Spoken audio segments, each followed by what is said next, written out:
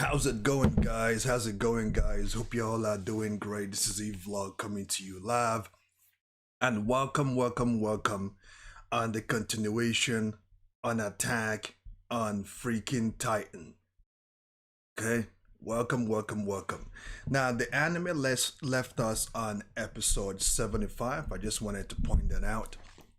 And on that episode, a lot of things happened, such as the Maryland has arrived on the Paradise Island soil, and the Jaws Titan Galad forced Aiden to transform, giving out his position. Now the Marylands now know where the founding Titan is, and we don't know, or I don't know, Miss Peaks, which side is he going to? Which side is she going to be on, based on what she told Aiden? So as it stands, it's about to go down. So without further ado, let's just get into this. So we will be starting the manga on chapter 117. And of course, it's going to be filtered simply because I do not want any copyright issues. So only a small bits and parts of it will be showed, but nothing really too biggie, and I hope you guys understand that. So let's get into this.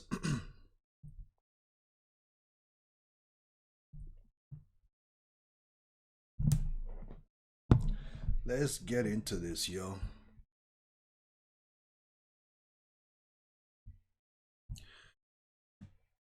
Shinjuku no Kyujin Volume 29, Chapter 117, Name Conviction. So this literally starts off exactly where the anime left off, when all the ruckus started happening. Connie, Mikasa, everybody is now shocked at this point. Like, what in the blue moon is going on?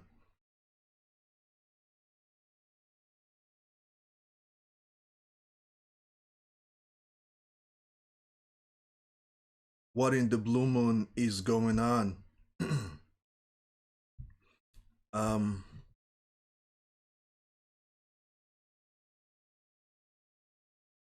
Connie says, what? It started. The Titan, Amin says, are moving. Okay. And when you look at the sky, you see Maryland's ship. All their ships have arrived, all their airships, and the soldiers are already making their way down on the Paradise Island soil. Maryland's bears its fangs, finally.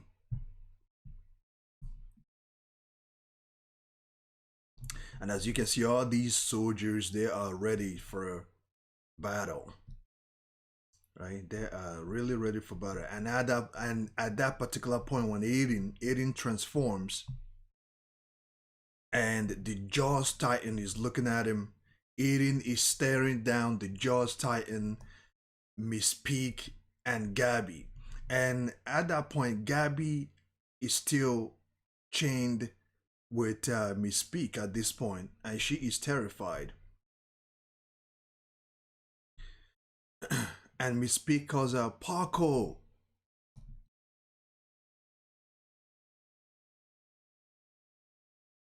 And for some reason, oh my goodness, something just happened here. Miss Peak's arm has been cut off. At this point, there's really not much dialogue going on at this point. You know, Miss Peak raises her right arm up, and the Jaws Titan cuts it off.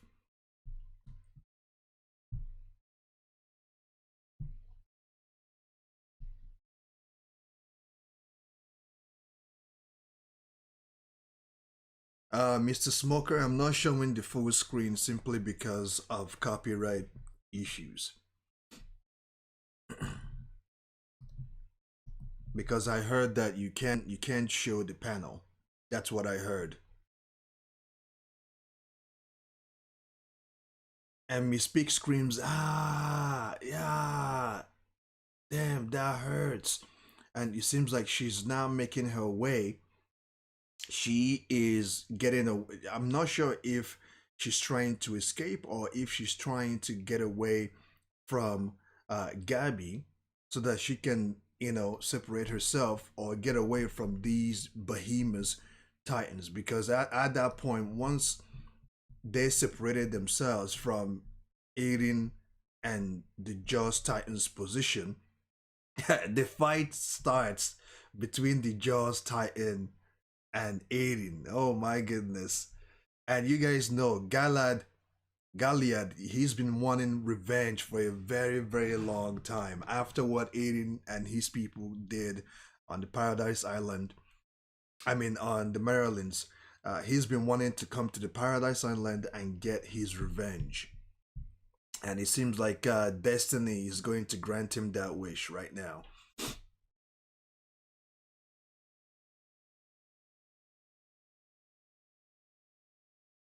So Aiden and the Just Titan start duking it out. And Aiden, with his ferocity and everything, the Just Titan launches an attack. Aiden evades it. Aiden hits him with a solid punch. And behind Aiden, there seems to be another soldier Titan behind them, right? Instigating the fight.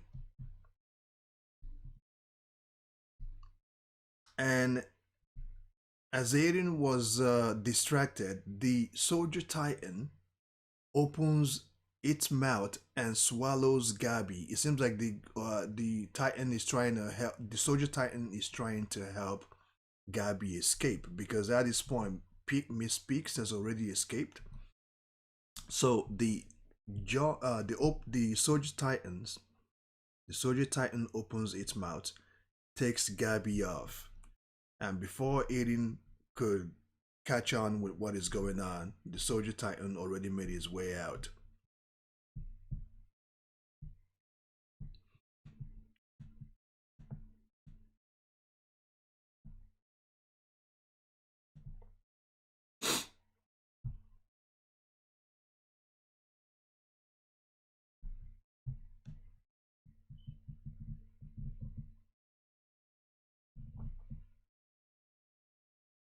Now, guys, I'm trying to minimize the filter and as well make sure that I won't get into any problems here because I heard that you can't show the full panel screen, so that's the reason why I filtered it.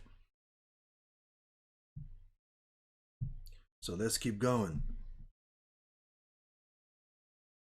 At this point, Aiden is looking on the little soldier Titan escaped with Gabby, and he says, "Could it be that Marilyn? Could it be that Marilyn has come for an ambush that puts their lives at risk?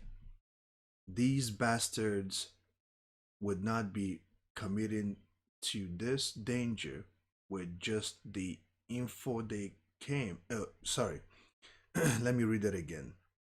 Could it be that Marilyn has come for an ambush that puts their lives at risk? These bastards would not be committing to this danger with just the info they have." This is Aiden talking to himself at this point. And one of his friends calls him, "Aiden, can you hear me? Please come out of your Titan." Oh, this is Amin. Amin is calling him. "Please come out of your Titan. Go hide inside the building and escape underground using the power of the Warhammer Titan. It's disadvantage it's disadvantageous to fight like this." Now this is Amin calling out to Aiden because that's not yelling. It's either yelling or Amin. because if I recall, okay, that's yelling actually, because if I recall on the anime, I'm in Misaka and the others. I believe they were still locked up at this point, right? So that must be yelling, and yelling tells Eren to get out of his Titan ability and escape using the Warhammer Titan's ability. That it will help him, right? And I think Yellen have her reasons for suggesting Eren to do that. So what does Eren does next? He moves and he gets away from Yellen and the others. And as he makes his way down the street or down the, he just walks off and he says, "Come on, Reyna." And we see Reyna looking down on Aiden. Oh, Reyna is gliding down. And I believe that that's the reason why Aiden does not want to get out of his Titan's skin. Okay? Because at this point, he's able to sight Reyna. Reyna is gliding down, and Aiden is walking towards him. Is it you? The one who pushed Marilyn to commit this idiotic act? And at this point, Yelling and the others, they are shocked because it's about to go down. It's about to go down. Yelling is kind of surprised that Aiden did not, probably because Aiden did not listen to her. "Mobilize all the soldiers," Yelling said. "Protect Aiden." Aiden. Why? And at that point, Reyna has transformed. Reyna has transformed into his Armored Titan ability. Walking towards Aiden. Aiden walking towards him. And you can see that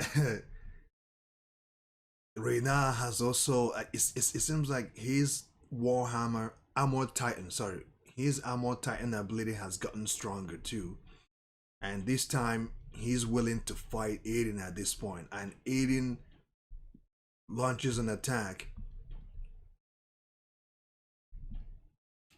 And while they were fighting, the other Titan that stole Gabi or rescued Gabi, and Gabi is at this point watching the match, and she screams, "Reyna! He came for us. Pick over here." And Gabi is able to reunite with her people. And the commander calls her name, Gabi. He is glad to see her alive, huh? "General Magia," she says. "Buren, you, I am Bersel.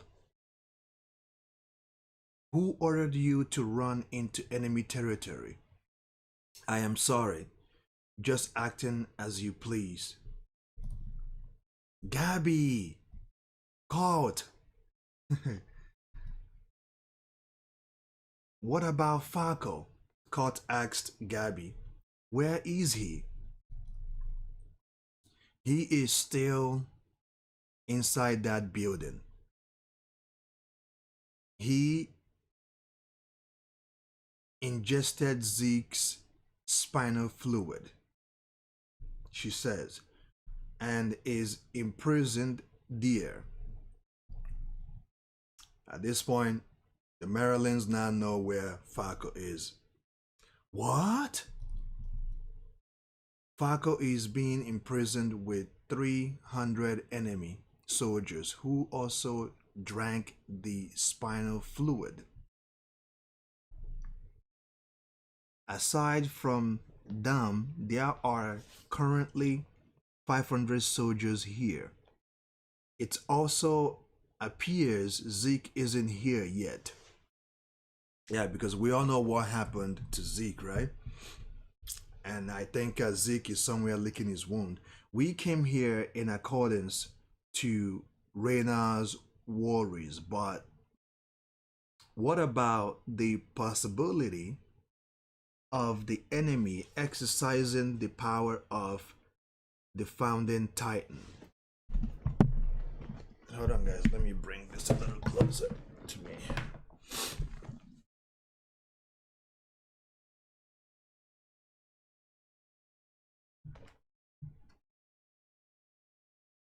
I don't know, but it seems certain the founding titan is their hidden card. My guess is since they still haven't used it, seems to show that Eren is still not in a state to trigger it. Is there a way necessary condition to trigger it?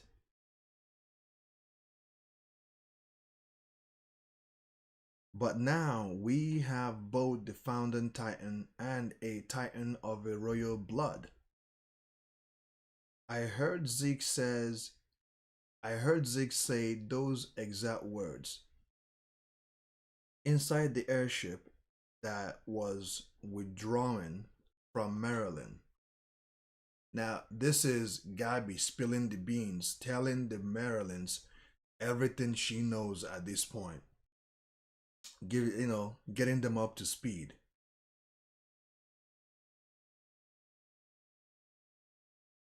And the commander asks, or Colt asks Gabby, what does that mean? That Zeke is a titan that has royal blood? It would be possible if his parents were leaders of the restorationist. If there is a basis for his abilities, then wouldn't it be true? If the reason they can't use the power of the founding titan is related to Zeke's absence,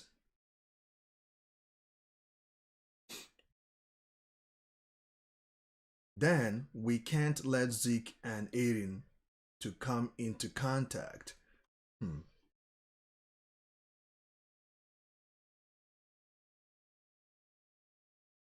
And Gabby, at this point, she's looking at something and she says, General Gad, Reyna is God.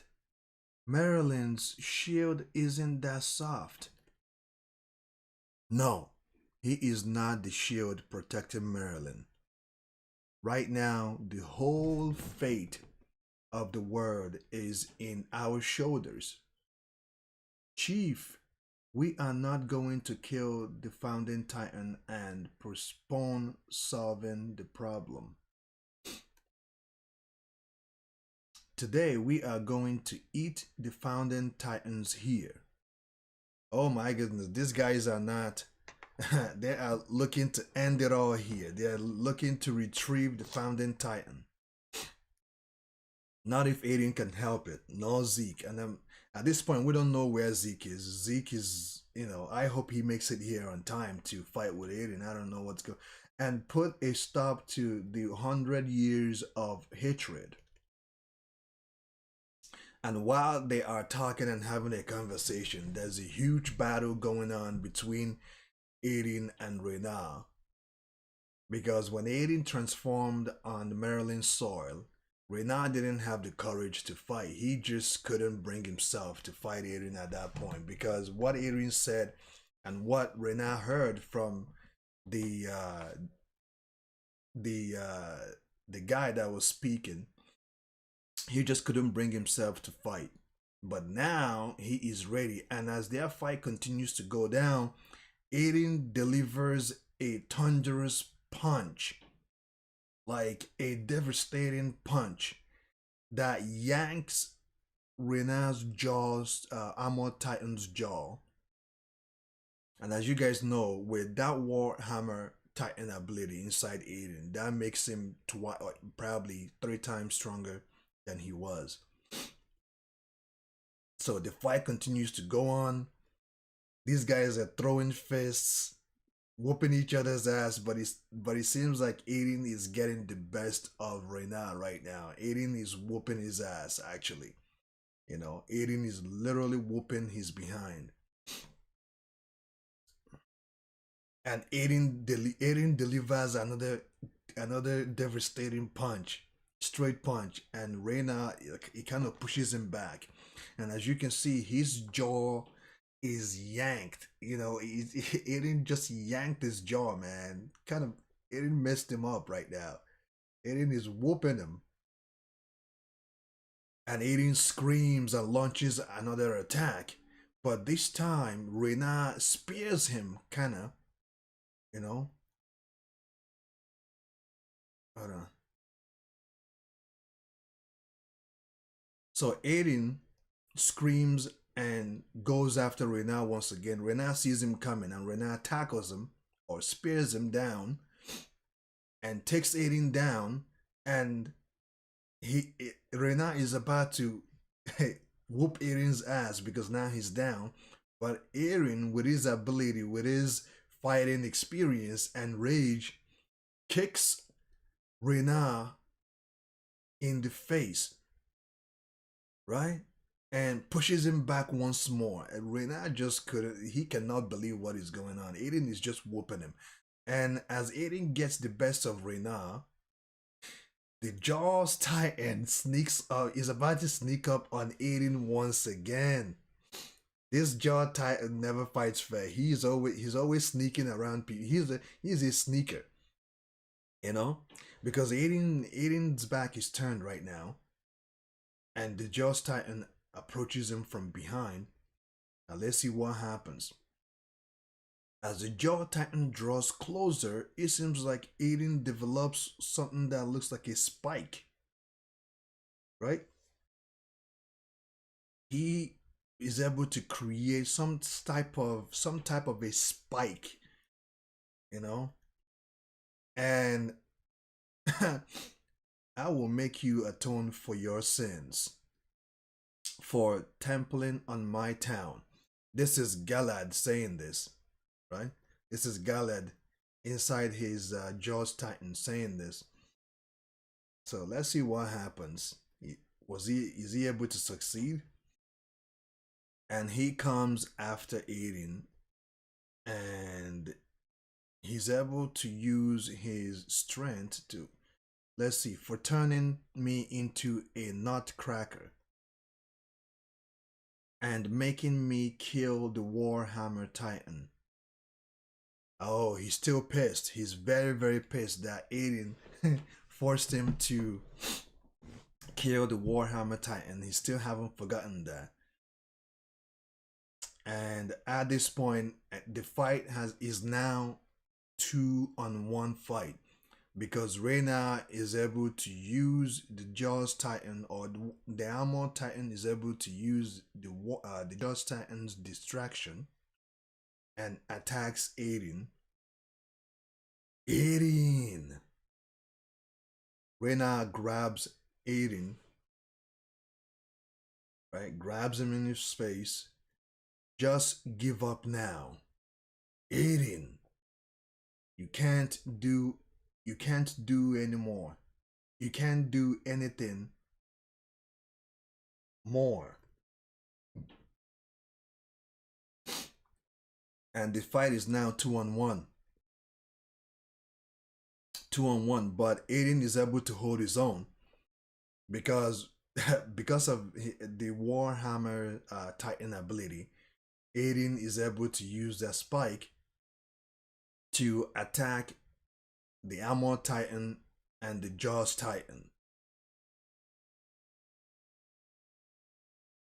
And as those spike holds these titans up in the air, Aiden looks at Reyna And at that point, the soldiers are now coming in. Strike now. Take care of the Jaw and the Armored Titans. Okay, these are the Paradise Island people coming in now for rescue. Those bastards will really like this. Feed them to the Thunder Spear. And at this point, Galad, the Armored Titan, looks over. He doesn't want to be caught in that. He doesn't want to, face defeat. And out of the blue moon, someone attacks Aiden. Aiden is struck by probably the Thunder Spear or whatever, right?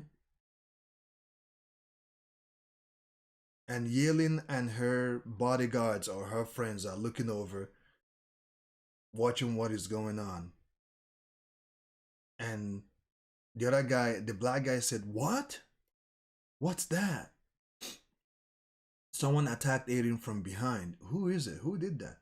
Oh, the others, the other Titan that rescued Gabby. Man, Aiden didn't see that coming. Load the next round quickly. Yes, sir.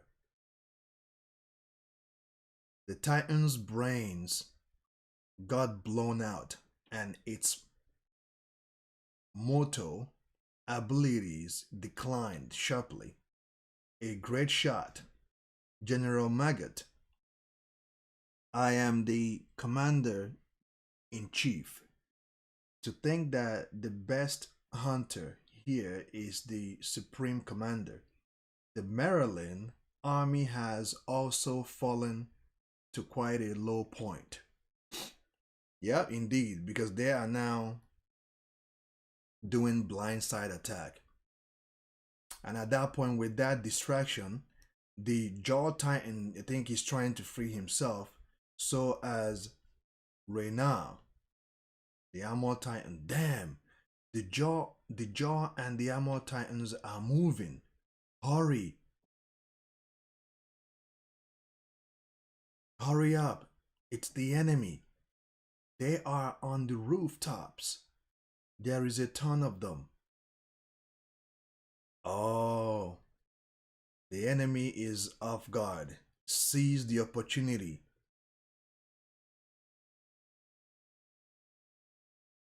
And at this point, the Marylands continues to rain down their explosive, like their bombs and stuff, on the Paradise Island soil. And it seems like the Paradise soldiers are getting caught up in those explosions. This can be happening right now.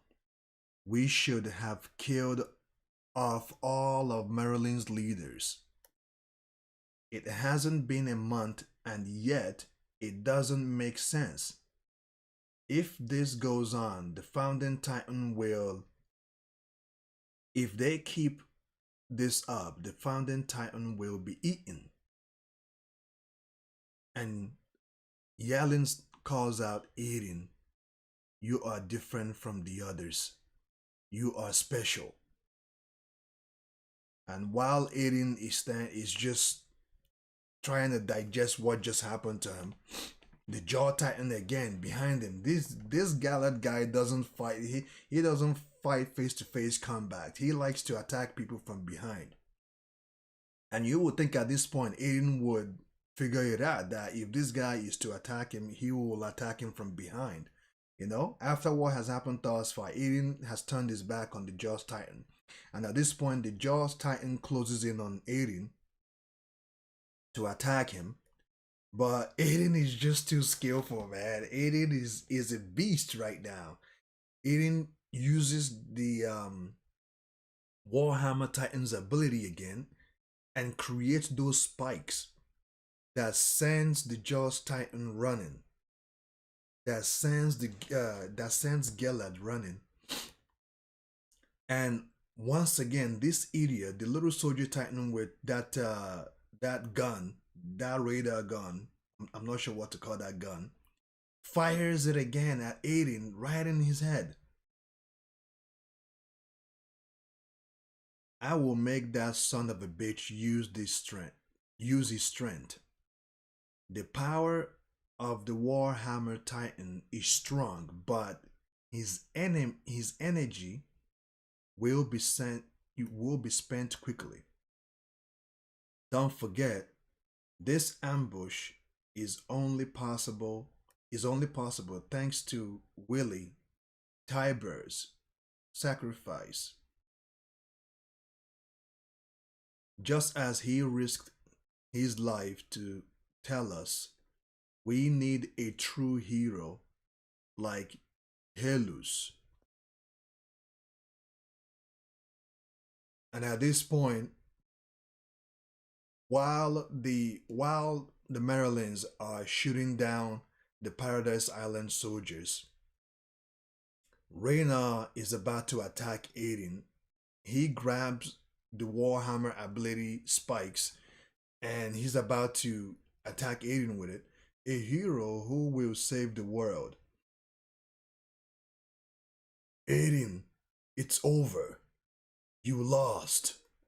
Ooh, he hits Aiden with it. I'm not sure where he hit him. It seems like he hits Aiden right right around his shoulders. You don't have to make any more people suffer more than you already have. You don't have to suffer more than you already have.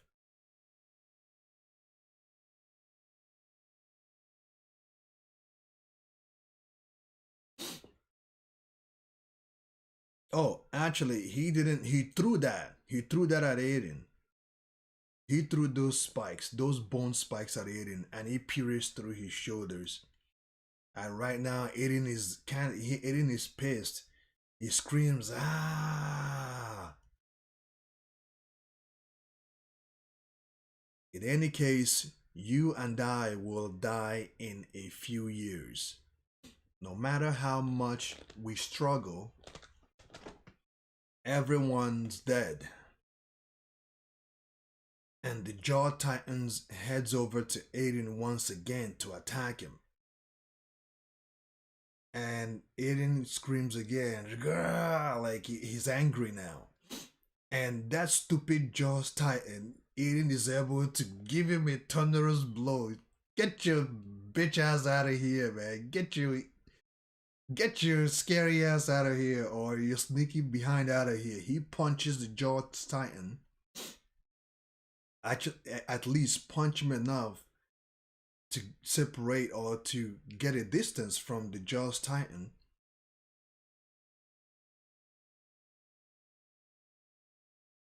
What's left for you is you keep on living.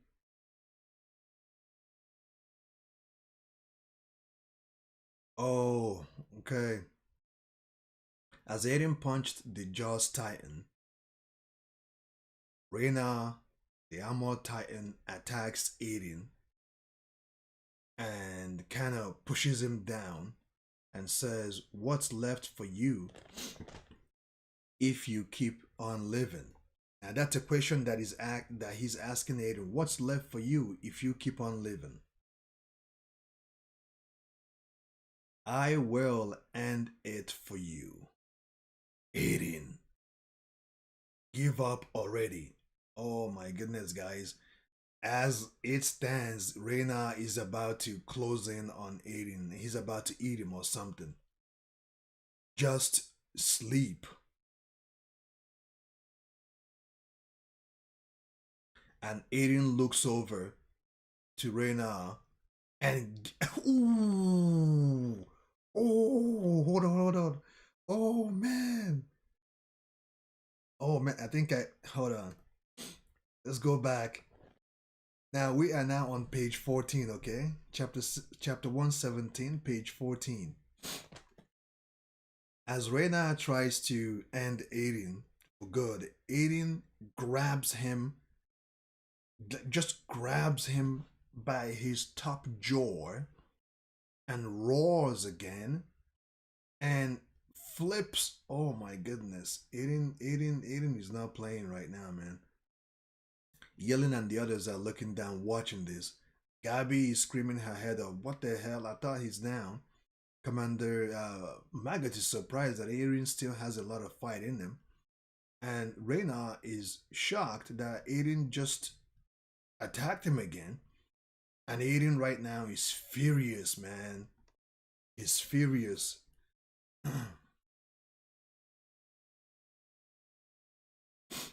Page 15.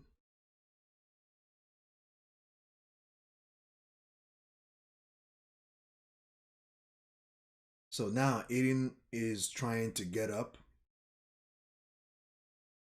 And it seems like he's looking at someone. And Yelling is looking down, watching this. And she says, ah, Commander Magyar says he's here. The boy wonder. And Reyna looks over to see what everybody else is looking at.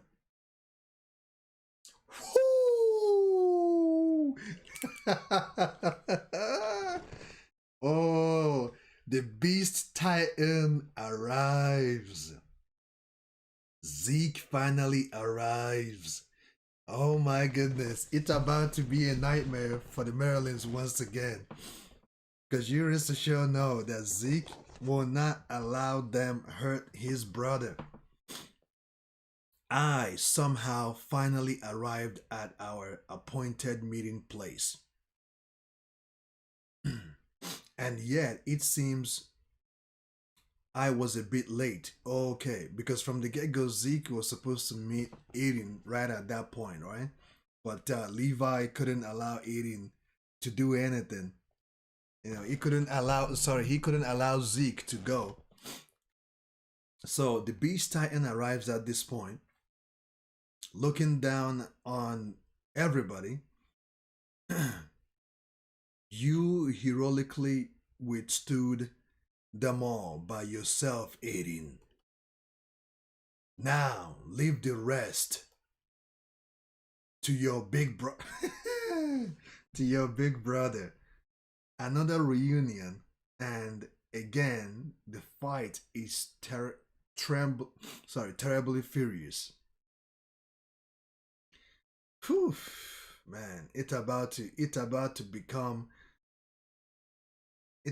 become a huge ass whipping. Now we are on chapter 18.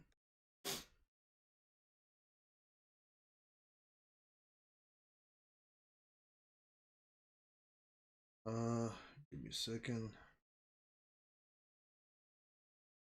Did I say 18 just now? We are now on chapter 118.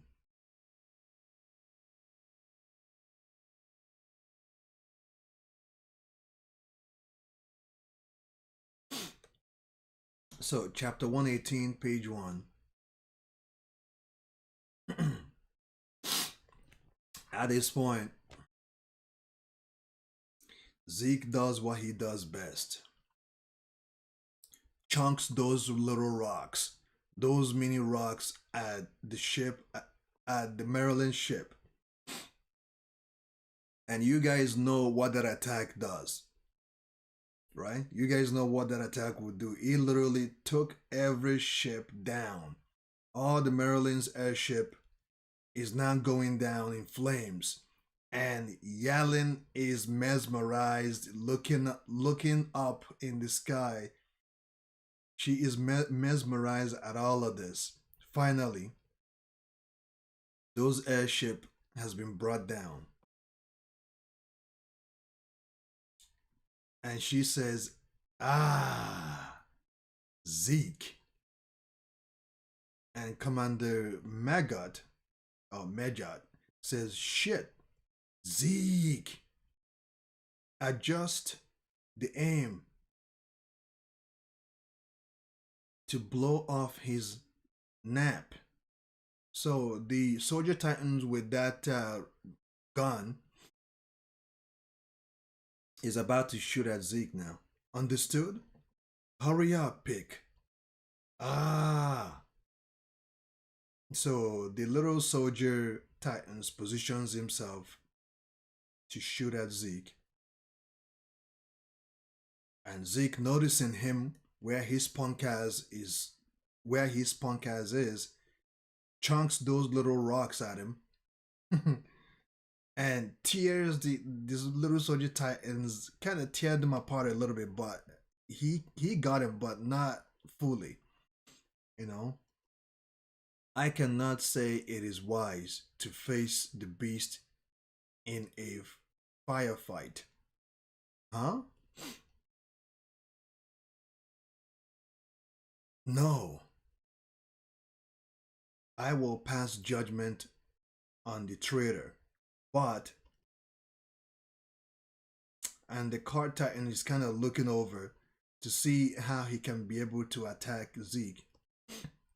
It's the cart. Let's attack it on both flanks. Okay. As the card titan looks over to see who is, because a couple of soldiers are now approaching the card titan. Thanks to Zeke's distraction, the Paradise Island soldiers now know where the cart titan is, and now they are gunning to attack him. And they say, it's the cart. Let's attack it on both flanks.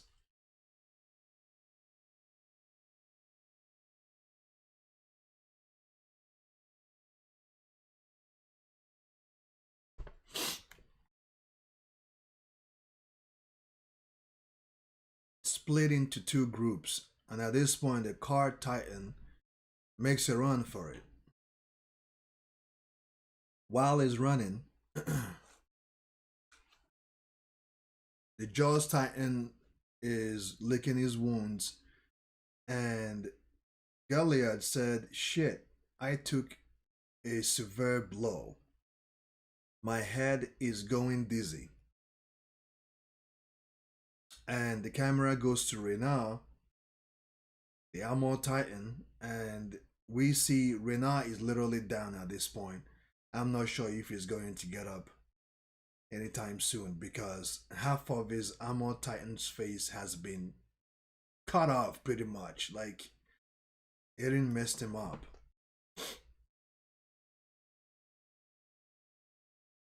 And the camera goes back again on Eren's face.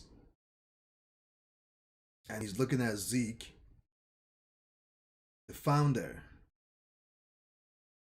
He's heading towards the beast. So their goal really is to have their two bodies come into contact. Now, these are the soldiers that saved Gabby. They're looking on where they're looking on and they see Aiden going towards Zeke. We have to stop them, Gabby says. How are we supposed to do that? Card says. All we can do is trust in the commander's group and leave the Titans battle to them. We have our own battles to fight, Card says. I will get Falco out of the enemy camp. You go to the blimp intended for sorry guys, I'm having a hard time pronouncing. You go to the blimp intended for evacuation that's stationed in the south. No, I would go rescue him too.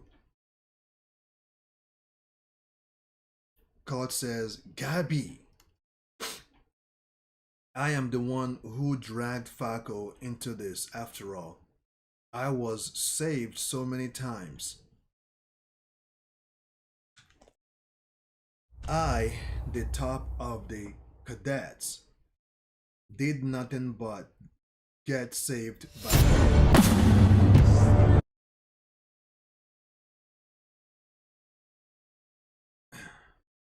I, the top of the cadets, did nothing but get saved by him over and over. To selfishly run when I have caused this much trouble is impossible. Oi, open the door. What's going on outside? Oi, let us out. I am not dying like that. Must be an attack from Maryland. They might have come to save you. There is no way the Maryland's army would do something like that. This is Falco saying this, rescuing Eldians. But you surely have a family waiting for you, waiting for your return, right? If you miss this chance, you will never be able to go home. I most likely won't be able to meet my wife and daughters again. With a single scream from Zeke, I would become a monster. There were still plenty of things I wanted to tell my daughters though. I am as good as dead now. Yeah, these are the other guys, Misaka, Amin, Kani, you know, they are currently been they are still locked up. And one of Yelin's friend, whose name I don't remember right now, gets the key and he's about to free these guys. Oh, Kopon. Oyan Kopon. Oyan Kopon. That's how you pronounce his name. What's happening out there? The Maryland army attacked from the sky with their blimps. Approximately 500 soldiers got attacked by the Amo, the Jaw, and Maryland. Please lend him a hand. Support Erin with everyone.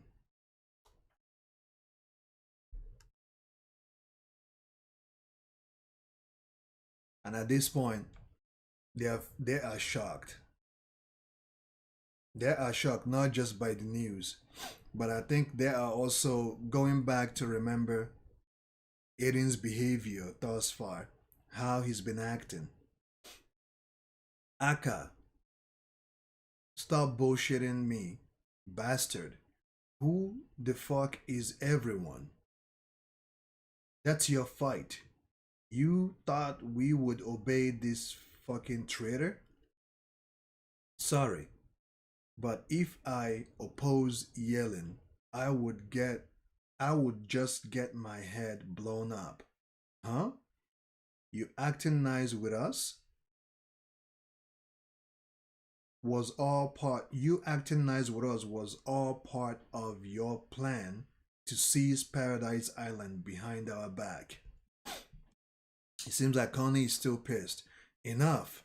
I have had enough of being betrayed by Rena, Beratod, Annie, Aiden. I am fucking done with this shit. Why? Why would we have to assist Aiden and become unable to have children? Oi, wait. Let's hear him out. Connie. Gasp. And now he's gasping for air. So Amin interfered and tells Connie to just hold on for a second. Let's hear him out. I really did not know about the wine or the Itasunia plan. Same for the other volunteers. Huh? I think it is true. Yelling forbade us to speak to the volunteers about the wine. Above all, I don't want to help with the Itasunia of Eldians. We wanted to develop Paradise Island and defeat Merrily together. We abandoned everything and came to this island for this purpose. We devoted ourselves for the sake of everyone on this island.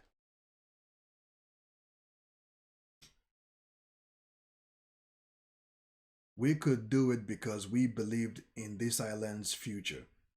Children are the future. If this Itasinia plan were to be implemented, then what is it? What is it we even came here to do? Please believe me.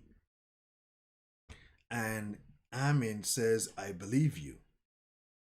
And Connie is surprised that Amin is now believing everything because after Yelling spoke to them on episode 75, Amin started to kind of understand the the future here. He kind of understood what their plan is. So Connie says, Amin. And Amin responds, you said back then that everyone exists because someone wished for them to exist, including the subjects of Ymir. Because it would be more interesting if different kinds of people existed, right? You showed that your stance completely opposes Zeke's ideology. You were always that kind of person. Now get up, Oyikapun. Oyenkapun. Amen.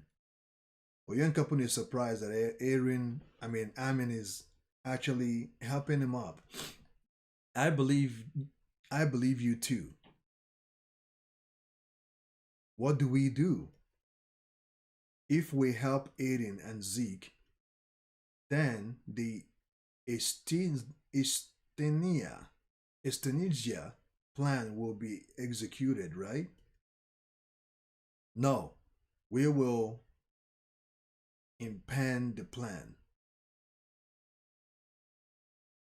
Impede the plan, sorry. But if these two are lost, then this island won't be able to protect itself from the world armies. Well, then, what the fuck are you saying we should do? We must at least once let the world witness the power of the rumbling. Mikasa, what do you want to do? Amin asked Mikasa at this point, what do you want to do? Do you want to help Aiden? And Mikasa responded, I do. But that's surely like Aiden said. It's because I am an Akman. Sorry. That's not my own free will. Ah, I think that's a lie Aiden made up.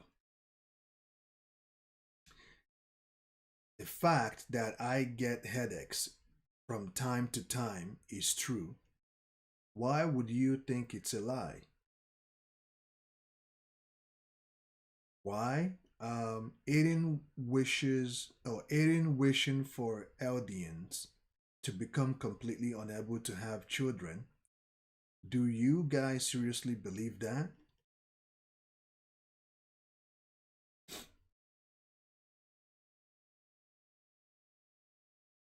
Well, I did think that's wasn't like him, but to go as far as saying it's impossible, but it is impossible, right? Isn't Aaron we are talking about? Isn't Aaron that we are talking about? Well, then why? Why doesn't he oppose Zeke and Yelin? It doesn't matter if he doesn't oppose them, Amin said. The one who makes the final call on how to use the power of the founder is Aiden himself, Amin said. From the moment Yellen made her proposal to him, Aiden had no choice but to do this. If he refused, Then I don't know what method Yelin used, but if he showed his agreement and managed to make her believe that he was their ally, then he could protect the island with the rumbling. Moreover, the moment he activated this rumbling is now that the main forces of the world nations are all gathering in Maryland. Just as planned, awakening just the few hundreds of titans in walls of Shenghaina. Shenghaina is enough. If the world's strongest armed forces are annihilated, then from now on, no one will be able to lay their hands on paradise for the next 50 years. And after what Amin said, Kane is still trying to digest everything. Can we go home now? I am sorry. Please hold on a little longer. I have been saying ever since we were trainees that this guy was dangerous. Erin is leading us Erin is leading us all straight into hell. A real piece of shit, that guy. And I believe the one talking right now is Nicolo or Nicole. And that bastard, I envied him because he was so damn cool. It irritates me to it, it irritates me to no end, but I don't want that guy to die yet. Well, if he kicks the bucket now, I won't be able to suck him. This is Amin saying this. Yeah, I guess let's go. Okuyopun says, we are releasing all the soldiers who got locked up. Nicolo, you are in charge of the Brands family. Of Corsi. Of course, sorry, like the way they position it. Of course. Why is Aiden hiding his true intentions and abandoning us, telling me he hated me? Now, Mikasa or Misaka, she is now, because everything Erin said to her, she is still like traumatized a bit by that. Why would Erin say something like that? I mean, doesn't know how to respond to Misaka. That's and at that moment, after Misaka asked that question, I mean recalled back towards the end of season 3, part 2, when they were standing uh when they got to the beach and Aiden is pointing towards the Marylands and Amin responds to Misaka, no way. At least the fact that your head would hurt a lot sometimes is something both Erin and I have known since forever. He used that to make the lie more believable. Because it's a lie. He forced himself to make is a lie that he forced himself to make for sure. Amin said, we can ask Aiden when everything is over. and Misaka. One second, guys.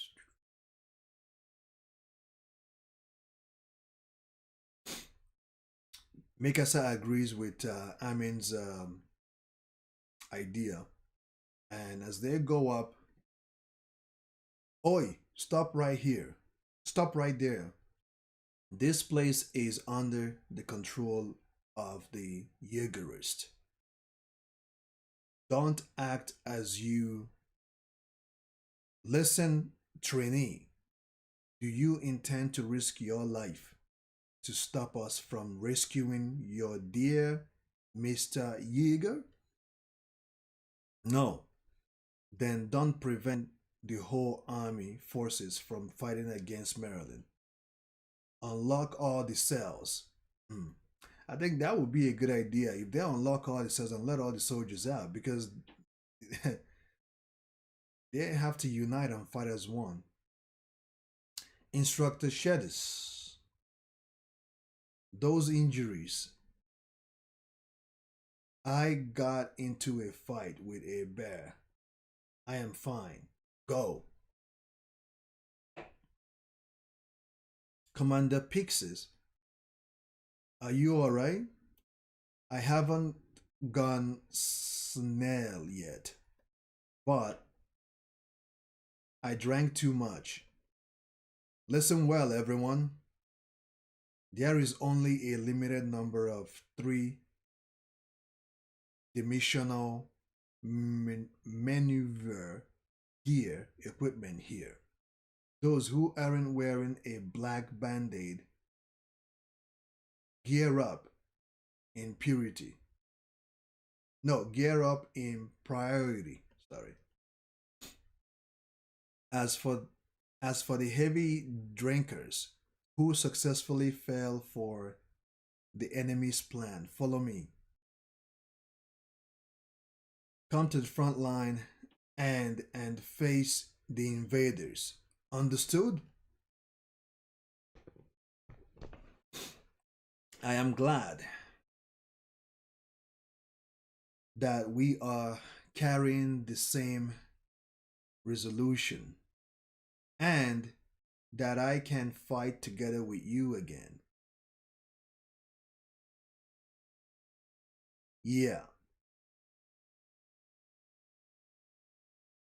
At this point, Misaka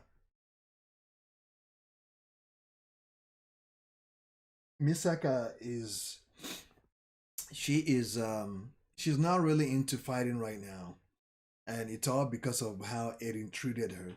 She is kind of sad right now, but she's trying to keep herself together and do what is necessary. And now Misaka grabs her scarf. Are you leaving that scarf behind? I am.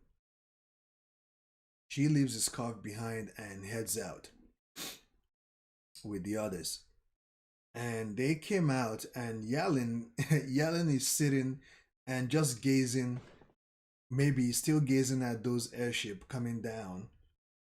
Or maybe she's just looking at the sky and she looks over and sees them. Sees I mean Misaka, Connie, and the other guy. Indeed, yep. And they look up, those airship are coming down really hard. There are, and those airship are now destroyed. Excuse me.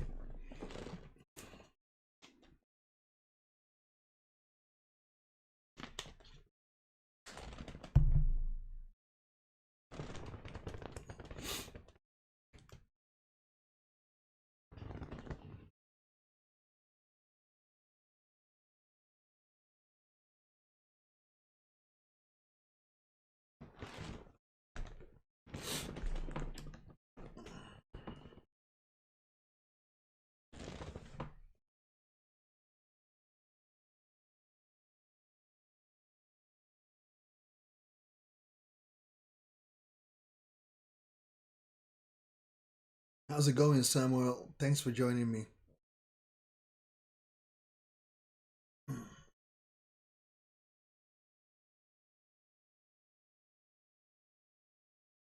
The gate of Shingashina district has been blocked. Zeke has took down the ship. Yellen says, the moment the moment that's going to change his the oh man. The moment that's going to change history is almost here. And we see, I believe, Aiden walking over or making his way to Zeke. And Raynar gets up, the Armor Titan gets up and rushes towards Aiden. And of course, Aiden is able to notice him this time. And at that moment, Zeke chunked those little those boulder rocks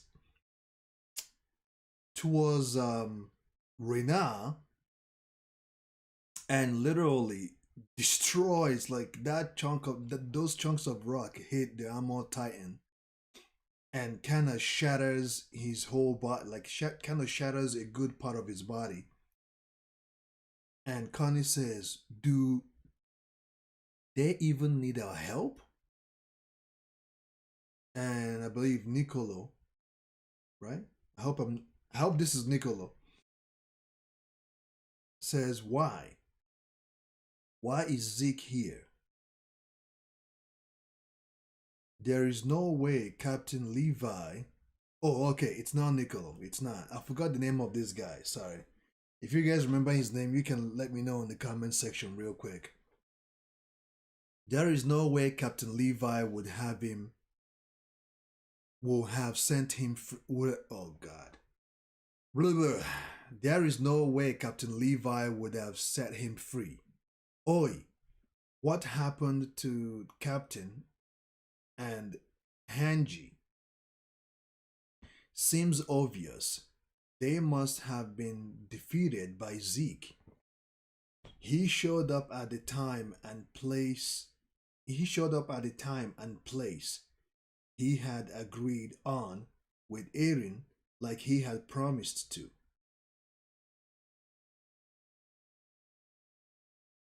That's ridiculous, Connie says. That's too bad, but there is no other way. It's in order for Zeke and Eren to save the world. Let's join the Jaeger faction and help them coming into contact. Huh?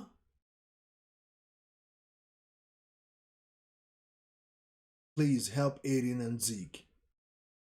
Yelin asked Amin to help Yelin and Zeke. I trust you, Amin, Yelin says. And then they go off and they went to and they go to help Eren.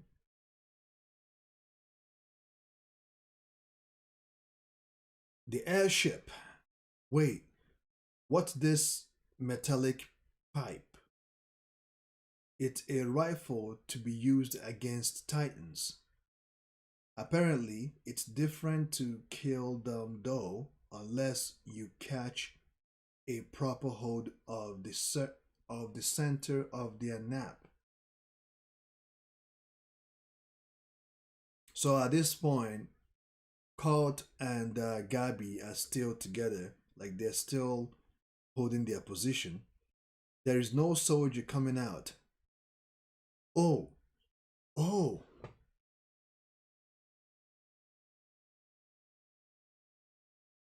it's a sea of fire.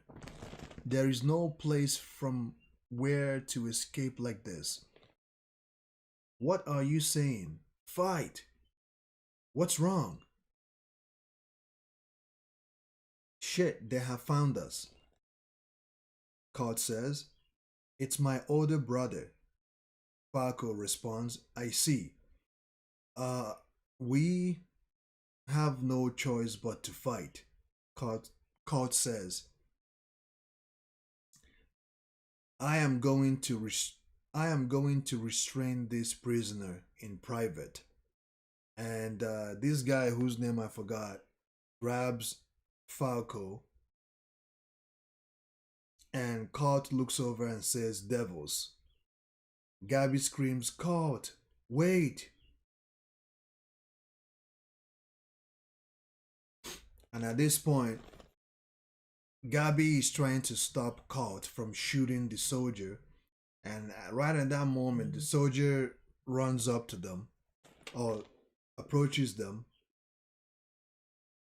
"It is not a place for children. Go back home." And the Paradise Island soldier, allows Falco, Colt, and Gabby to leave. Mr. Nell, thank you. And Colt hugs his younger brother Falco. "Gabby, why did you trust the enemy?" Colt asked Gabby. No. Here. This is bad. This is bad. Hide." See, Gabby didn't answer that question because Colt asked her, "Why did you trust the enemy?" And Gabby had no response. But maybe she will tell Colt why she did what she did.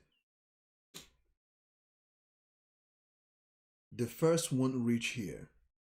Still, the exit is going to be blocked by flames. We have no other choice but to hide around here until the fight is over.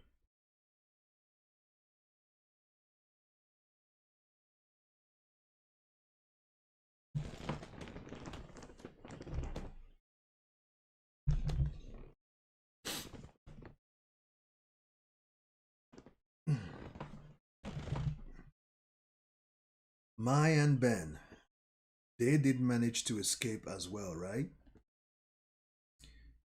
If it's the two of them, I am sure they are all right. They are strong.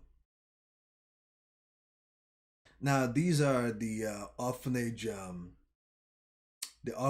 I believe Sasha's father and mother, I believe as well, speaking to each other because they are worried about Myyy and Ben, which is Gabby and Falco, right? Oi, why do you even worry? Oi, why do you even worry about the people who killed my sister? This is Kai, right? This is Miss Kai saying this. "I can't forgive them. I want to kill them."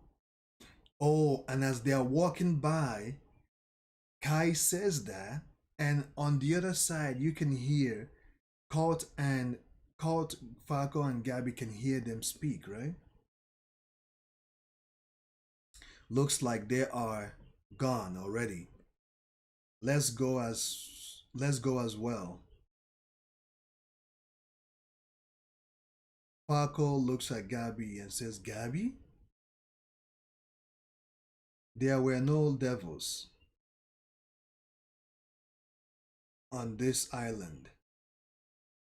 There were no people. There were only people, family. I understood Rena's feelings. We, these people that we have not even ever seen. All of them, we decided they were all devils." Now let me read this again because this is profound. Now at this point,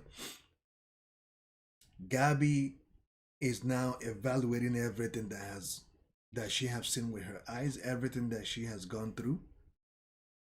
And she says, "There were no devils on this island. There were only people, family. I understand I understand Rena's feelings. We these people that we had not even ever seen, all of them, we decided they were all devils. In the airship, I climbed and always the same thing, repeating always the same thing. I am sorry, Falco. Even though you understood, I dragged you into this.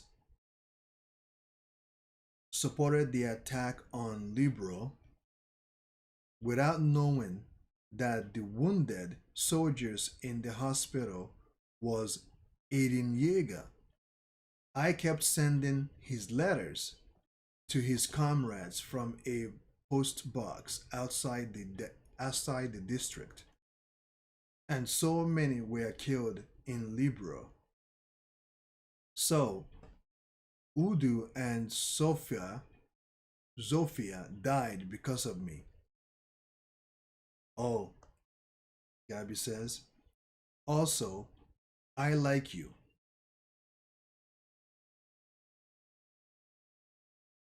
I became a warrior candidate because I didn't want you to inherit the Armored Titan. This is Falco saying this. I wanted you to live a long life so you could marry me and be happy forever.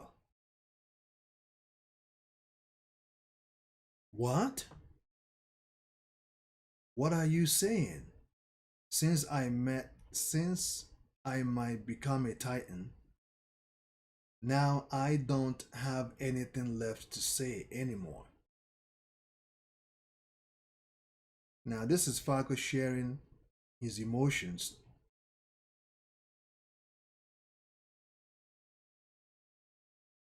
And Gabby reaches over to him and grabs the scarf. Let's go. If Zeke knew you ingested the spinal fluid, that would prevent him from screaming, maybe. Yeah, it's impossible. There are too many enemies. So the dialogue ends with Gabby, Falco, and Colt, and the dialogue switches to Misaka, Connie, Amin, and the others. It's impossible. There are too many enemies. We can't get close to Aiden. And they look over. The Jaws Titan approaches Aiden again, heads towards Aiden to attack him. The Jaw! And the Beast Titan, Zeke stops him right in there. Zeke didn't let him move an inch.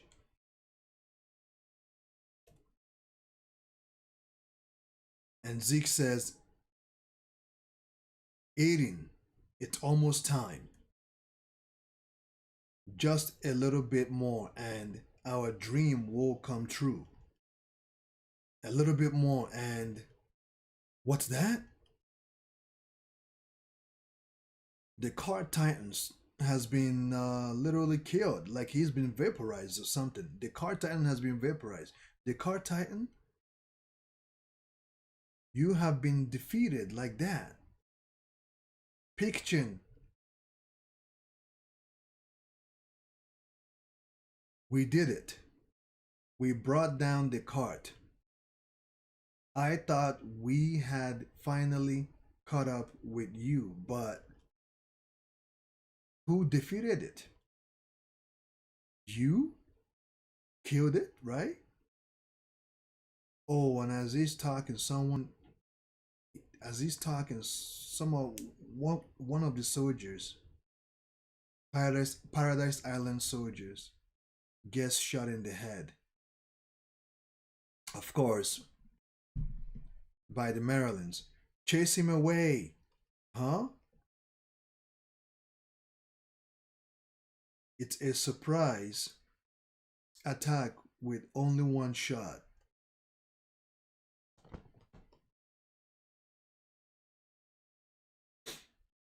So even though that Peak's Titan has been stopped, but Peak is still alive, right? She's still alive.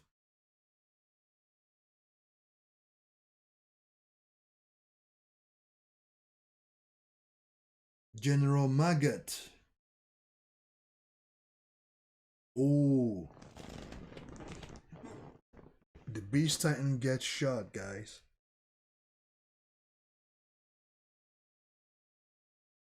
Zeke gets shot around his shoulder area.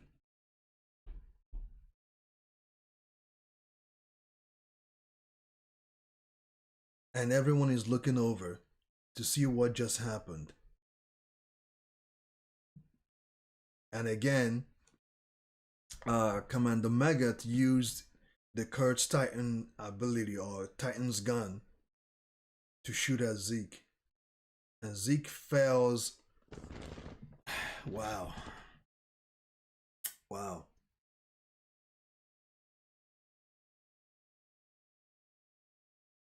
And at this point, Reyna and the Jaws Titan are looking over. And Reyna says, Peak, no way. It's the commander. Did we kill him? Peak says, I can't focus the angle of fire. Move, hurry. If he still has a little bit of life left in him, he will shout for sure. Zeke's critical condition could mean enormous damage. So Zeke has been taken down at this point. He's been taken down, but I'm not sure if he's ever gonna get up.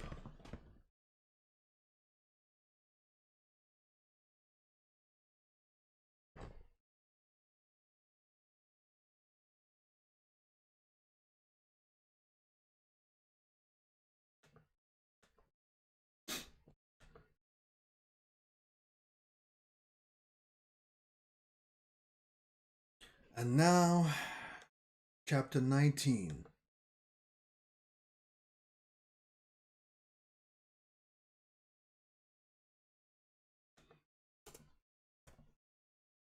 I keep making this mistake, huh? Chapter 119, not chapter 19.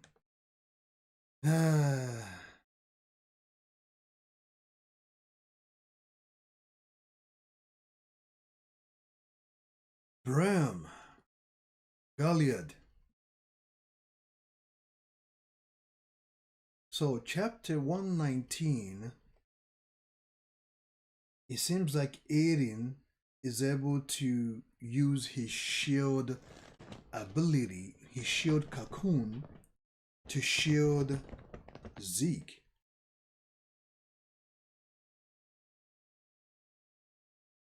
Don't let the beast and the fountain come into contact.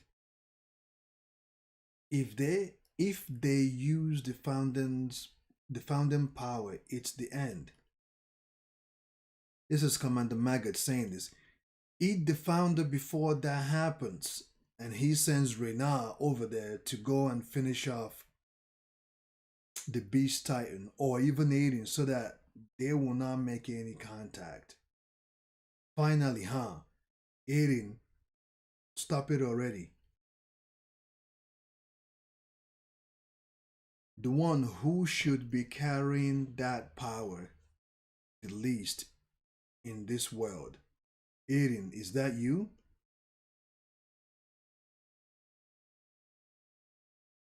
And as you can see over here, Reyna is rushing towards Aiden to stop him. And Aiden is rushing towards Zeke so that they can make contact.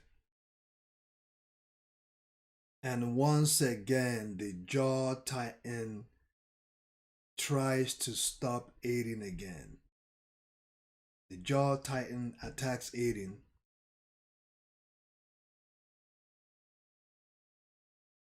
And Aiden screams, ah!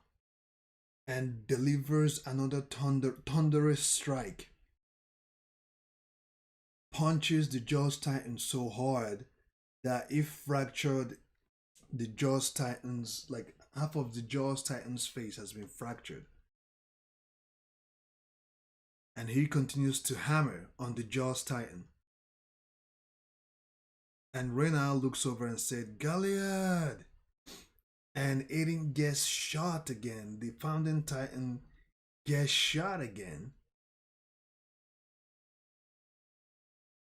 by the Kurt Titan. Someone needs to take care of Miss Pig, man. Someone needs to take care of it. You think by now, like someone will at least go close enough and take her out. We hit the Founding Titan, or we hit the Founding. He stopped moving. All right, another blow to the beast. And at this point, the Paradise Island soldiers have had enough of this Card Titan, and they goes towards it and say, "Ah, how annoying! If they are pests, how annoying! As if they are pests. Don't let them shoot."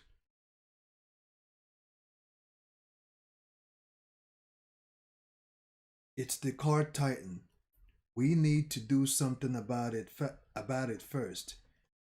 Amin. Ah. Oh. They better watch out because it seems like the Marylands have positioned themselves properly to protect the Card Titan. And as Mesaka, I mean, as they are about to attack the Card Titan, one of the Maryland soldiers is about to attack them, and at that moment, someone attacked the Maryland soldiers. We can't pass from here either. Let's retreat. It's full of enemies inside the houses as well. So Connie decides that they should retreat because there are so many Maryland soldiers hidden, protecting the Card Titan. And Misaka says, one moment, guys.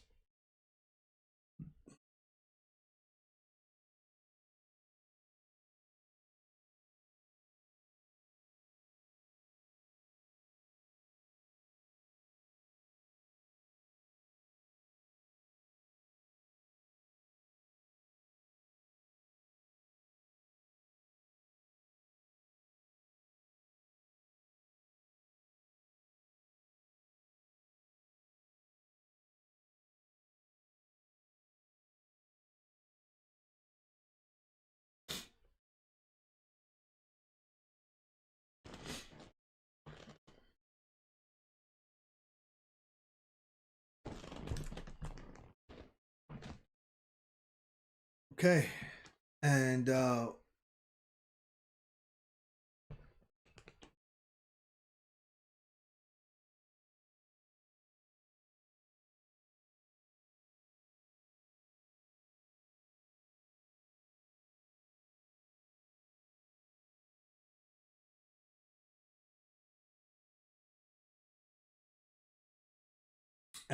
me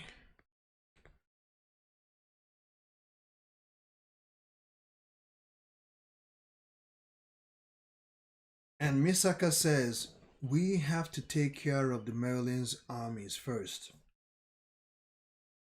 Yes, I'm in response. Get around them, Commander Pix says. Let's catch the enemy soldiers from behind. Ozama says that he has a colored version. Yes, you can link it if you want to. Please feel free to link it. You can comment and let me know.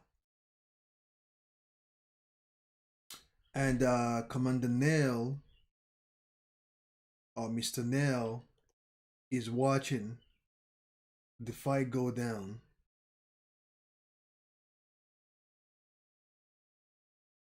and at this point, Zeke is starting to transform to his normal human, like he's returning to human to his human body, you know.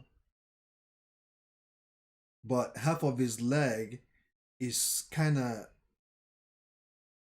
like half of his upper body is a human body, and his lower body is still the beast titan, and he's slowly reverting to his human body. And as he's reverting, he looks over and sees Reyna is attacking Aiden. I have fallen to the ground. Was I shot? This is Zeke saying this.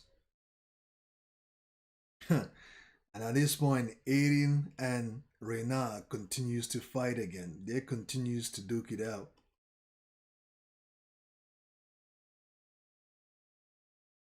Uh,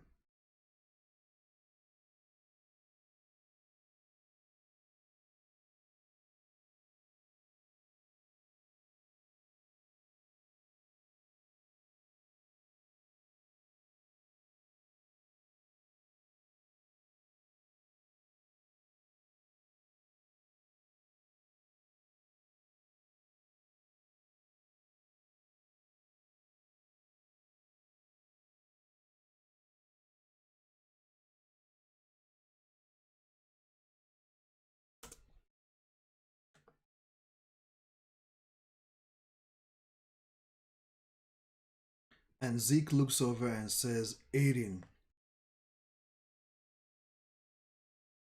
And Aiden is still in the fight. He is still in the fight. And Reyna turns around and says, "Wake up, Paco.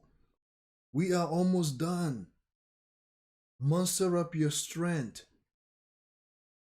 Because the Jaws Titan has been beaten so badly that the Jaws Titan is out right now, and Reyna needs a hand because he knows he cannot fight Erin alone. Reyna, I am sorry.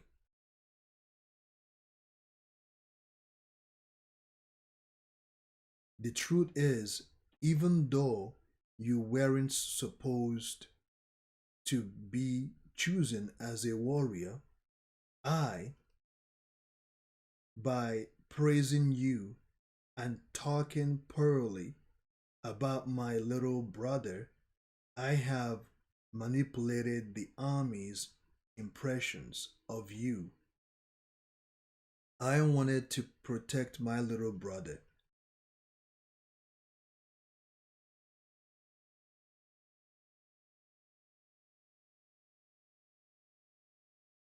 And it seems like has Zeke is starting to get up again. Zeke is getting up. And as he gets up to engage Rena, Commander Megat says, "So you are still alive." Aiden looks over and says, "Zeke." Zeke looks over and says, "Aiden, now I will call the Titans." Oh my goodness, guys. At this point, Zeke is about to scream, right? And if he screams, anyone that drank that wine and those wines contain his fluid, his spine fluid. Now I will call the Titans. Now he's going to call his own army.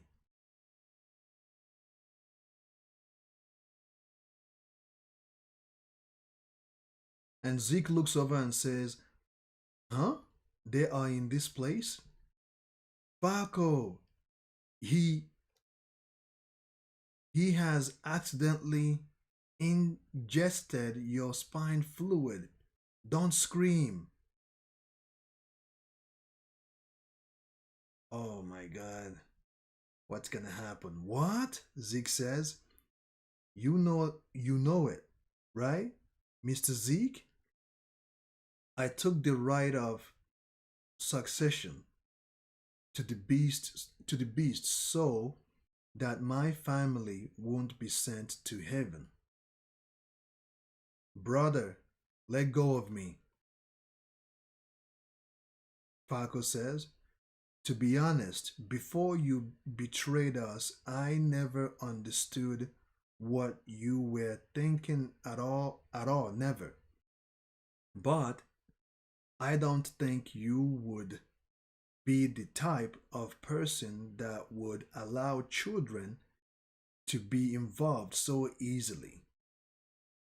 I don't mean to tell you to just keep silent like that and die. I only want you to wait until Falco gets out of the range for the scream to be effective. After that, you are free to kill each other as much as you like. The Marylands and the Eldians can kill each other all they want. But please, don't involve my little brother. And while Cult is trying to reason with Zeke to not scream, because once he screams, anyone that drank that wine that contains his spine fluid will automatically subject to his will and transform into a titan. And in that moment, Gabby is able to get a horse and says, Falco, quick, get on the horse. Don't come close, Gabby.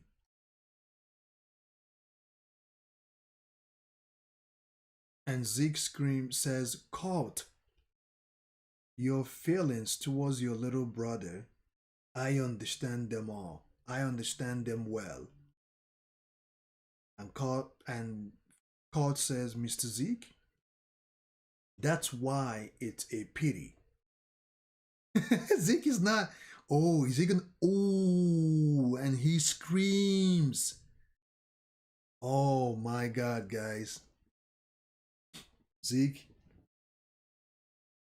Zeke doesn't. Zeke screamed anyway. Even after what Falco told him, do not involve my little brother in all of this. And Gabby screams, Falco! And Colt says to his little brother, it's okay, Falco. Let go, big bro. Your big brother will stay with you always.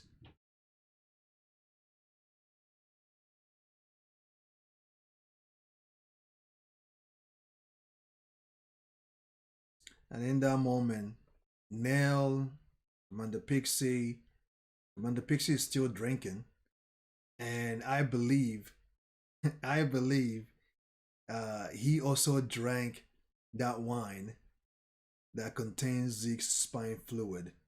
And it seems like anyone that drank that wine is starting to feel weird. And in that moment, everyone that drank that wine that contains Zeke's spine fluids starts to transform. The Marylands are shocked at this point. Misaka and Connie are looking down. Misaka, Connie, Amin are now looking down at what is going on. The transformation is taking place, and what is it? The enemies have turned into titans. I'm going to bring the Titan's rifle. And at this point, it has become mayhem. It's become chaotic. All these titans, all those Maryland soldiers has turned into titans. Whew. It is chaos right now, guys. It is chaos. It is.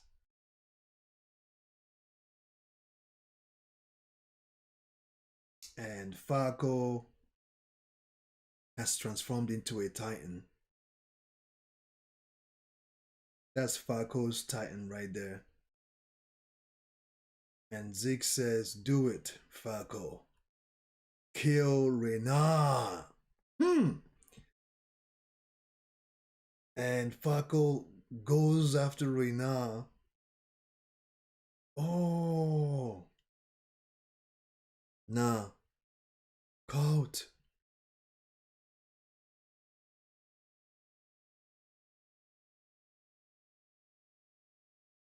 I'm not sure if caught is okay. It seems like caught was caught in that blast, right? Caught was caught in that blast when Falco transformed. And at this point, Gabby doesn't know what to do. He looks over to Caught. He's grievously injured and probably dying at this point. And she looks to her right, looks at Falco attacking Rena, going up against three Titan. Going up against three Titans is impossible. Eren will most likely escape to be beheaded by Falco. And as this is going on, the fight continues. Eren is able to kick Rena, and Rena is able to grab his leg, and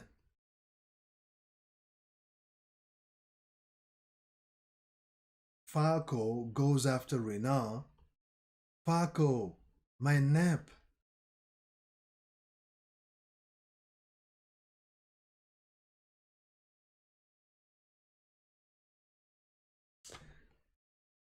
And it seems like Falco is biting Rena, and someone. Why am I even saying someone at this point? The Cur Titan shoots at Zeke one more time. Huh? Anyone? Is everyone dead? This time I will bring him down. Without a doubt. Commander Maggot is trying to destroy Zeke. He's trying to destroy Zeke.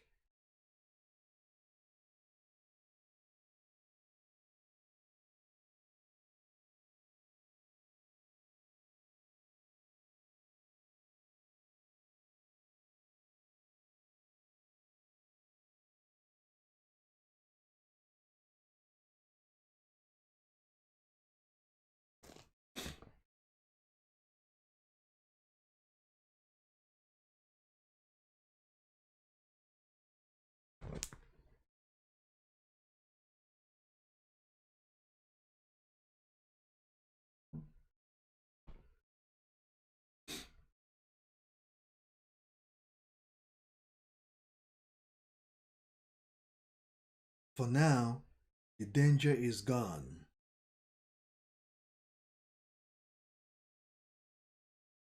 What's left is only the fountain.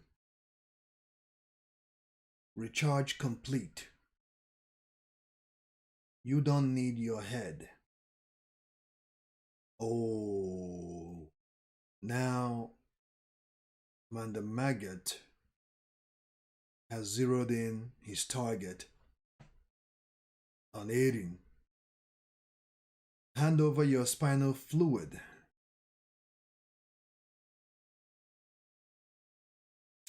And in that moment, God, it seems like someone attacked the Kurt Titan with Commander Maggot in it. Finally, man, it's about time someone to. And why is Amin not transforming at this point? That's what I'm not sure.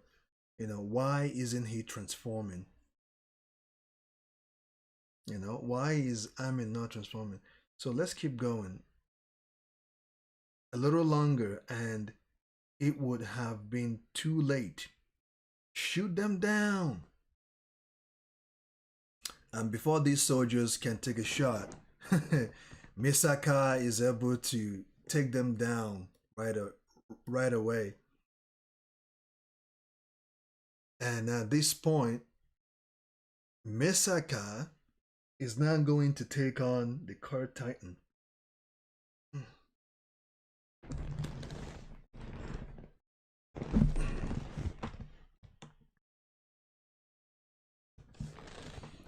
Misaka is going to take on the Card Titan.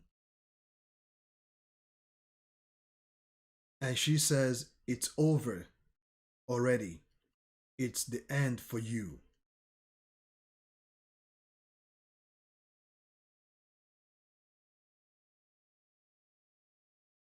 And Aiden looks over to Reyna, the Armor Titan, and Falco's Titan continues to devour uh, Reyna's Titan, or Reyna's body Titan. "Is it over?" He says. "Aiden can no longer use the founding body, the founding power. We accomplished our mission. It's okay if I let go now, right? I only have to undo the hardening of my neb past the armored titan to Falco, and it will be the end for me." Now, guys, at this point, Reyna is about to throw in the towel and hand over his armor titan ability and pass it on to Falco. Will he do it though? Gabby, if it's only Falco, I can have him go home. Go, I can have him go back home. The one to inherit the armored will be Falco. And as he says that, Falco continues to devour his armored titan body.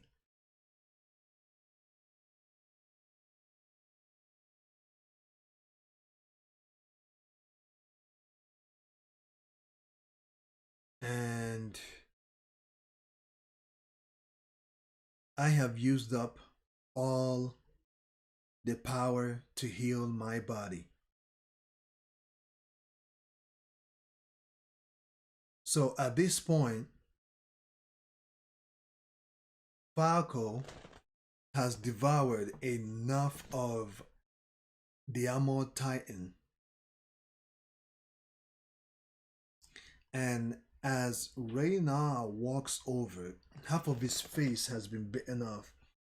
And he says that I have used up all the power to heal my body.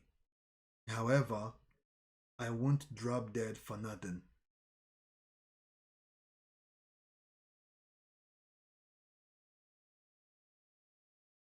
Paco! I saw my brother's memories.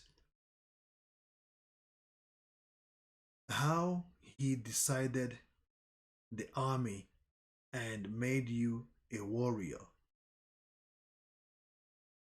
to protect me. Oh, hold on. Let's go back a little. Let's go back a little here.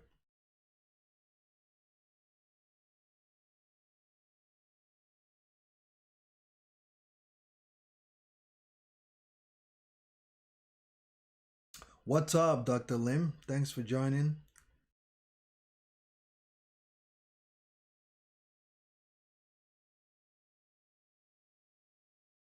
So this must be Renan saying this. I have used up all the power to heal my body. However, I won't drop dead for nothing. And he pushes Falco away, like just shoves him away and says, he pushes Falco away and screams, "Falco, I saw my brother's mom I saw my brother's memories.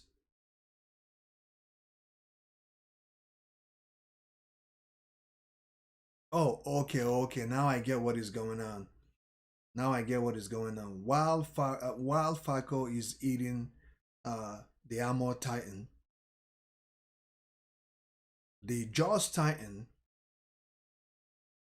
can no longer continue to fight. And he says, I have used up all the power to heal my body. However, I won't drop dead for nothing.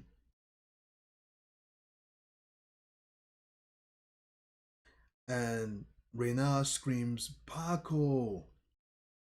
I saw my brother's memories, how he decided the army and made you a warrior to protect me.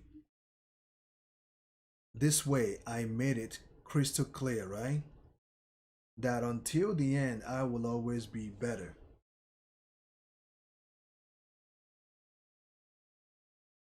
And in that moment, in that moment, Falco's Titan swallows um Gellard's body whole. In that moment, because Reyna pushed Falco over to Gellard, and while Gellard is vulnerable, Falco grabs him and is about to swallow him, and everyone is in shock. Gabby's like, huh? Was that Gellard's son? And it's literally over for Gellard at this point because Falco swallows him. Did he do it to save Falco?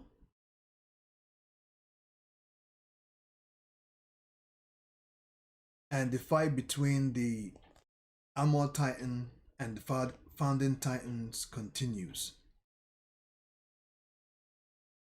Hardening. So Aiden is able to create his shield again and uses it to escape. It seems like Aiden is running now. Aiden comes out of his Founding Titan's body and heads over to Zeke. No way, Reyna says.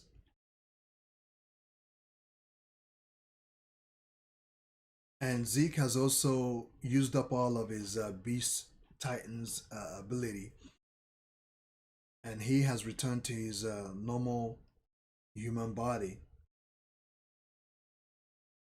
You understood well, imitating Peak-chan in pretending to be dead was a success. Just a little bit more now. And Aiden is making it, Aiden is running towards Zeke. And Reyna cannot believe it because Aiden disguised himself. He created a shield, playing dead, not knowing that he has come out of his Titan's body, heading over to Zeke. And Reyna, oh my goodness, man. As if things can get any intense. Reyna in his Armor Titan goes after Aiden to stop him. And Zeke screams, Aiden! The Armor Titan screams at Aiden. And in that moment,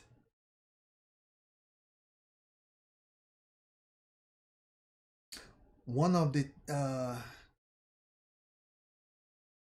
Paradise Island soldier stops Reyna with the thunderbolt.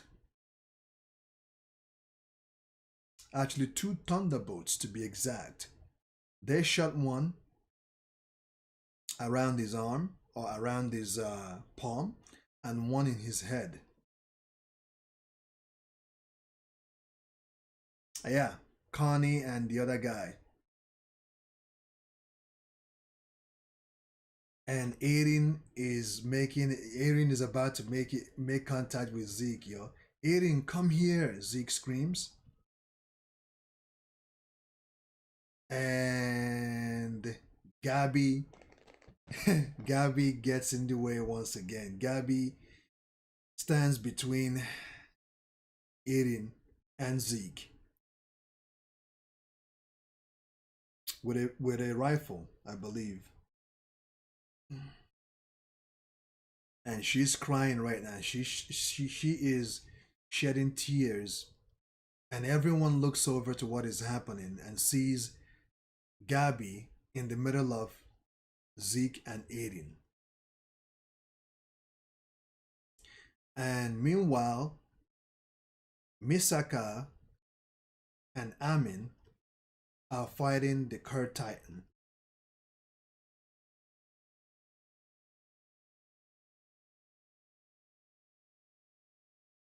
And Gabby decides to shoot Aiden. Oh my goodness, yo. Oh my goodness. So Aiden continues to head over Zeke. He continues to head towards Zeke, and Gabby shoots him. Oh man. Gabby shoots his head off.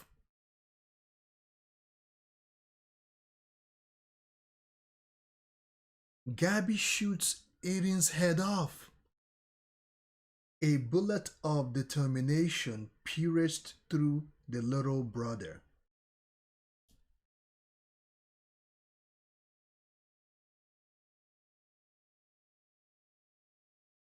Chapter 120.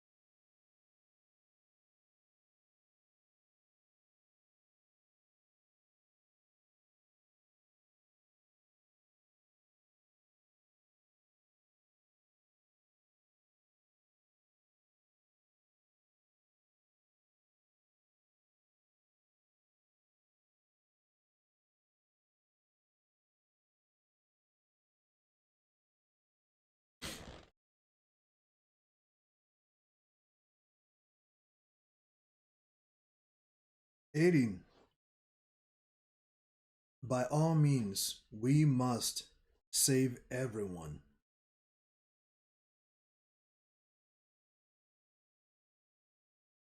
Now, the dialogue goes back to when Zeke had a conversation with Aiden at the Marylands. I dropped it. I wonder if living in the hospital made my body grow dull.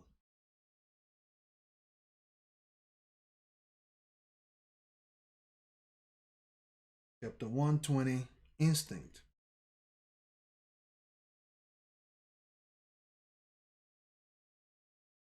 Now, as Zeke's warrior titans continue to massacre and devour the Marylands, the Maryland soldiers one by one, two by two, uh, Sasha's father, right, the foster home are still taking care of or trying to protect the children from the foster home. Misaka Amin continues to fight the Kurd Titan. Like I said before, I am not sure why Amin is not transforming. Maybe he's holding back simply because they are literally on the Paradise Island soil. We all know how his transformation works. His transformation comes with a huge explosion, right? Maybe that could be the reason why he doesn't want to transform.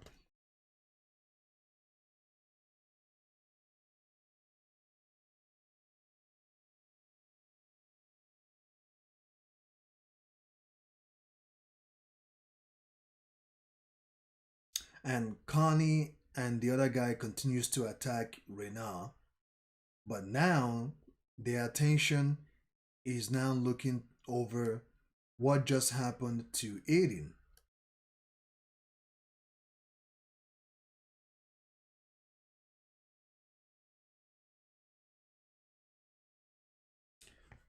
Now, guys, I cannot believe this, man. I cannot believe that Gabby shot Aiden's head off. Like, this is crazy. And at this point, Zeke is holding Aiden's head. Oh my god, guys. Oh my god. This is so bizarre. This is crazy.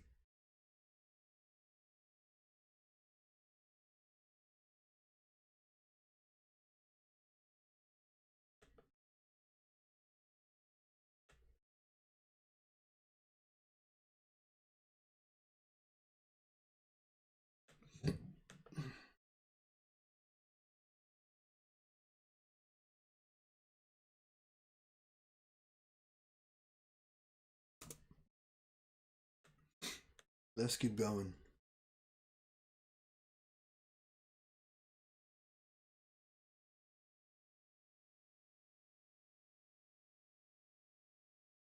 And we get to see on page 4, we get to see the it seems like they went back in time and shows everyone uh Misaka when she was little, Aiden when he was a teenager or when he was little.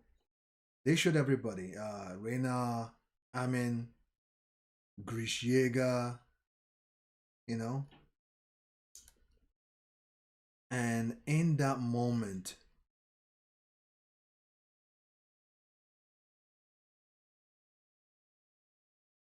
something else happened. This is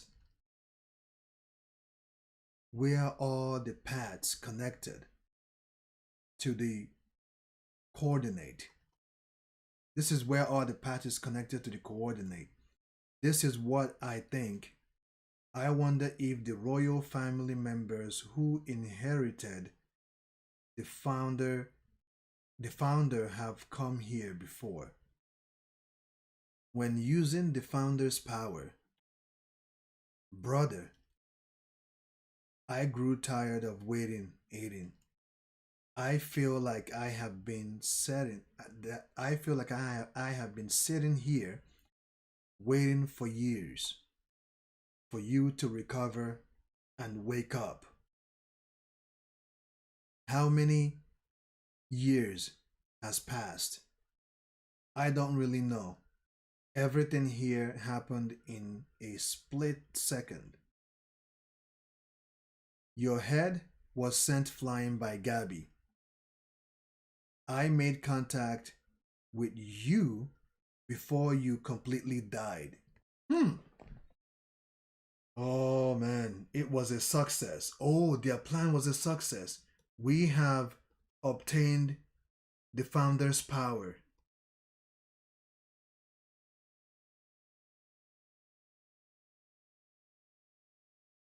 I?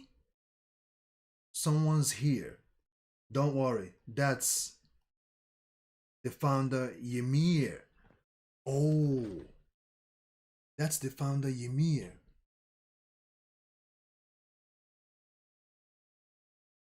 The founder Ymir, you say? How did you know? Aiden asked. And Zeke continues to say, would there be anyone else here except for the founder, Ymir san, to aimlessly walk around? More importantly, the founder sculpted my lower half back with this soil once before and gave me back my life. I wonder if the founder, I wonder if it creates the Titan here. I wonder if it creates the Titans here. Every time that we wish for the Titan's power, using this bondless time, always here, all along. 18. Command the founder Ymir. The time for our dream to be realized has come. What are those chains? Aiden asked. You did well noticing these chains well. Noticing these chains well, thank you for worrying. They prevent me from being free. In other words, the vow of renouncing war, as if I thought you are the only one who can move freely here. You are the only one who can command the founder Ymir. Now, guys, to be honest, I do not know what is going on at this point. Are they still fighting on the Paradise Island soil, or is this some type of a whopping reality where Zeke is talking to Aiden, and right here Zeke is in shackles. Okay, Zeke is in shackles, and he says that these chains prevent him from being free. In other words, the vow of renouncing war. As I thought, you are the only one who can move freely here. You are the only one who can command the founder Ymir. This is my dream and Mr. Xavier's and yours. Please save the world. So, from what I can gather here, it seems like as soon as Zeke made contact with Aiden and touched his head, he did something that rejuvenated Aiden's body parts back to normal, right? Aiden tell the founder that all the Eldians from now on must have bodies that cannot produce children. It's fine if we crush the Allied forces with the rumbling later, eternizing all Eldians. Aiden, I would never partake in such a joke of a plan.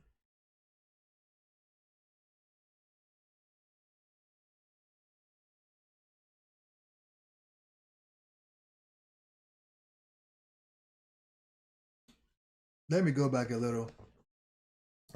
Zeke tells Aiden, tell the founder that all the Eldians from now on must have bodies that cannot produce children. It's fine if we crush the Allied forces with the rumbling later. And Aiden says, eternizing all Eldians. And Zeke says, Aiden.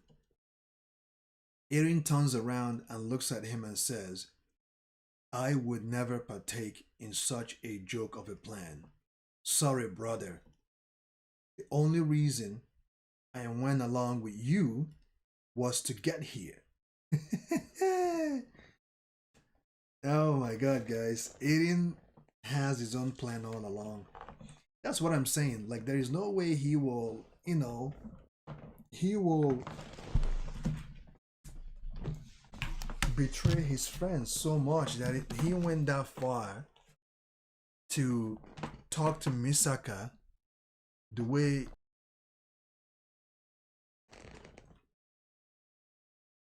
as long as Eldians are around, this hell will never end, Zeke says. If you don't do this, from this point onwards, the killing will never stop. We will continue to repeat this. This is Zeke telling Aiden that if you don't do this, this will continue to happen. War will continue to go on. Why, Aiden? Please, answer me. Because I was born into this world. Aiden responds, Founder Ymir, please lend me your power. And Ymir, the founder Ymir, kind of zips through Aiden for some reason, like passes Aiden or goes beside Aiden and goes over to Zeke. And Zeke is saying, Aiden, I knew it. I believed that. You were the only one to understand me. This is because of father's influence on you. Or he says, is this because of father's influence on you? And the founder, Ymir, goes on her knees, facing Zeke. And Aiden is shocked. And he says, what? Do you mean by this, during the long period of time it took for you to open your eyes, I learned a great deal, Zeke says. The founder can build anything,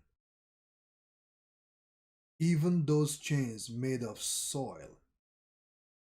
And at that point, in that moment, Zeke crushed the chains that bonded them.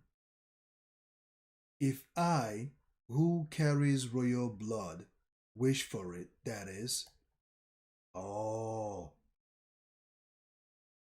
Unlike the previous kings, I reached this place without being tainted by the first king's ideology. And during the time I spent together with the founder, which felt like an eternity, I managed to render the vow of war renunciation.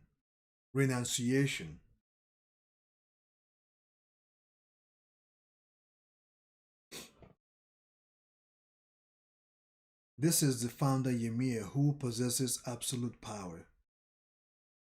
But her but her true form is that of slave without a will of her own.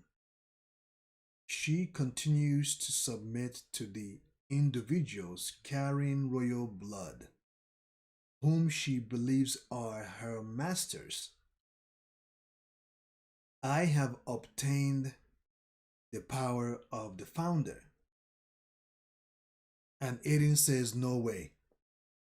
Zeke says, you were nothing but a key, Aiden. And the role has been reversed. Instead of Zeke being in chains, Aiden is now who is in chains. I am glad I waited until I could hear your true thoughts, Zeke says. As I thought you really were brainwashed by the fathers by that father of yours. You are not at fault, Zeke says. We are miserable victims who were brought into this world by our horrible father. However, I had another father who saved me. You needed someone who could save you. I will never abandon you, Zeke says. I will heal you with the power of the founder. And Aiden says, stop it. It's pointless. It's time to save the world with you. Okay, Aiden says, stop it. It's pointless. And Zeke says, it's time to save the world with you. And then the brothers touches their forehead together. And a sparkle of electricity starts to go on.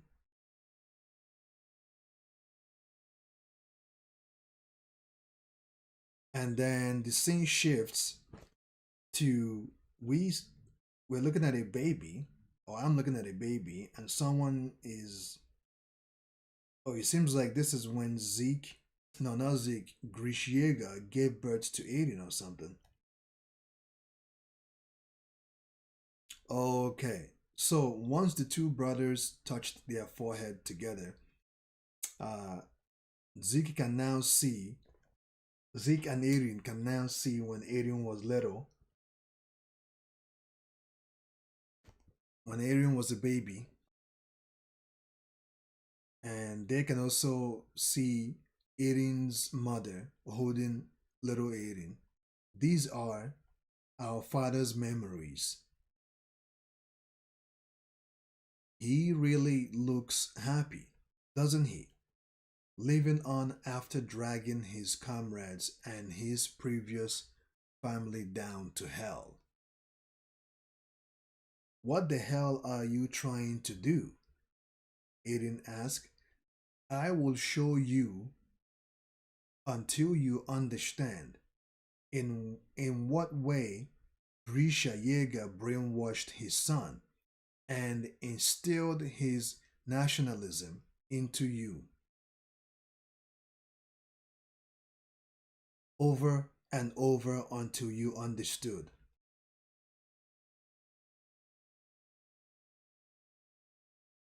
Good for you, Grish, Zeke says. No one can blame you for forgetting all about your first family and finding happiness here, or forgetting all about your first son as well. At this point, it looks like Zeke is a bit jealous right now because he's watching over Zeke through Aiden's memory or through time. Zeke is watching over his father with his second family. And Zeke says, let's go.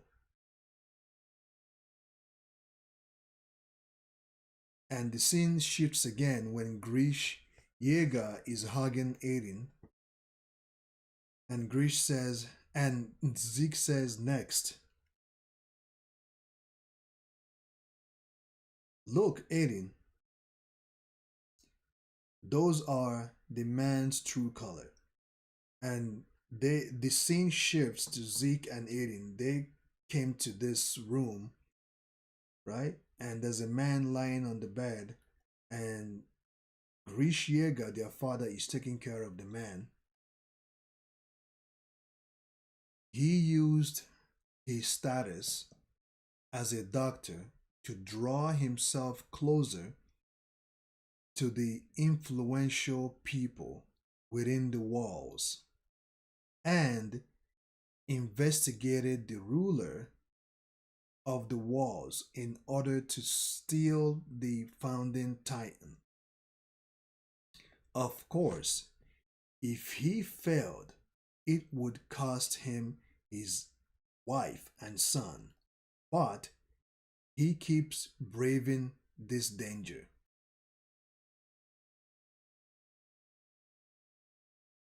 Do you know why? Because our shitty father was an asshole who would throw his wife and child into the trash for the sake of Eldian restoration.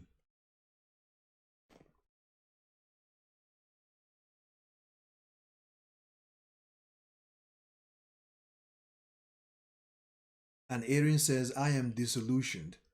I was wrong. I was not meant to be born. My brainwashing came undone. Time is infinity, Zeke says. There is no need to be in a hurry.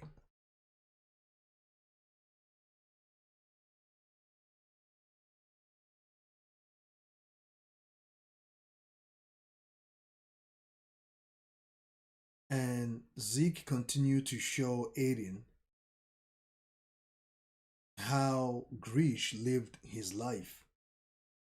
Right? He continues to show Aiden how Grish lived his life, what he was doing, where he was going. And here, no way that would be able to locate it so quickly. What is this place? It's the headquarters of the King of the Walls. That can't be. Grisha is supposed to steal the fountain the day the wall gets destroyed. This is Zeke saying this. Grisha is supposed to steal the fountain the day the wall gets destroyed. That's still many years ahead. And they continue to watch Grisha's actions, what he was doing. And also, this dialogue continues to shift to Aiden when he was a child, how Grish is so happy with his new family and stuff. And Aiden watching over his young baby self. And Grish says, I see.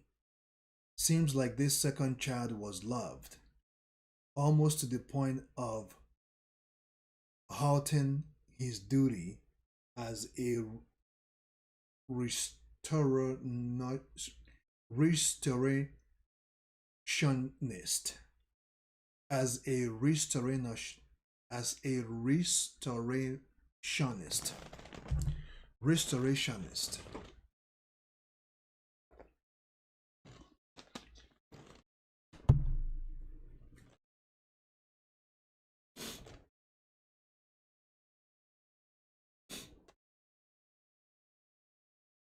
It's really such a big difference to how it was with me.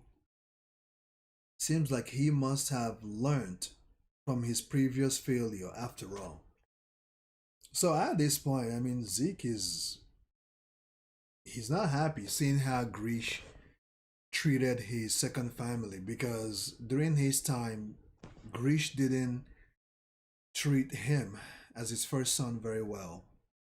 Still, you are practically acting just like dad wanted.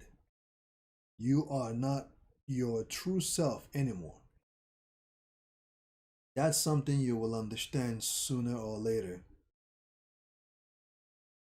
Zeke, I am so sorry.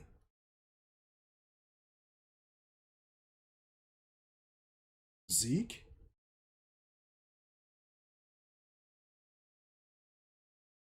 And in that moment, young Grish is able to see Zeke, older Zeke looking at him. Zeke, are you right here? And at this point, Aiden and Zeke are shocked. No way. There is no way Zeke could be this old. This old bearded man, right? This must be a dream.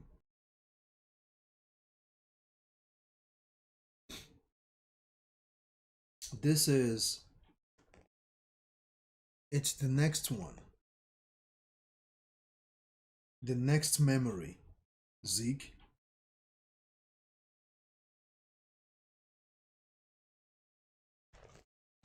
And that brings us to chapter 121.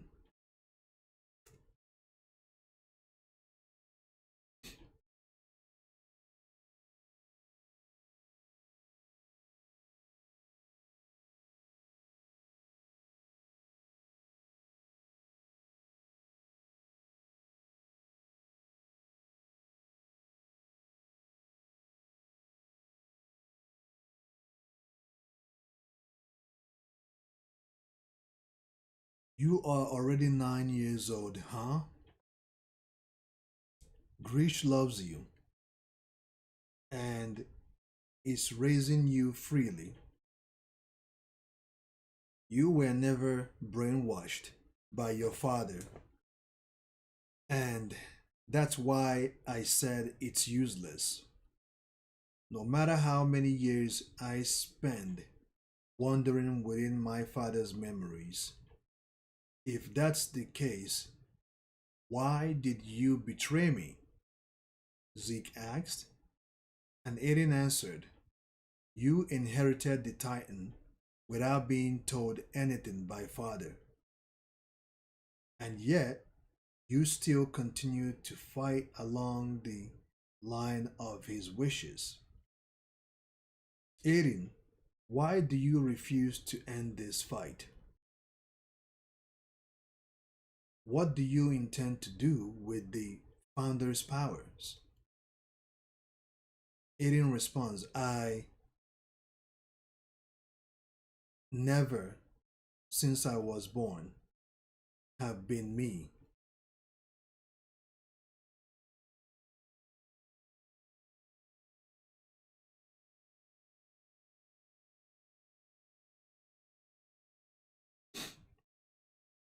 Chapter 121, The Future Memories.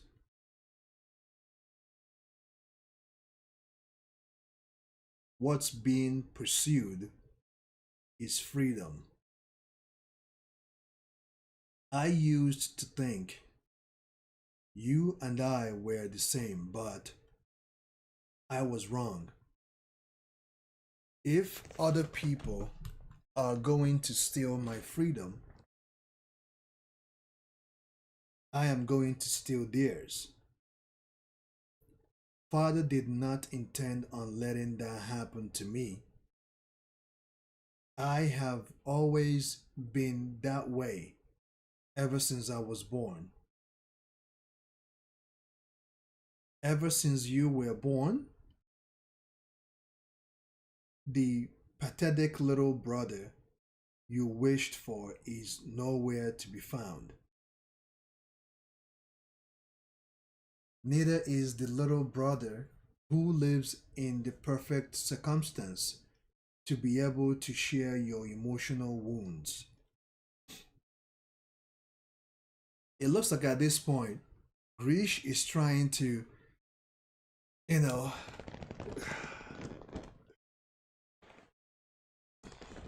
Grish is trying to let Erin know that, sorry, at this point, Zeke is trying to let Erin know that their father Grish didn't treat him well. Aiden got all the attention, he got all the love, and Zeke did not get any love from his parents. And for some reason, it seems like that haunted him, you know? The only person who can be found here is a man who can now vow his confidence alone by continuing to deny this father's desire to restore Elda, Eldia, or something. A pathetic man who is a slave to his head. A pathetic man who is a slave to his dead father.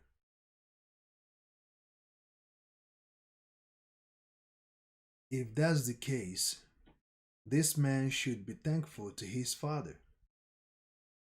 That father's actions opened his son's eyes and saved the world from the crisis of Eldia. In a sense, the one who saved the world is that father. Don't you think? The one who saved the world, um, in a sense, the one who saved the world is that father. Don't you think that's ironic, Aiden? And they continue to zip through memories, and we see the part where Aiden gave Misaka that scarf. Are you okay, Aiden? The power of the Founding Titan is in my hands. I can carry out the plan of euthanasia at any time. However, I am not going to abandon you, just like Casilva never abandoned me. Before saving the world, I want to save you. Humanity has not perished. He wants to leave behind an impressive final message.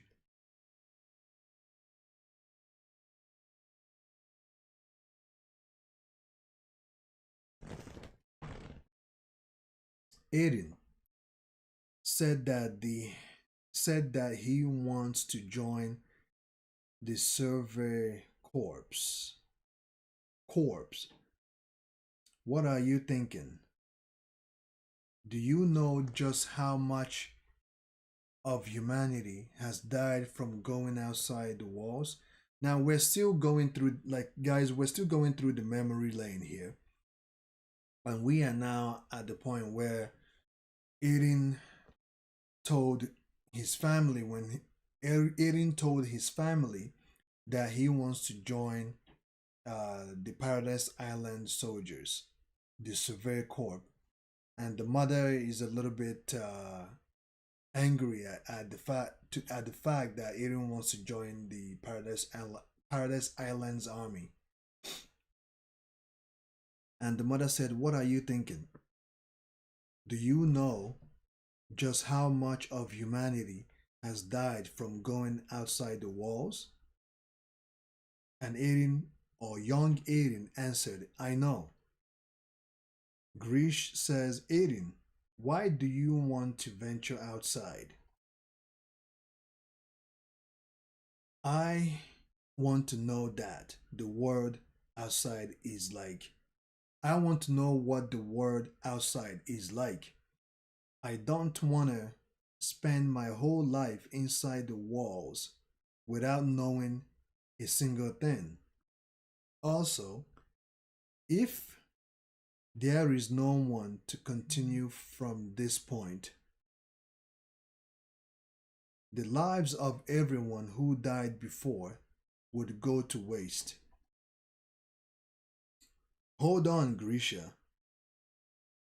Convince Erin not to join. And that's when Grish gave Aiden that key, if you guys remember, right? And Grish says, "Aiden, when I return, the basement that I have kept secret all this time, I will show you inside." And Aiden says, "Really?" And Grish leaves.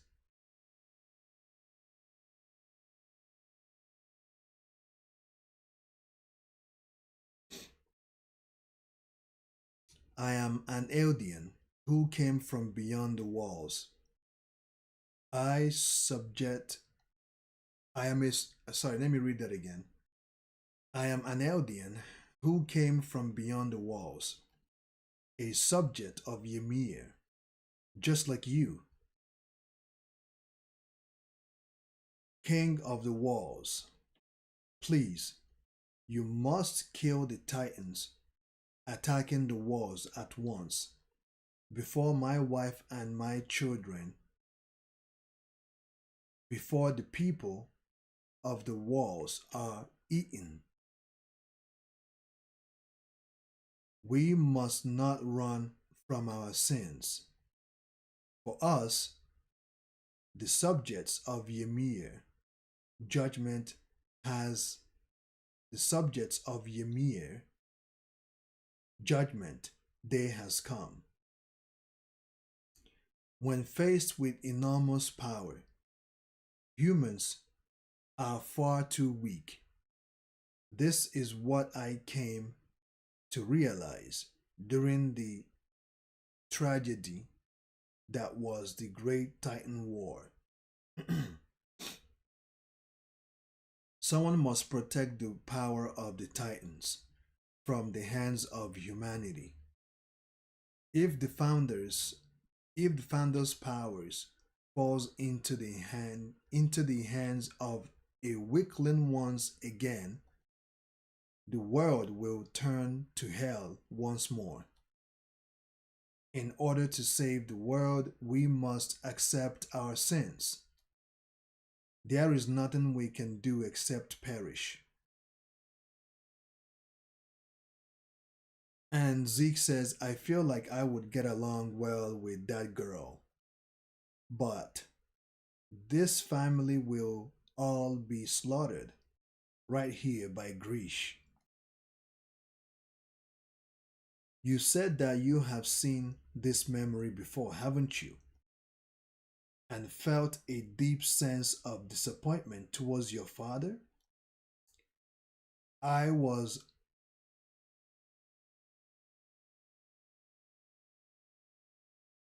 You said that you have seen this memory before, haven't you? And felt a deep sense of disappointment towards your father. Was that also a lie? So Zeke is asking Aiden right now.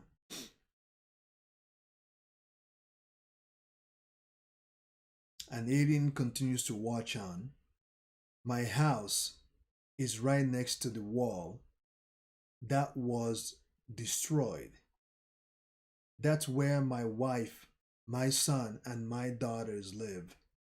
The people who live in these walls have no idea about the crimes their ancestors committed because you stole their memories.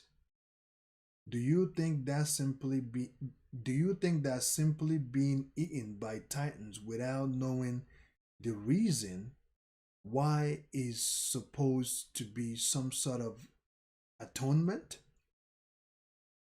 So Grish is trying to plead with these founders or whatever, or these people, to stop the titans that are destroying Paradise Island people. He's trying to make a deal with them or plead with them to stop the massacre. And the woman said no. No matter how much we reflect on this matter, we are unable to bring back the Eldian lives that have already been taken. However, having the lives of people outside the walls be taken is something we are able to avoid.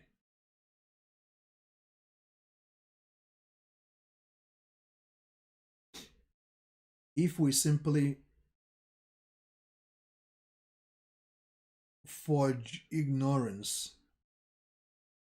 and accept the wrath of this world, us Eldian people will die. And that will be the end of it. And at this point, Aiden is kind of getting upset at what is going on. Zeke looks over to Aiden and calls him, Aiden?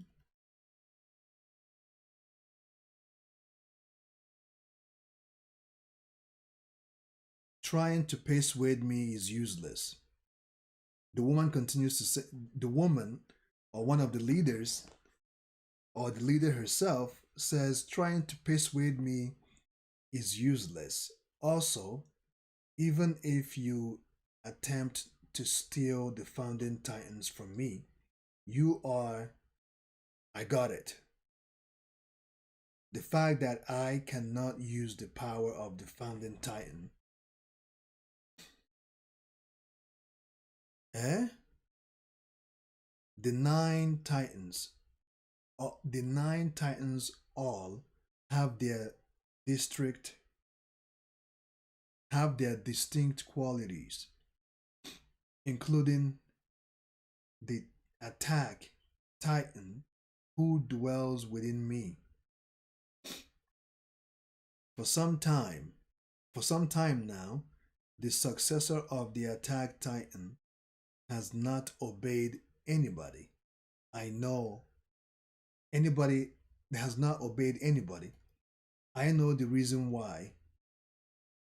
It was all in order to fight against the kings. self righteousness. That's right. For this moment, everybody was led by these memories. The attack titan is even able to peer into the memories of its future successors. In other words, it has the ability to foresee the future. The future? Zeke says. What is the meaning of this? Aiden, the distinct quality of the attack titan? I also know that you were not aware of this. The power of the founding titan cannot fully utilized due to the vow of renouncing war. Even as members of the royal family that goes for of the royal family, that goes for you too. Right here, I will devour the founding titan and wipe out the royal blood. This is Zeke saying this. That is the future on which I have decided. And Zeke pulls out a surgical knife and so he tried to transform, right? He tries to transform and somehow he couldn't, right? Now he's feeling a little remorse. Excuse me, guys. Let me take a break, okay? Let's take a break for a moment.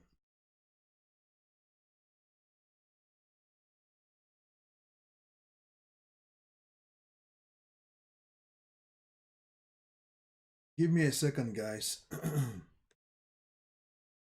In the meantime,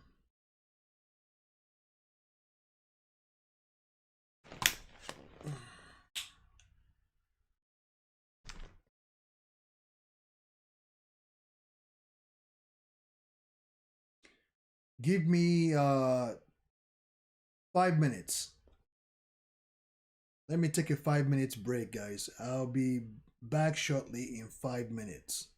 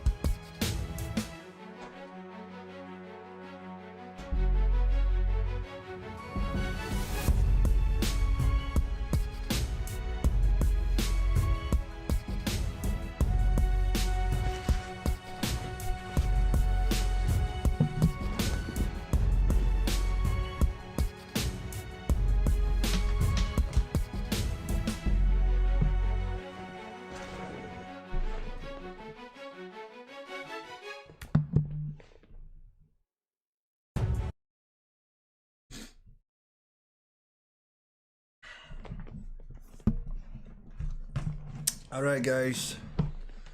Welcome back. Welcome back. Welcome back. Thanks for giving me that 5 minutes. I really needed it. So,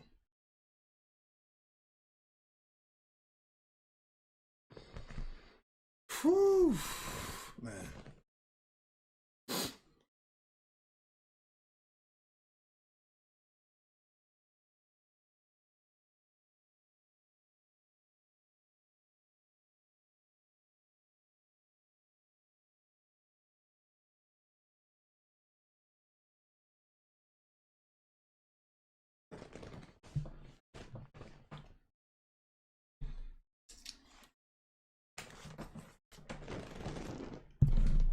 So let's continue on where we left off, and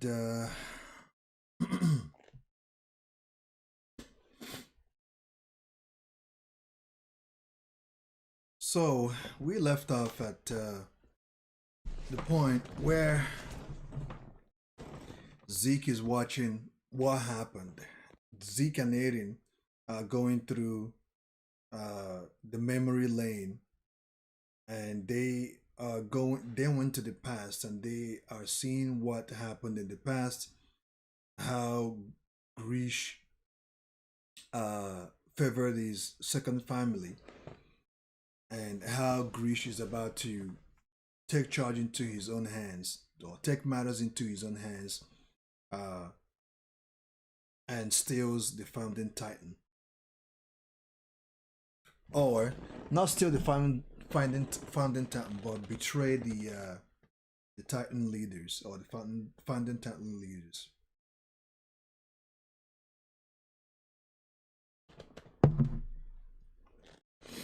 So Grish definitely stole the founding.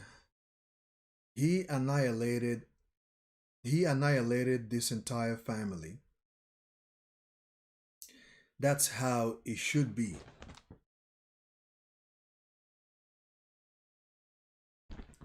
But you see,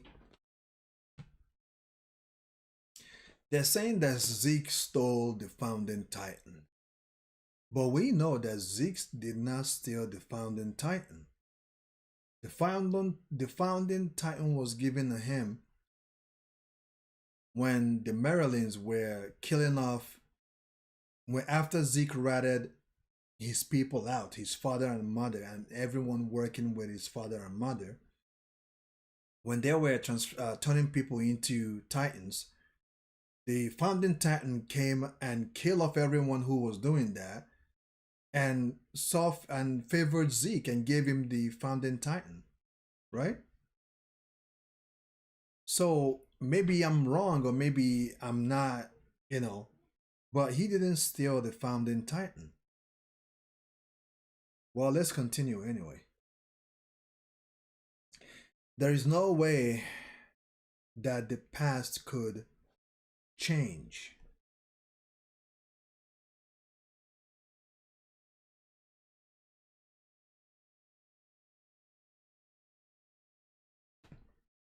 How's it going, Zero Dark? Thanks for joining me. What are you doing, Freda? Kill that man quick. The founding is invincible. Kill him. There is no way we can let that man live anymore. Kill him quick, sister. Our paradise will be destroyed. Freda, protect everyone. What are you doing? Stand, Dad. At this point, Aiden is telling his father to stand, but can his father can't hear him because it's just they're going. And in that moment, Zeke says, "Hey, for your comrades from the restoration, for Dinah, for Kruger." Aiden is still talking to his father at this point because Zeke said, "Hey," he's trying to stop Aiden from continuously trying to, you know, speak to his father to do something about the fact that these people are going to kill him. And Aiden is talking to his father, for your comrades from the restoration, for Dinah, for Kruger, we need to keep moving forward to avenge them, even if we die, even after we die. This is, and in that moment, Grish grabs the knife again. The story that you started, and this time stabs his palm harder this time. Dad, right, Dad? And in that moment, Grish transforms and kills all these elders or all these people.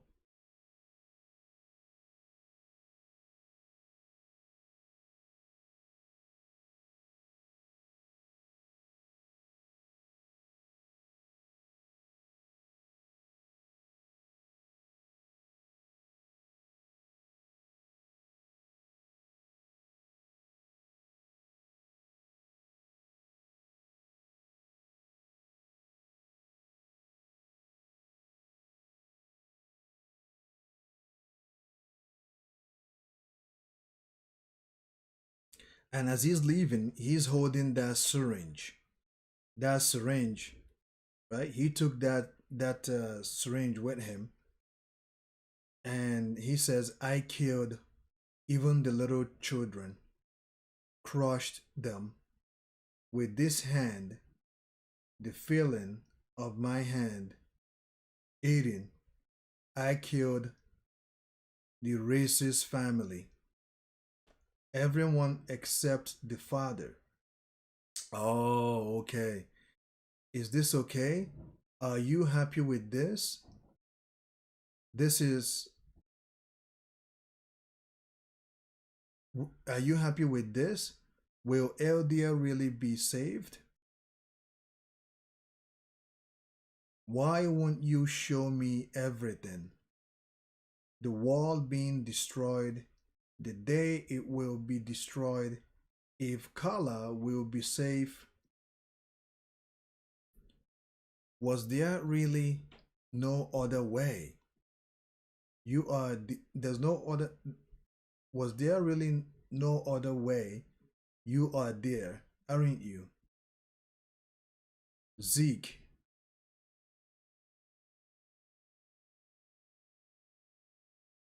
in the future, your wish won't come through.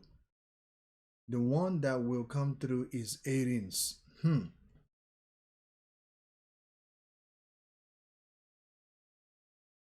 And Zeke says, "What?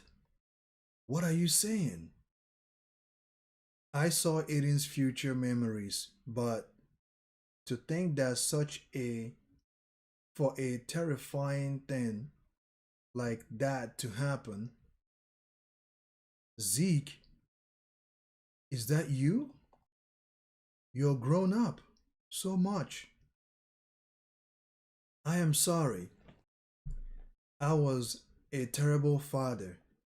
I have made you suffer always." And Zeke or Grish hugs his son, and he says, "Zeke, I love you. We could have spent more time together." Or no, Grish says, "I wish we could spend more time together." And I believe that this is what Zeke has been wanting for. This is what Zeke has been, you know, hoping for to get the, to kind of get his resolve. He's been wanting to bond with his father, to really have a one-on-one conversation with his father without his father judging him, always pushing him to do better. You know. And Zeke says, "Dad." Grish calls him, "Zeke, stop eating." Hmm? And in that moment, the two brothers, if you guys recall, they bumped their two foreheads together, right? They bumped their forehead together. That's how they're able to go through this memory lane. And when Grish says stop eating, huh? And then the two brothers separated. Aiden is still chained up. And Aiden says, "You still haven't seen when Dad got eaten by me." you you made it you made it so that Dad would fight against the king of the walls and the world. Is that what you did? If the attack titan really has the ability to surpass time, it would be possible to influence the past by only showing Grisha memories. Grisha's memories convenient for you. That Grisha was hesitant over his duty. No, let me say that again. The Grisha was hesitating over his duty as a restorationist because, having seen your memories, he knew that even if he stole the fountain, he would have been unable to use that power. But he was made to steal the fountain by you because he saw the future, saw something. Because he saw the future, he saw something in the future that you showed him. I am grateful to you, brother. Thanks to you bringing me inside Father's memories. I have got this path here now. Not my wish, but your wish will come through. That's what he said. Yeah, I saw it 4 years ago through Father's memories. I saw it with my memories from the future. That scenery, founder Ymir, take away from all of Ymir's subjects their abilities to reproduce.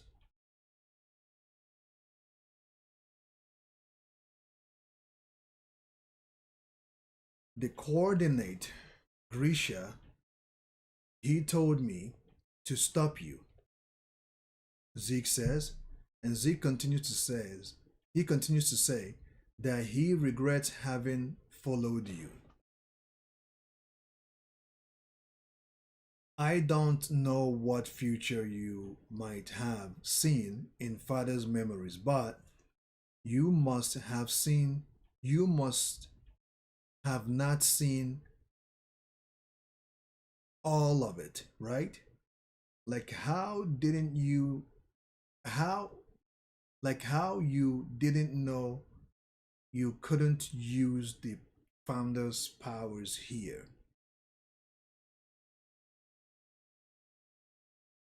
You are still helpless. And at this point, Aiden is trying to get out of his chain and he successfully breaks. And Grish says, "It's useless, Aiden. No one in this world has been capable of stopping the founder Myyy once she moves towards ruin. Towards ruin she moves.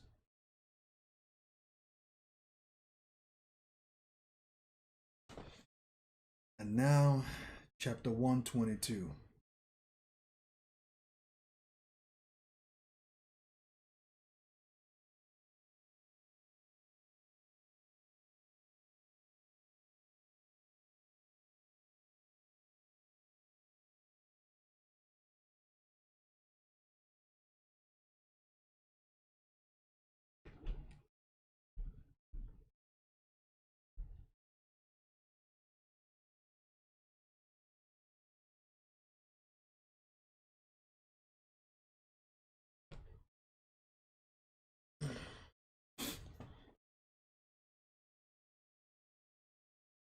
What does ladylike mean?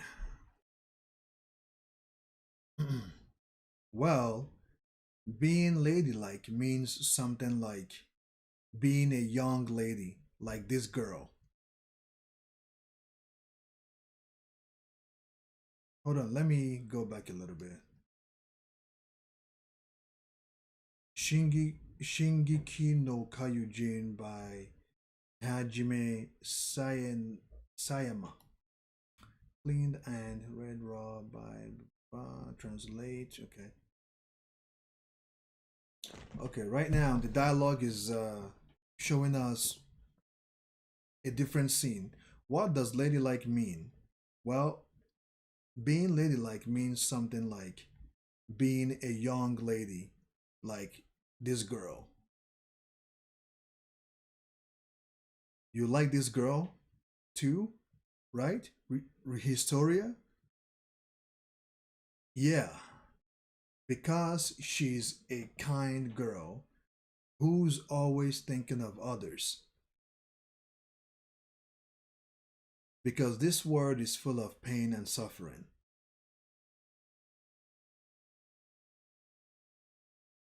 This is why you should live as someone everybody loves, who depends on others. And it seems like we're going back, that like they're now, or the dialogue is now going back to Ymir's past. And chapter 122 says, "From you 2,000 years ago, and whom others can depend on, sorry. Underneath this world full of pain and suffering exists another world which light cannot reach. This is someone among you. Sorry. Sorry guys, hold on. There is someone among you who set the pigs free. Name yourself. If you don't do it, everybody's getting one of their eyes gouged out. Slave don't need two eyeballs. And they all pointed their finger at Ymir. Okay, this chapter is going to be about Ymir, guys. What is it called again? 2,000 years ago. Chapter 122, From You 2,000 years ago. That's the name of the chapter. So, someone set the pigs free for some reason, and the main guy or the leader of this village says, there is someone among you who set the pigs free. Name yourself. If you do not do it, everybody's getting one of their eyes gouged out. Slaves don't need two eyeballs. And everyone points at Ymir. Are you the one? Who released the pigs?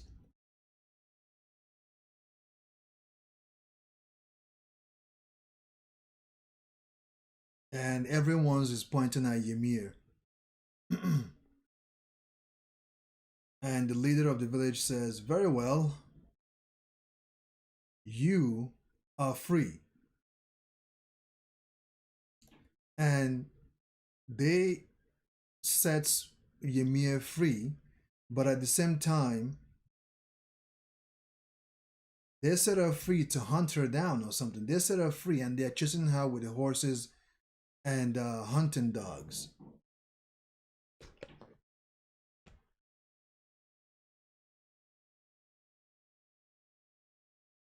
And they shot her with an arrow, one by her shoulders and one around her ankle. And she's bleeding pretty bad.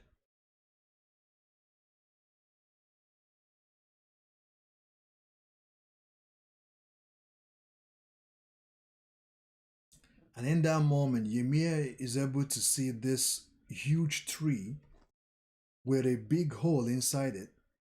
And as Ymir went inside the big tree, she fell in a huge hole or something. Like she fell and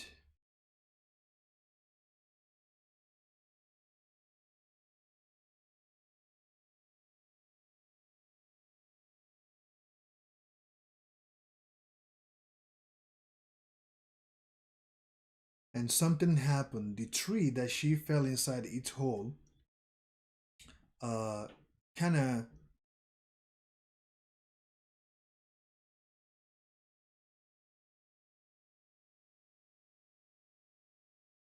something weird happened to her.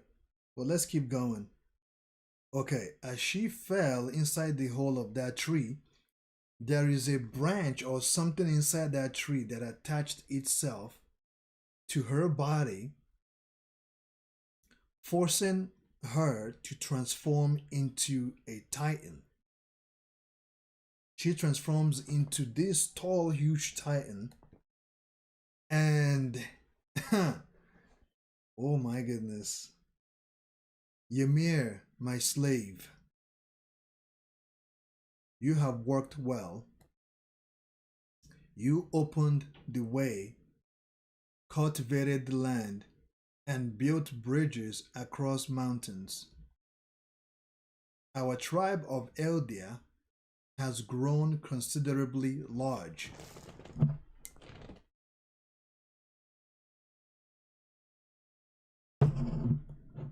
Here is your reward. You will bear my children. In the name of the fruits, destroy the cursed Merlins. Oh, destroy the cursed Merlins, huh?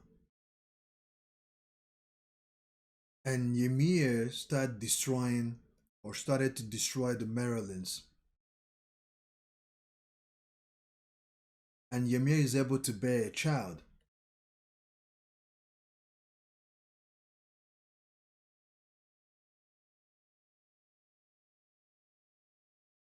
And not just one child, she bear more children, I think.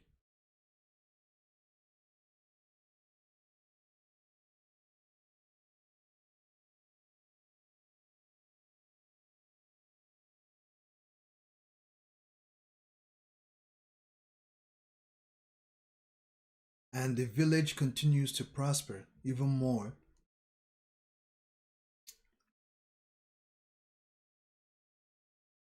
And a soldier rose up to kill the king and threw a spear at the king. And Ymir rushed in and saved her king.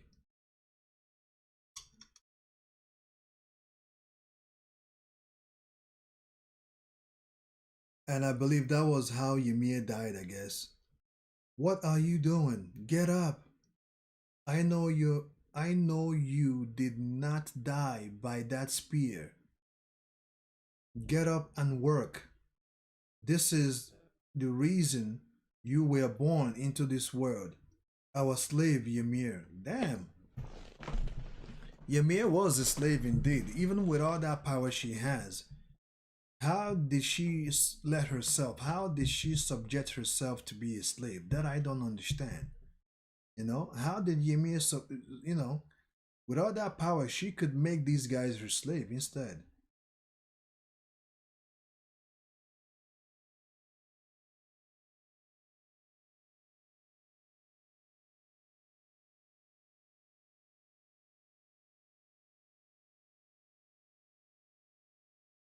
So, eat, my daughters, whatever it takes. You must inherit Ymir's powers. Eat all Ymir until nothing is left. Oh my goodness. Okay. So the king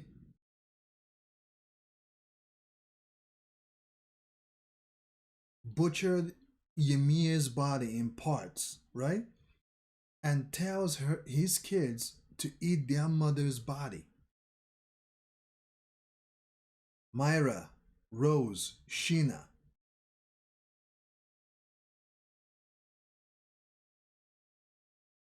My daughters continue to give birth to many children and raise them. We can't let Ymir's blood die out. And with the blood of Ymir, when you, my daughters, die, let my grandchildren eat your spine. And with that, created the Colossal Titan, created the other Titans like the Beast Titan, Annie's Titan, the Kurt Titan, I think. Even in the afterlife,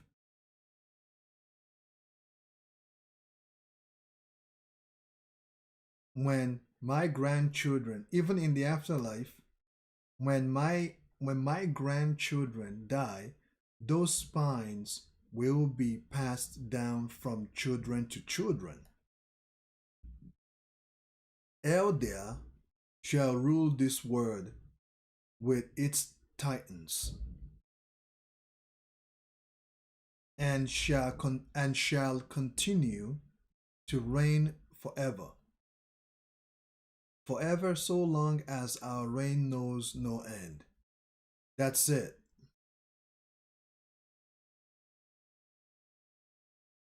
I am gonna put an end to this world.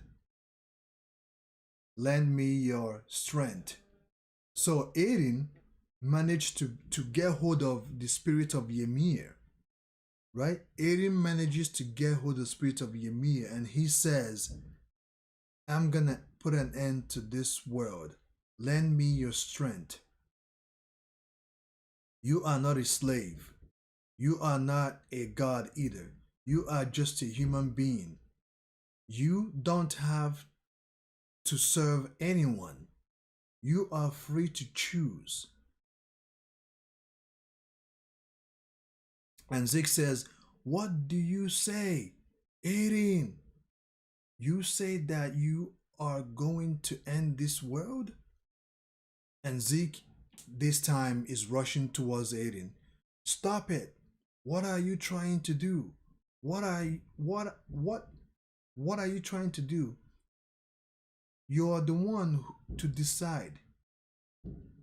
You choose whether you want to stay here forever or end it. What are you doing? Ymir.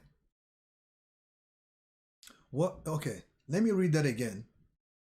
Whether you want to stay here forever or end it, Ymir. And Zeke continues to scream, what are you doing?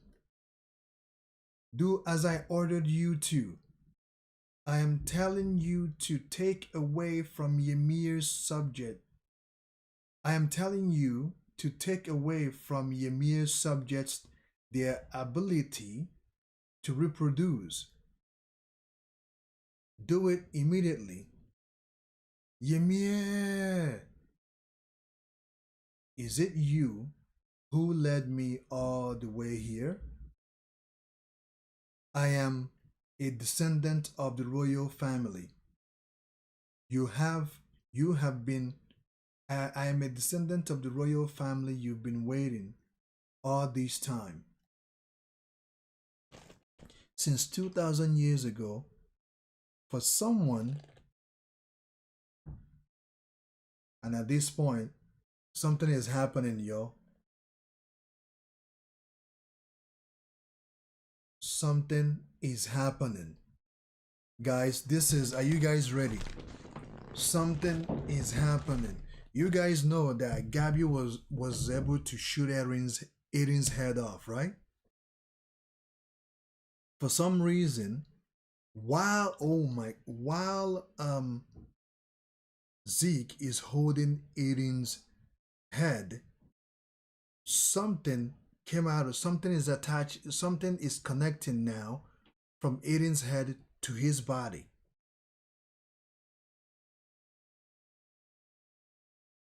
Meanwhile, Misaka and Amin are still fighting the Kurd Titan. And they look over and say, "What?"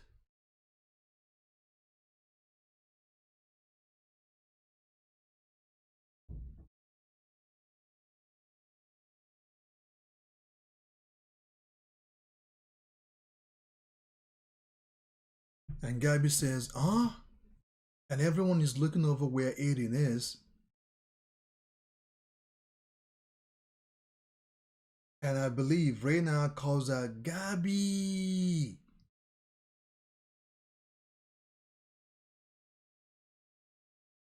And something is happening to, I think whatever is happening to Aiden. This is a huge thing. It can't be stopped anymore.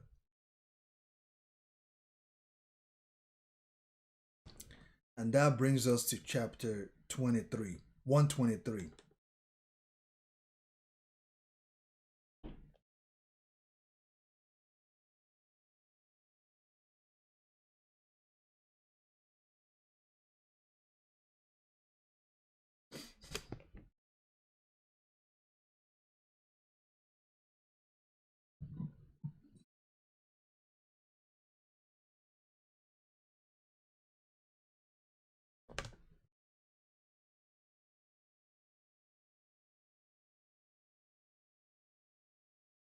Everyone says Aiden has changed. I thought the same, but maybe that was wrong. Aiden has never changed from the start.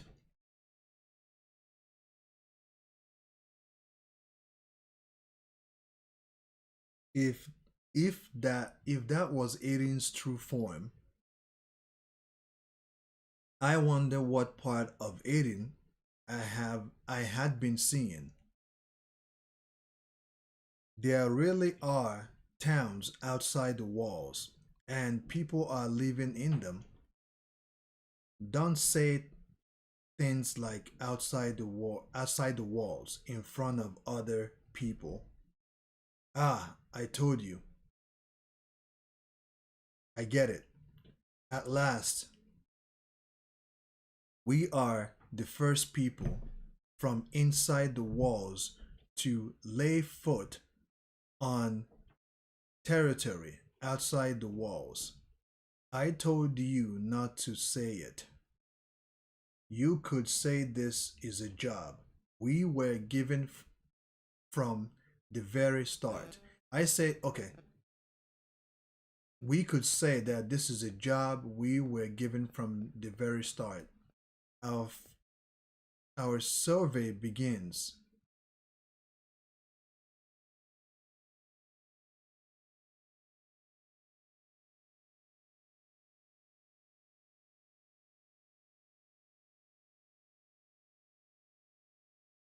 So, in this new chapter 123, um,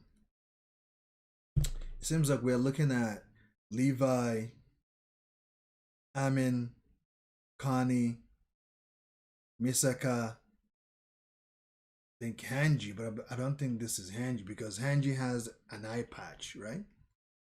And that's not Nicolo over there. That's I forgot the name of the other guy.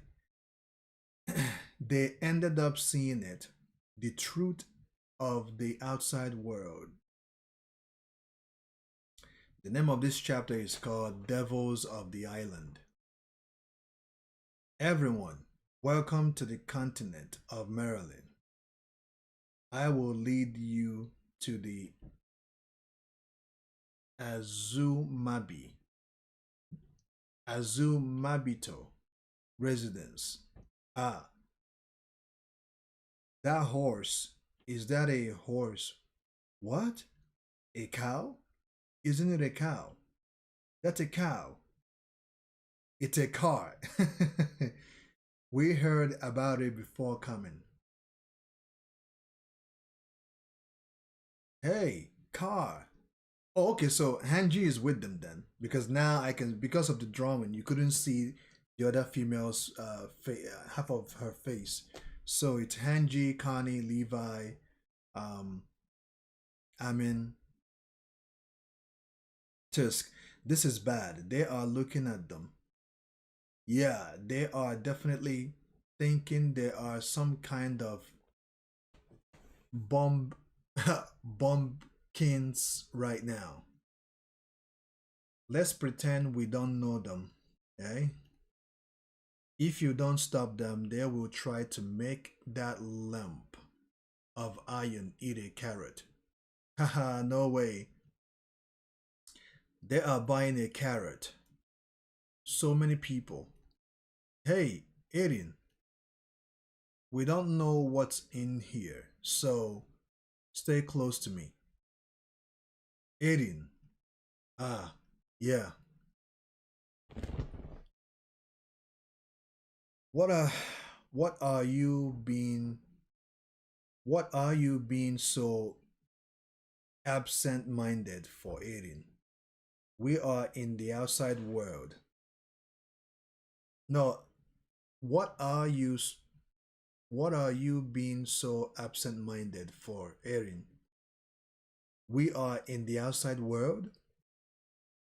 Yeah, this is the other side of the sea, right? Hey, don't walk separated, especially you. We are coming. We didn't notice, or perhaps we didn't find, we didn't want to notice. Give me this, please. Hey, Sasha, you again. Thank you very much. Okay, this must be in the past because we know that Sasha is no longer alive. She was shot by Gabby. So I think the dialogue went back in time when they first, after Aiden said that they have to annihilate people at the Marylands. And I believe they came to the Marylands for the very first time to survey the Marylands, you know, like to check things out. Ah, this is so cold. What is this? Is it your first time eating ice cream? You try eating it too. They are standing out like that. Nobody is going to think they are the devils who came from that island.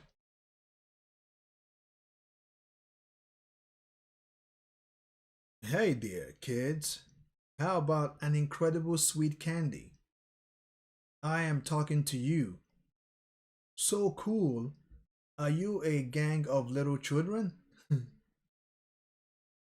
And Aiden takes up the ice cream. There is a good smell coming from over there. That might be the thing Nicolo told us about. Three more, please. Sure thing. Aiden, you eat some too. Ice cream, huh? You knew about it? I just know it was I just know it because of my old man's memories. Eldians from the interment zone could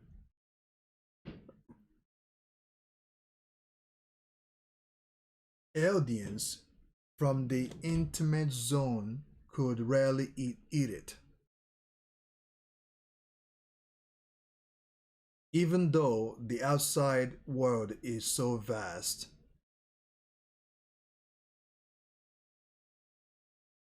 This ain't your wallet. Hey, this ain't your wallet. A pocket, a pickpocket. Another immigrant from an enemy nation, huh? How did you get here? Doesn't it look like the under doesn't it look like he understands? He probably slipped into the boat. How about we throw him overboard? Nah, let's smash his right hand instead. Let's have him hanged somewhere on the street for everyone to see. Then the number of petty thieves will surely go down. That's overdoing it. My wallet is fine. That's not up to you, young lady. We have to apply a severe punishment to set the example. It concerns us who live and who do business here. More importantly, if it's if it's an immigrant who got driven out of his country, then he might be a subject of Ymir. In the last few years, every country has been desperately conducting blood tests after all. It's not like one can sleep at night knowing that some blood from the devils might get mixed up in here. Hey, what are you doing? Who said it was a pickpocket? I just said this ain't your wallet. Well, it's a complicated family, right? Right? Big sis? Yeah, my little brother ended up causing trouble.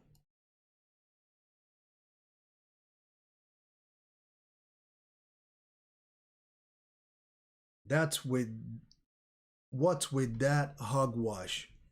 Don't play us. Let's go. It seems like Aiden,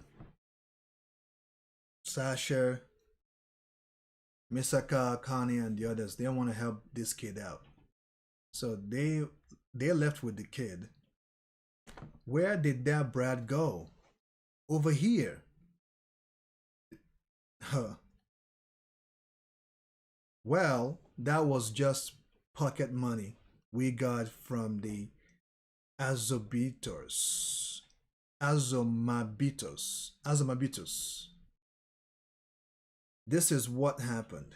It is certain that together with the technological advancement of blood tests, the existence of the subjects of Ymir who has escaped from the internment zone all over the world has been acknowledged and has been an issue. At the time when the former Adian Empire was at the peak of its prosperity, the fact of having the blood of the subjects of Ymir was held as a proof of being noble in various countries. With the decline of the empire, the higher ups all over the countries that were just servile to the Eldian Empire came to the decision came to the decision to chase them away from their country. This is the reality faced by Eldians outside the walls. The same goes for the plan of establishing friendship with other nations.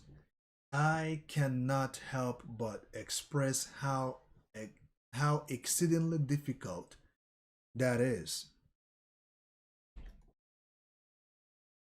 But does not that mean that if we abandon the path towards peace, we will have no other choice but to support Zeke's strategy? This is Amin that said this. To entrust our fate to him and sacrifice Historia and her future children. And Hanji responds, yeah, of course, we are here so that this future can be avoided. And to ask the Association for the Protection of Ymir's subjects, or something to make the podium for the first at the international forum taking place tomorrow. The ideology of this organization still isn't being acknowledged. Yeah, well, first off, we need to proceed consciously and get to the bottom of it. Further, furthermore, if our wish to have an audience with this association does come true, they will make an announcement regarding Paradise Wish for Peace. Yeah?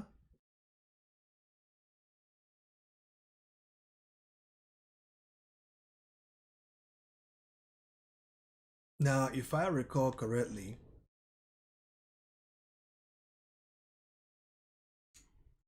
I remember the name of the.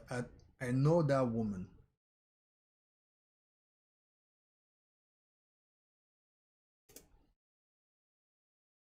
I remember her face, but I don't know her name.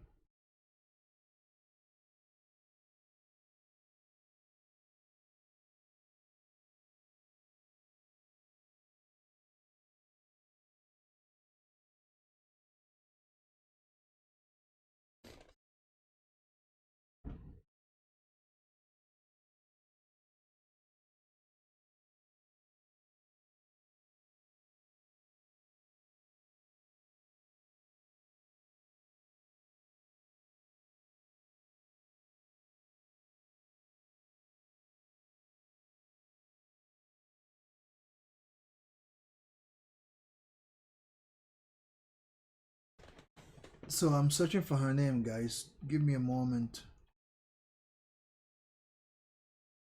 Okay. Yeah, her name was actually pronounced before, but I didn't catch it because they use her last name. Azomabito. Azomabito.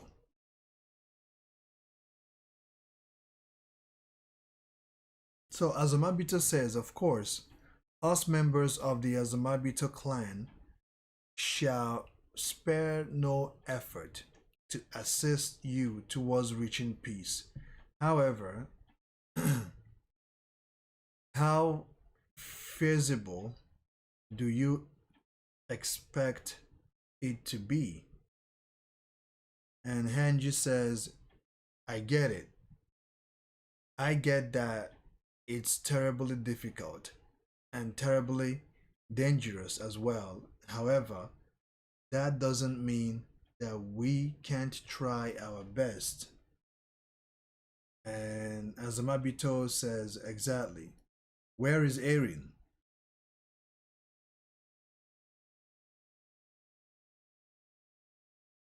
Erin, don't you know that you are the enemy's prime target? Everyone has been searching for you.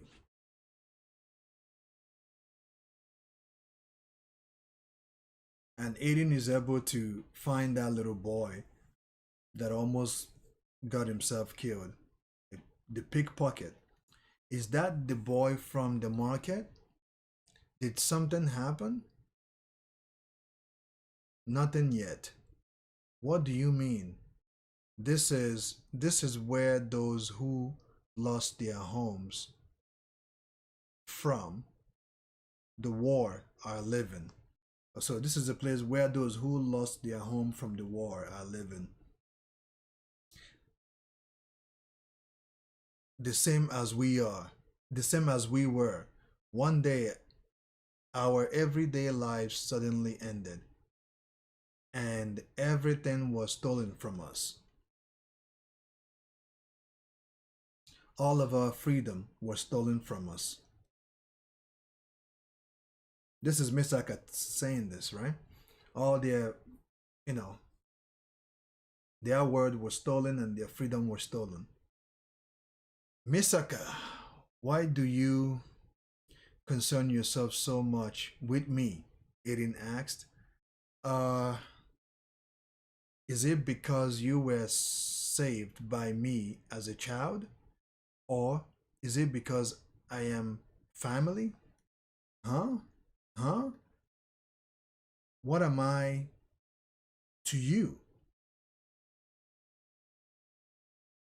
Aiden asking Misaka, what am I to you?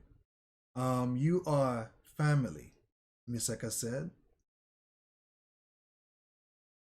And the old geezer comes, huh? Looks like he's trying to make us feel welcomed. Hey, what the hell are you doing, Aiden? Are you an idiot? Perfect timing, huh?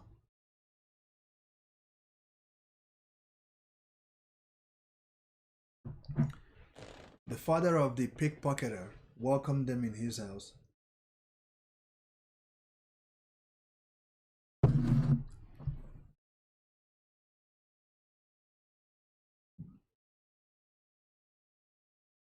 And they're eating and drinking,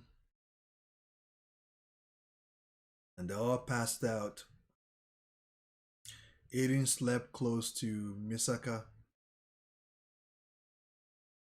We desire to support we desire support for the refugees of the subjects of Ymir. The fact that they are Eldians or our dangerous perception of the Eldian Empire are irrelevant. They are just poor victims forced in by the Eldian Empire's crossbreeding. The ones we should have been dispensing from the start were those island devils.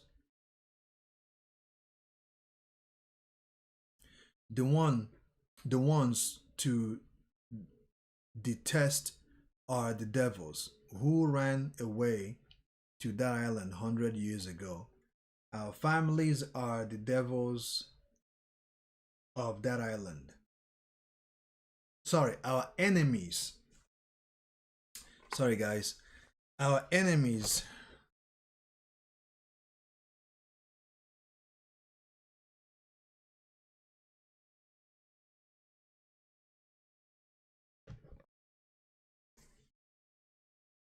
Mr. Smokey, look into your subscription. And Mr. Smokey is asking, what time are you going to read Jujutsu Kaisen? Mr. Smokey, this might be the best time to get your membership so that you don't miss anything. Our enemies are the devils who our enemies are the devils of that island.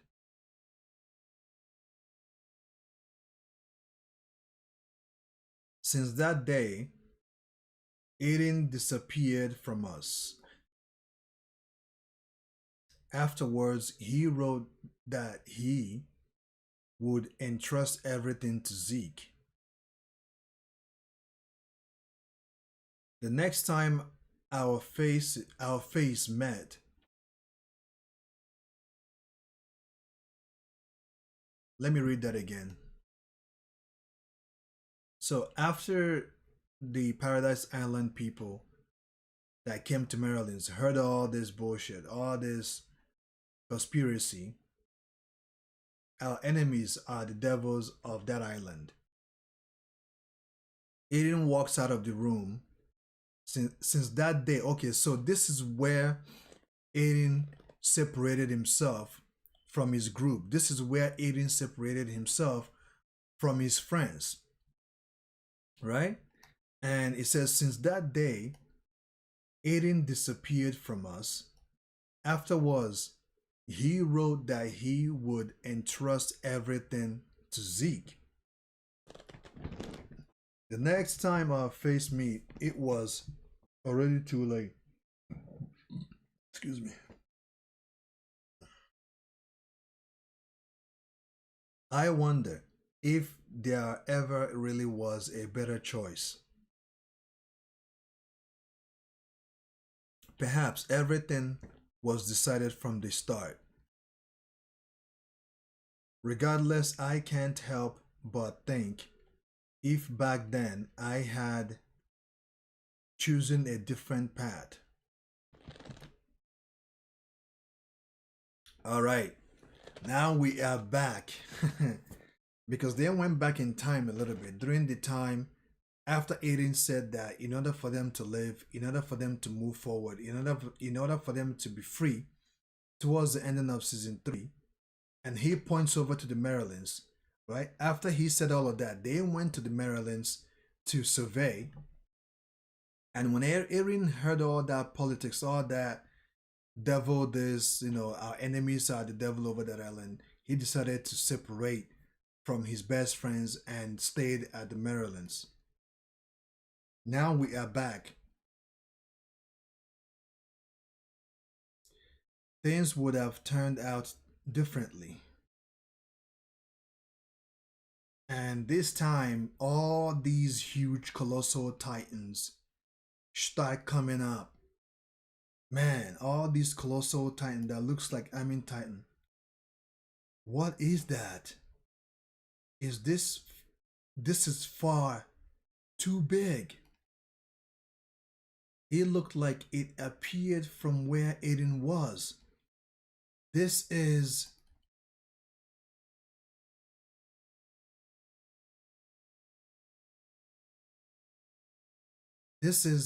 Aiden. And here this Aiden's taking control of the founder. If the rumbling was activated before anything else, then that was surely Aiden's will. He intends to crush the allied forces that are carefreely gathering in Maryland. Aiden is on our side. That's obvious. And Yellen calls out Zeke. Aiden came back.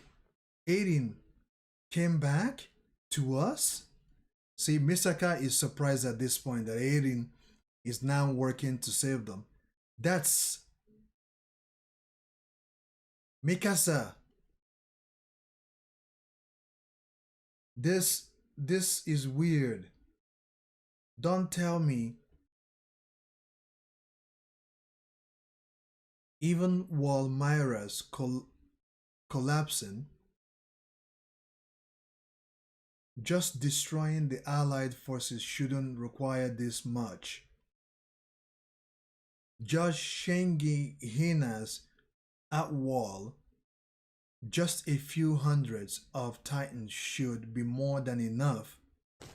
To think he would launch an attack that would make us lose even the walls. If it's just to crush the allied troops massing in Maryland, if it's just to do that, then this is to all the subjects of Ymir. Now, guys, this is heavy. Something heavy just happened just now. Like Aiden is able to get control of the founder, the um. Let me go back.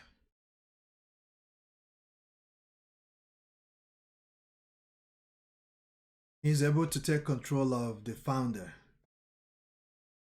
the Titan of Ymir, and with that control, he's able to summon all these other colossal titans, and that titan is huge. It's tall, way taller, way bigger than the colossal titan.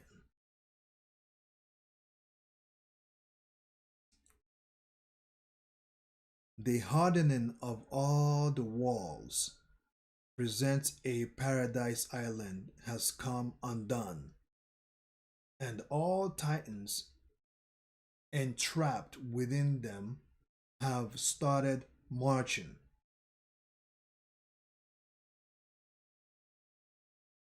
My objective is to protect the people of paradise, the place where I was born and raised. However, the world wishes for the annihilation of the people of paradise. The hatred that has been swelling up for so long will certainly end until not just the paradisians, but all of Ymir's subjects have been eliminated. I reject this wish. Oh man, look at Aiden's face, man. The wall titans shall tremble. All earth outside of the paradise underfoot. Let me read that again. The wall titans shall tremble. No, shall trample, sorry. The wall's titans shall trample all earth outside of this island underfoot until all life exists there.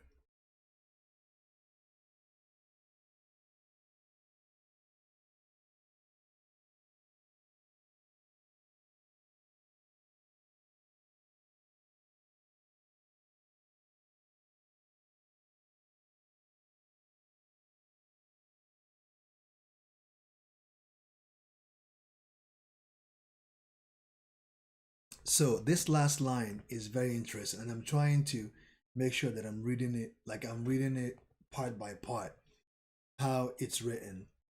The wall titans shall trample all earth outside of this island underfoot, has been exterminated from this world until all life existing there to be continued. Whew, man, this is heavy. This is heavy stuff, guys. This is heavy, heavy, heavy stuff.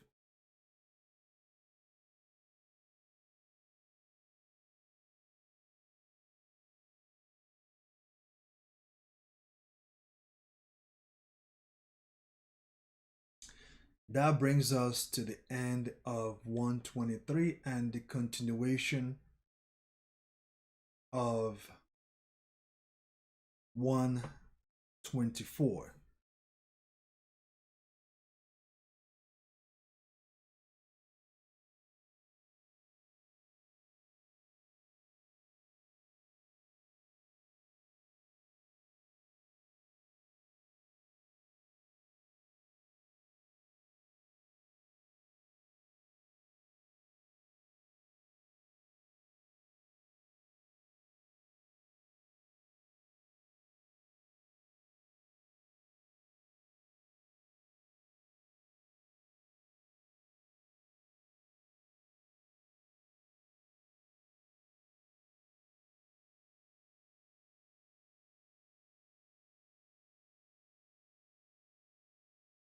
Chapter 124, Melting Away.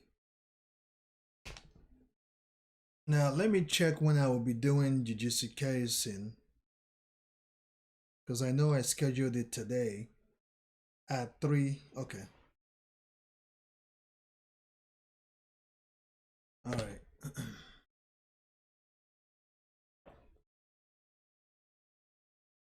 Melting Away.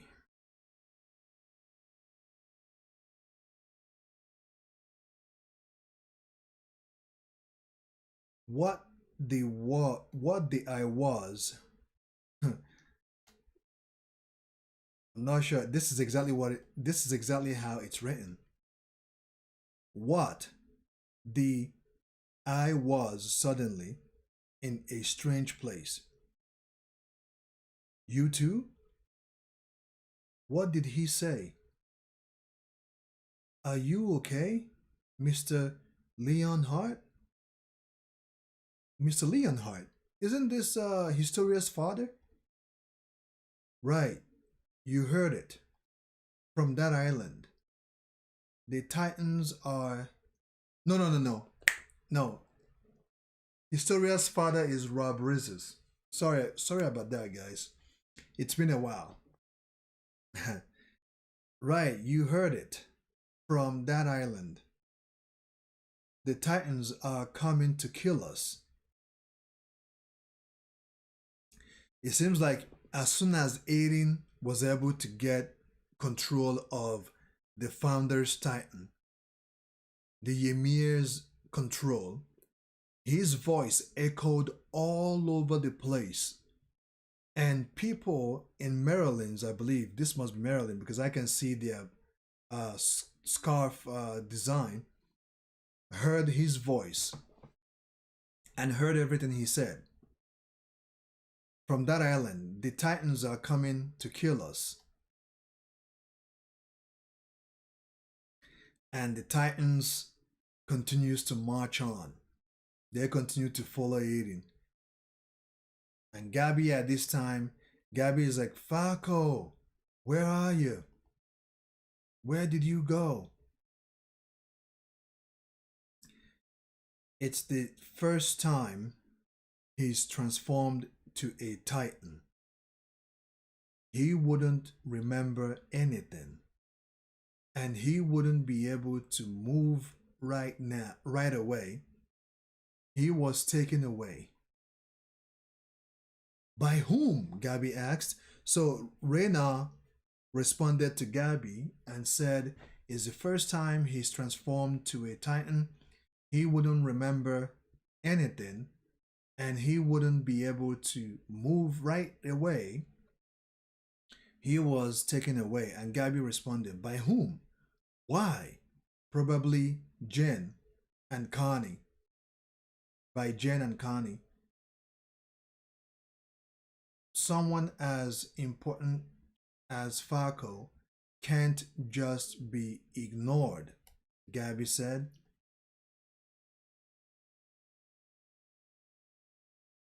One of the 9 Titans can't be ignored. What? You have no strength, right? You have no strength left, Gabby asked Reyna, and Reyna responded, yeah.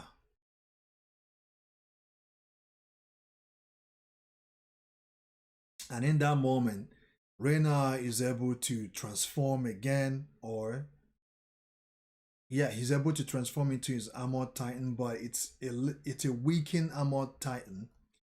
For some reason, my armor came off along with the fragments of the walls. At the same time, the walls were destroyed by armor.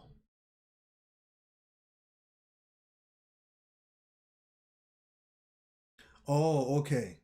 So what happened here is Reyna told Gabby what happened during the time Aiden got control of the founder's ability, Ymir. And in that moment, uh, the fragments of his armored body were lost. because of that vibration, or because of the impact of the transformation, which forced him to revert to his human body. And Gabby screams, Rainier, I couldn't prevent it. The world is going to be destroyed by Aiden.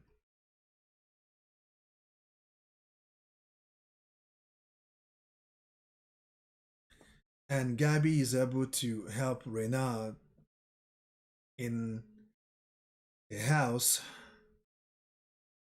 to the south. There is an airship for evacuation. Search for the peak and the Maryland soldiers and escape.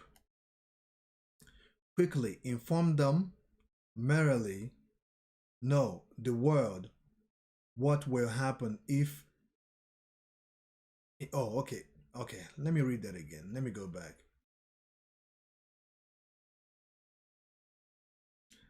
Reyna says to the south, there is an airship for evacuation.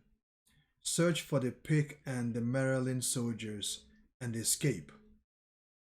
Quickly inform them, merrily, no, the world what will happen if. Okay, hold on, let me go back, guys. Hold on, just forgive me, guys, because I want to read this correct so that because Reyna is about to say something now. He's about to say something important. Quickly inform them, merrily, no, the world. And I think Gabby asked him, what will happen if I inform them? Where are they going to escape to? Let me drink juice, guys. Hold on,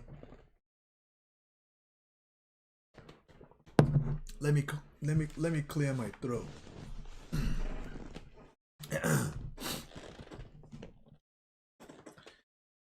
Reyna told Gabby to escape with the evacuation ship and take some of the Maryland soldiers with her. And Gabby says, what will happen if I inform them? Where are they going to escape to? She asked. My father and mother, Auntie Karina, everyone is going to die, right? That's right. And Gabby says, so if we don't kill Erin, Reyna says it's pointless. Just like how he undid the hardening of my Titan, he can control all of the Titans and subjects of Ymir at will. So as Aiden goes to the Marylands or marches to the Marylands, any subject of Ymir that resides in Marylands will automatically subject to Aiden's control.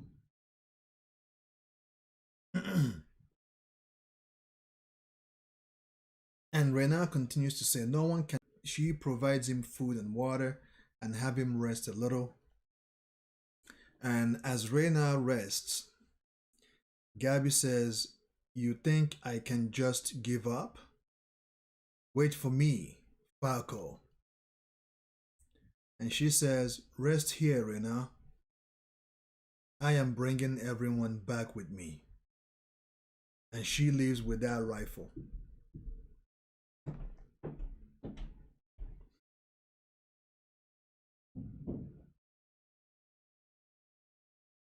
This is the end. I never thought the would massacre humanity outside the walls, but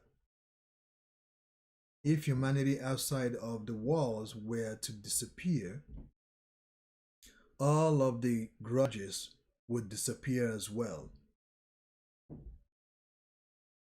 Our enemies, this is Jin saying this, Because Jin, Falco, and Mikasa has apprehended Falco.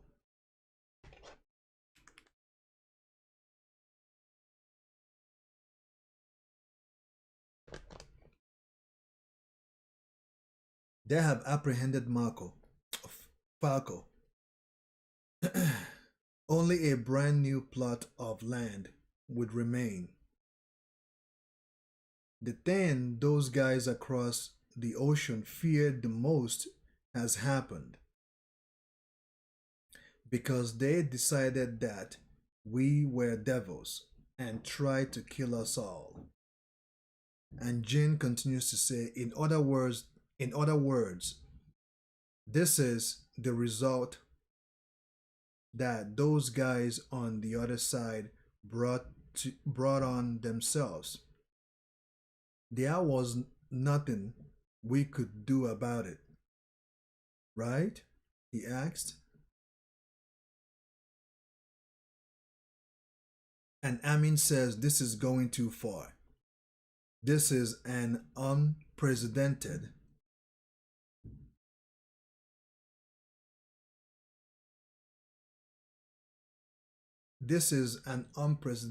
genocide. Then we can stop him? Aiden? Jin says or suggests. Aiden prevented Zeke, who tried to sterilize us with his anesthesia plan. He prevented sacrificing Historia to maintain the power of the founder. In other words, aiding in order to protect us. And they remembered when they were having a conversation with Aiden and they were contemplating who is going to inherit Aiden's Titan, right? And I believe Jin continues to say, because you are important. No, they remembered when Aiden said, because you are important to me more than anyone else.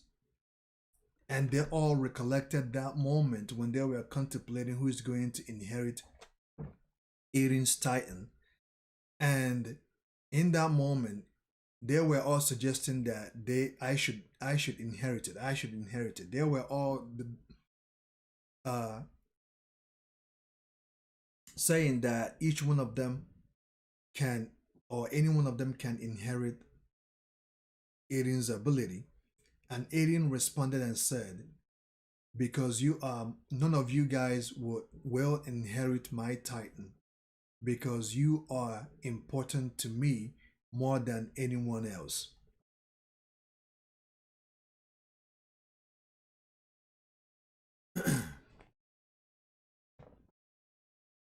And Amin looks over and says, that's the Titans.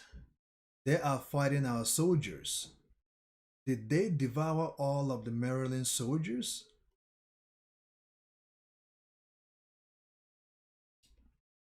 What? If Aiden has control over the founder, I thought he would have controlled over all of the Titans. But they are eating people. Let's save them. Wait, Jen, Misaka says. What will you do with that child?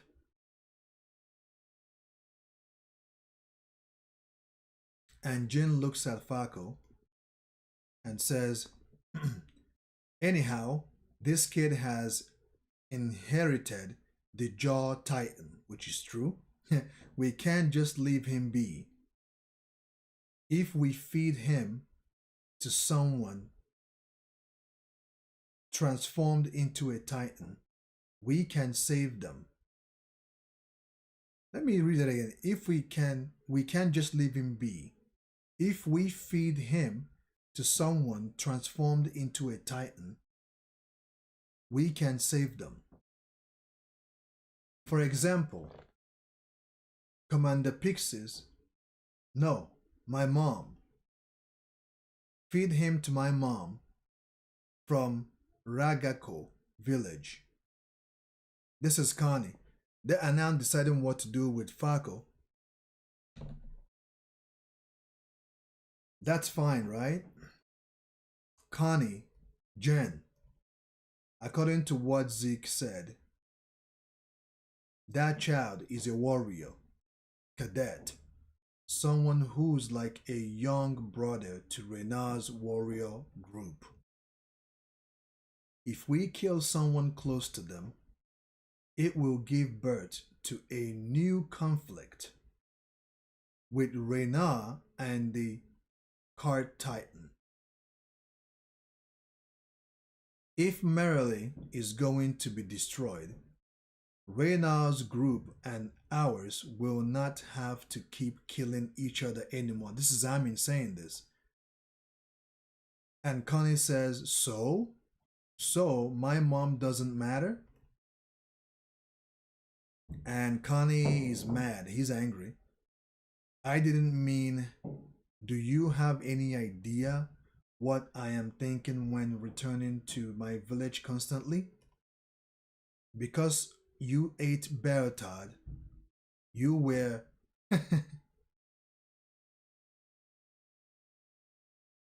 you were resurrected, right? Don't stop my mother from being brought back. Connie! At this point, there's a Titan closing in on them. Wow! Titan dashes towards them, but they evaded the Titan.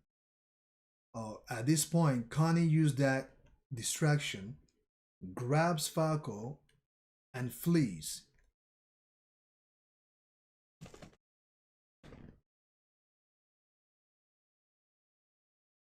We've got to do something about these Titans. Connie! Save it for later. This is bad.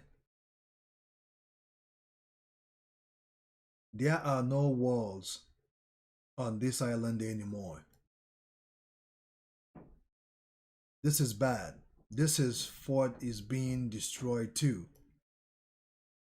Are the soldiers outside all dead? Yelling, stay down.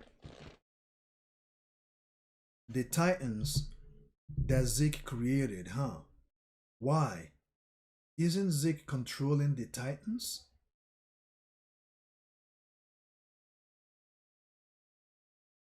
It's too late. Now and then this Titan has zeroed in on Yelling and her friends. I thought that Zeke, or the fact that Aiden transformed into the Ultimate Titan, the Founding Titan, the Ymir Titan ability, he should be able to control all Titans. But it seems like these other Titans are just running wild. And these are Zeke's Titan. And then again, where is Zeke? Why is he not controlling these Titans?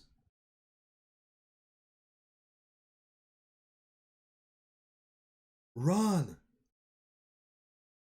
Even Nail, I believe that's Nail right there.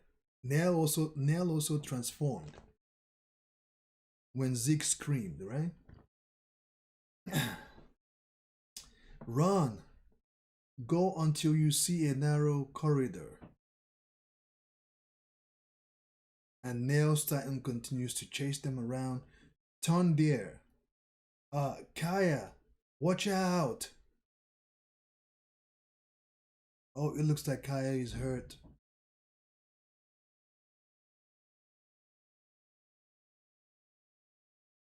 And someone saved her right in time because Nail's Titan was gonna eat her. Kaya, no, Mr. Barus.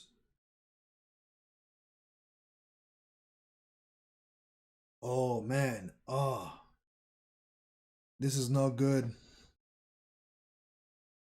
Kaya is sitting in front of Nail's Titan because that must be Nail because it looks a lot like Nail's futures. It has Nail's futures there. Why? Again. And she remembers when a Titan ate her mother, right? Lady Kai reflects back when the Titan ate her mother.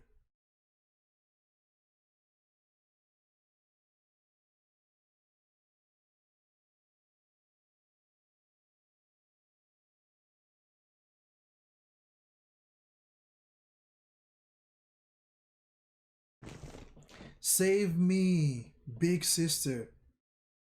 And the Titan dashes towards Kaya to devour her.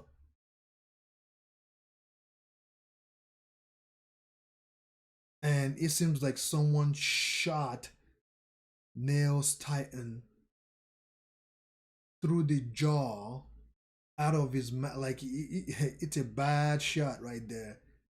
And the Titan falls, hits hard. Yeah, someone shot his jaw out. And still, the Titan is still heading towards Kaya. Wake up! And Gabby comes. Oh, nice! Finally, Gabby comes in and to save Kaya, and she shoves that rifle gun inside this Titan's mouth and pulls the trigger and blows this Titan inside out.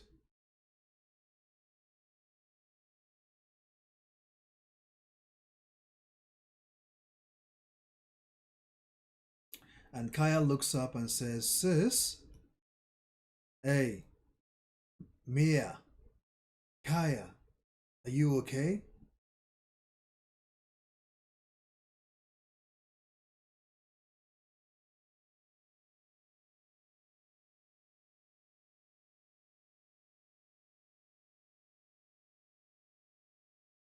I was told you had run away with the warriors. What are you doing here? I came to save Falco, who was captured. Are you talking about Ben? Oi, are you alright? Are you all okay? Did you kill that Titan?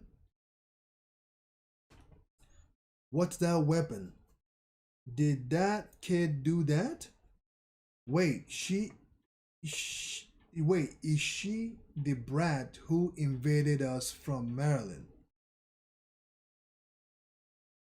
Answer, or else you are wrong. We are a family that lives together in a barn. Kaya, Gabby says. It was me who killed the Titan. It was me who killed the Titan since I was a prisoner of Maryland before. I know how to use this rifle. So the older guy of the one of the men with them, I don't think it's caught. It's not caught. Caught. I think caught is either dead or gravely injured, and caught doesn't have any Titan ability in him, so he's probably gonna die. I believe this is Niccolo. Niccolo says it was me who killed the Titan since I was a prisoner of Maryland before. I know how to use this rifle. Instead of talking about sniping technique, please send us to a safety place. Save us, soldier, please. All right.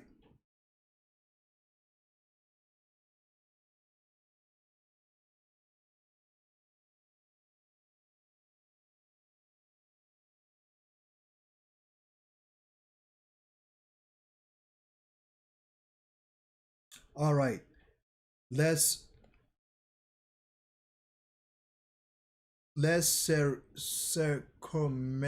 circumvent. Let's circumvent. Oh man. Let's circumvent. Let's circumvent the flames and advance. Okay, Mia.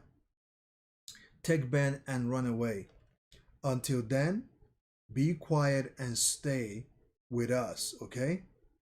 Yes. So Gabby is now with the Paradise Island people. You too. Well, did you see that daydream as well? Yes. Are the wall titans really heading towards the world? Yeah, so it seems. Gabby says, why did you cover for me?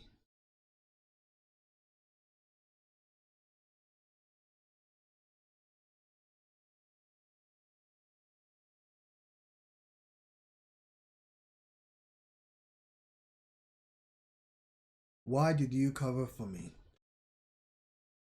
You too. Why did you save me? Gabby asked Lady Kai, Lady Kaya, why did you cover for me? And Lady Kaya asked her, why did you save me? Also, putting your life on the line.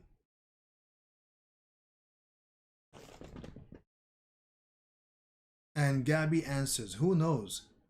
I, Kaya says, try to kill you. Am I a devil? And Gabby responds, no. And Gabby says, I am the devil. I have killed many people, Gabby continues to say, just to get praised by others. That's my own demon. That's that thing is within me too. Nicholas says, in Kaya as well, in Kaya as well, in anybody, because there is a demon within everyone. This is what the world has come to. And Gabby says, then what should we do? And Nicholas says, we will leave the forest. Even if we can't leave, we will continue to try.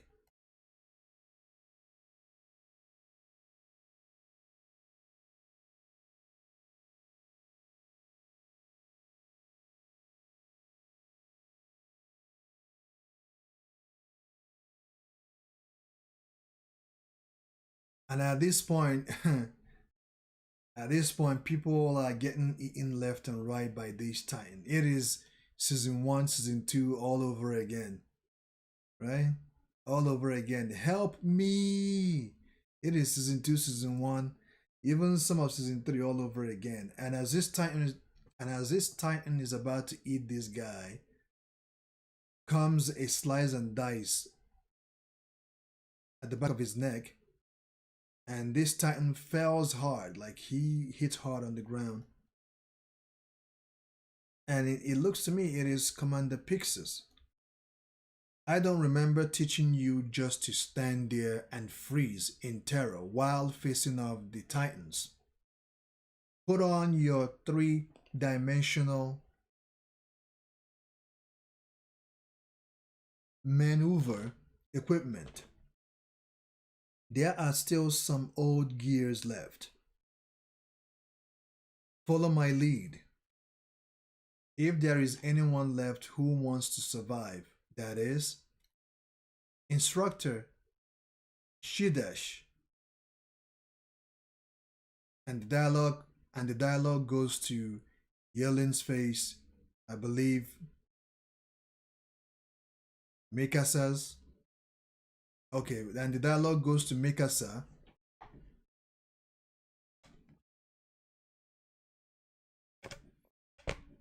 This huge titan is coming after Yelin and her friends, and Mikasa is able to take this titan down.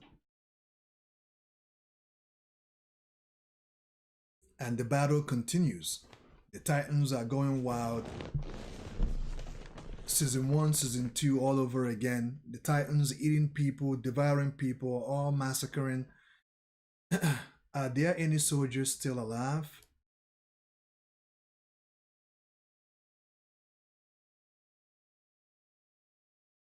Move towards the top floor.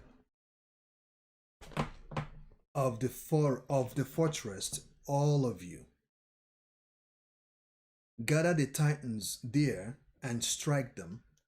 Take all the thunder spears you have. We will we will do what we came we will do what we came with then. Don't let the titans that we are don't let the titans that we are here go anywhere else. Sorry, don't let the titans that are here go anywhere else. If you have any thought for your comrades who were turned, end it all here, right now. We are striking all together. It seems like everyone that is alive that didn't turn has decided to take all the titans out, even though they know that some of their friends, their family member, are also titan. They have decided to strike them all down at once. Go! And they hit these titans with multiple thunder spear and took all of them out. And there's more titan coming because now the wall has been taken down, so titans can roam free this land as they please. And Zeke, we don't know what Zeke is doing. He's not controlling these titans. He's letting them run wild. They came this way. Pull back. You don't need to fight. Just draw them near the fortress.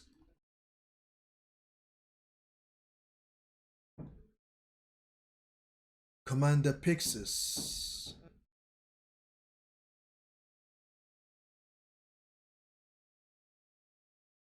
Oh man, Amin looks down and sees Commander Pixis. He is one of the Titans. Because I thought it was Commander Pixis that came by and motivated the soldiers before, but Commander Pixis has turned as well. And Connie remembered when they were little, when he was giving them motivational uh, advice and stuff like that. Let's go. Commander, thank you for guiding us all the way here. At last, may you rest in peace. And Amin is able to strike and destroy Commander Pixis.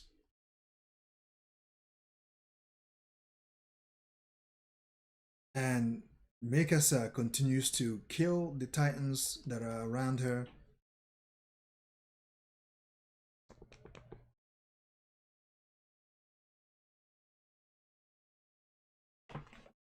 One question that I want to ask again is, where in the Blue Moon is Levi?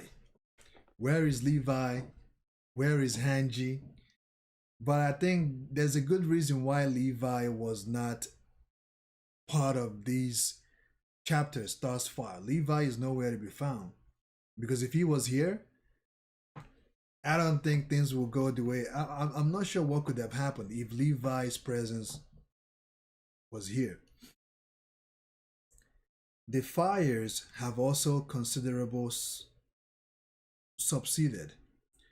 Maryland soldiers have been pretty much annihilated, and the pure titans are gone. We are safe here for the time being. Right. Please tell us about the daydream you had earlier. Aiden, what is he doing right now? Exactly what it looks like. So, my homeland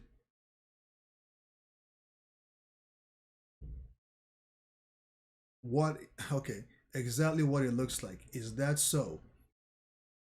So my homeland won't make it either. Okaya Pukon is one concerned now about his homeland. Are you alright, Floch? Well, while I was out there about to die in the collapse of the walls, it seems you led the Titans' suppression. Jen, so you lived. Yeah, thank you for your concern. But there is no way I could kick the bucket just yet. Not when the Eldian Empire is about to rise from the ashes.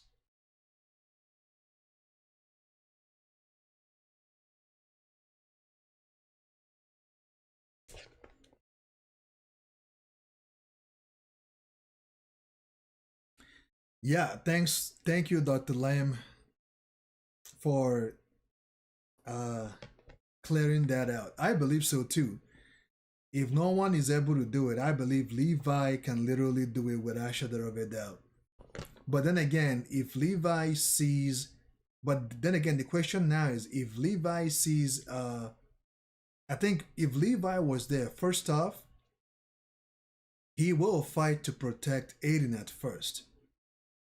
Because if the Jaw Titan and the Armor Titan is attacking Aiden, just like Aiden said that the Ackman have no choice but to serve the Eldians. So Levi will first of all protect Aiden or fight off Reyna, and he will not allow the Jaw Titan to continue fighting Aiden. After that is done, he will then apprehend Zeke. He will not let Zeke transform. But in that case as well, in the same position or in the same, once Levi helps Aiden fight off Reyna and the Jaw Titan, which I believe it's probably hard to fight off, knowing the fact that the Kurt Titan has positioned herself shooting at Aiden constantly. Maybe what Levi could have done is first off take out the Kurt Titan once and for all, and then focus on Reyna and the Jaws Titan. Once they are taken down, then Levi will move towards apprehending Zeke one more time. But Zeke will probably team up with Aiden and fight Levi. Like, you know what I mean? So Levi will have himself, will be in a situation where he's fighting Aiden and Zeke, because Aiden and Zeke wants to make contact, and Aiden will have no choice but to fight Levi. But Levi will probably hold his own. But with two great titans fighting him, I am not sure if he could take out or handle two great titans. But let's continue.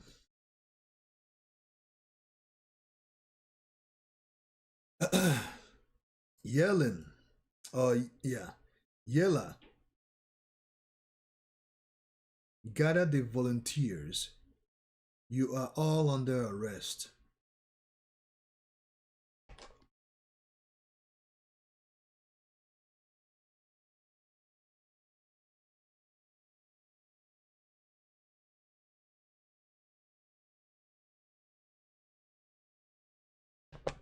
Indeed.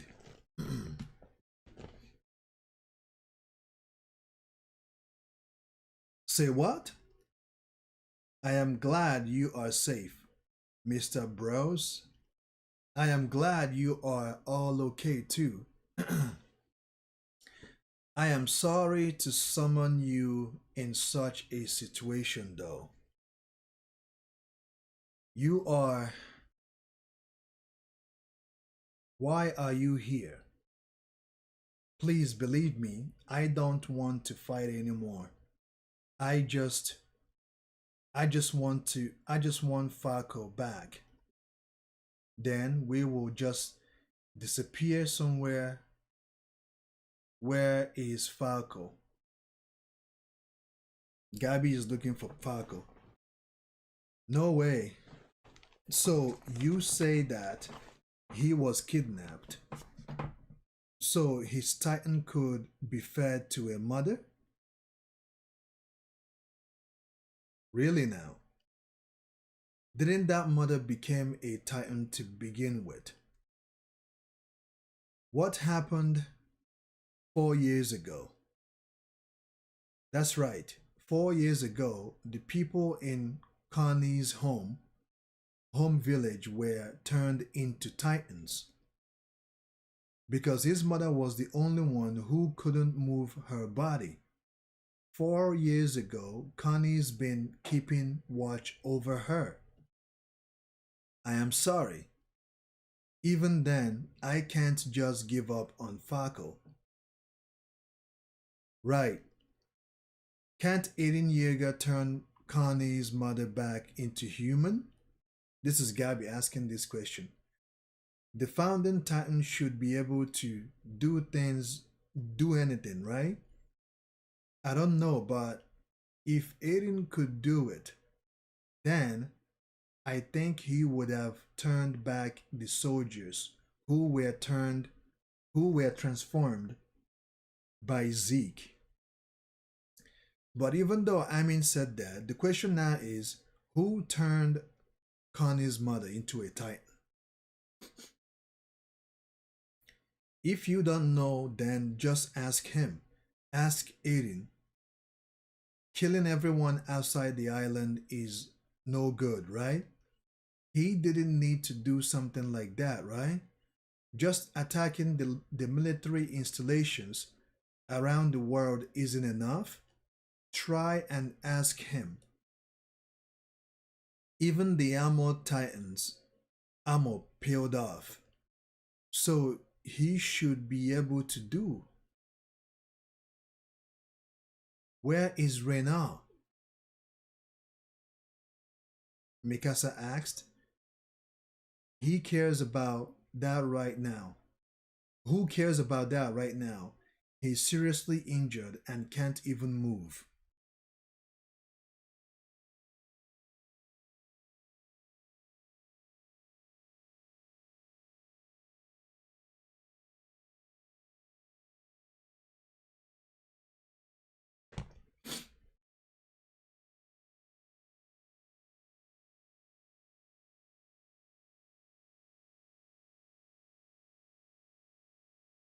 The movement, the moment the Armored Titans hardening dissolved, when was that?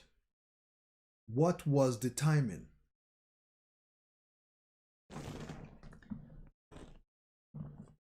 The same moment the wall crumbled.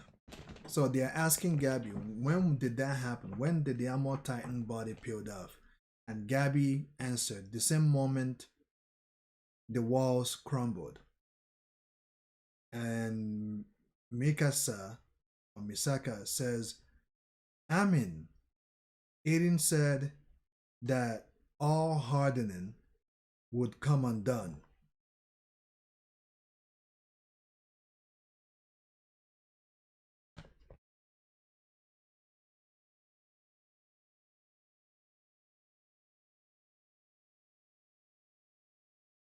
And right here, Koch.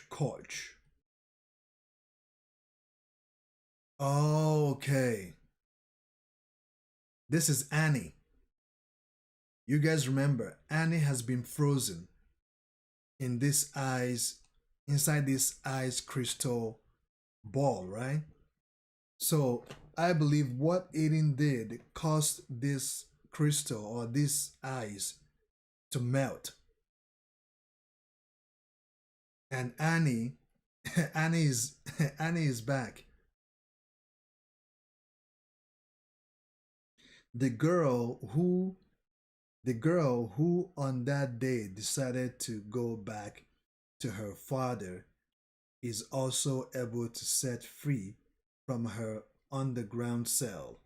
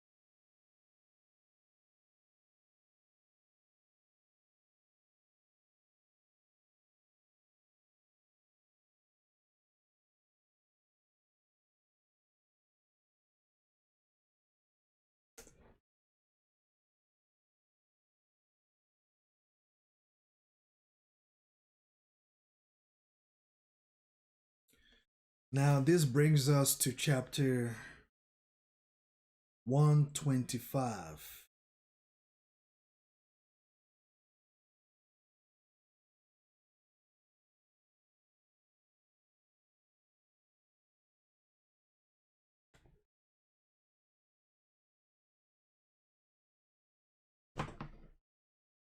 Now, guys, what do you guys think?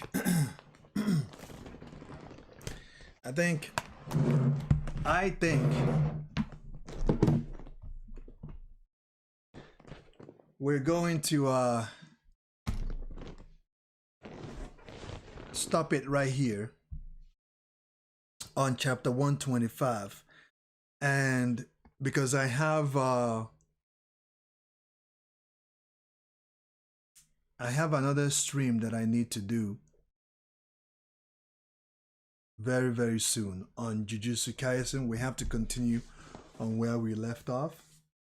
And I kind of want to give myself time to recuperate. But if you guys want me to keep going, I'll keep going. Because we're supposed to go from Attack on Titan from chapter 117 to 127. Right? We're supposed to read from 117 to 127, but these are long chapters. Very, very long chapters.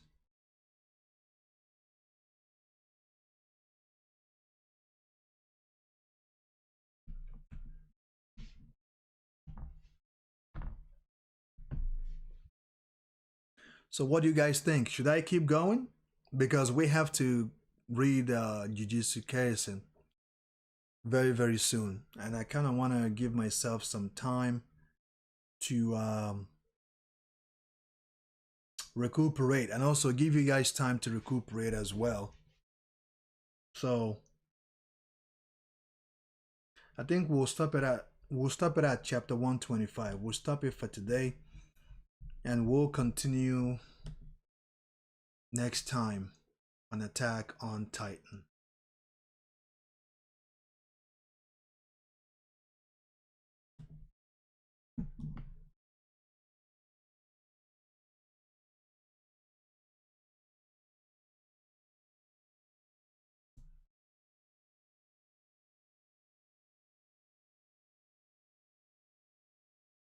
Okay, you know what I would do? I will read 125 and then we'll stop right there, okay? Let's just finish 125, then we'll call it uh we'll take a break because Jujutsu Kaisen is coming very, very soon. It's coming today. So let's quickly finish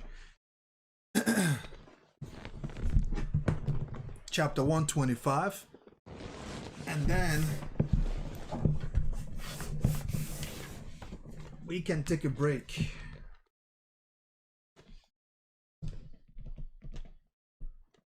Chapter 125, Afterglow.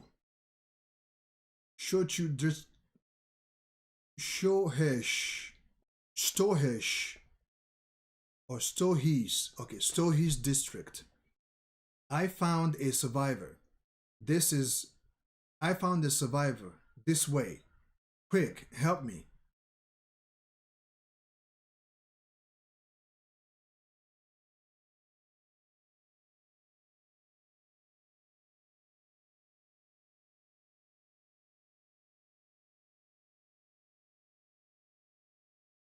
Lift that rubble. Be careful. Good. Calm down. It's all right now. What happened? The wall suddenly collapsed, and that terrifying weird dream. Yes, everybody saw it. The walls tighten have made a line and they are heading out. They are heading outside the island. They probably didn't mean to attack us though. Ah, my house because of Aiden Yeager. It's just collateral damage. Nothing worth making a big deal out of. You, how dare you? This guy lost his son. You know, lots of people died because of the walls collapsing. No, they were killed by Aiden. Exactly. Aiden Yeager has killed his own people. Now look at what is going on here. I knew this would happen. Like the Paradise Island people are going to blame Aiden for killing his own people. I guess the energy of his of that Titan that of control of Ymir, the founding Titan, is too great. And because the wall fell and collapsed, he also collapsed on top of houses nearby it. But if he hadn't released the Titan of the walls, it would be all the Eldians of this island. It would be all the Eldians of this island who would have been exterminated by the enemy.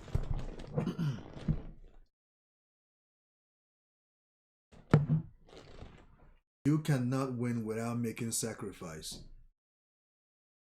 Dedicate your hearts. Their deaths were meaningful. Dedicate your hearts. Hatch. Dedicate your hearts. This is bad. With this state of excitement,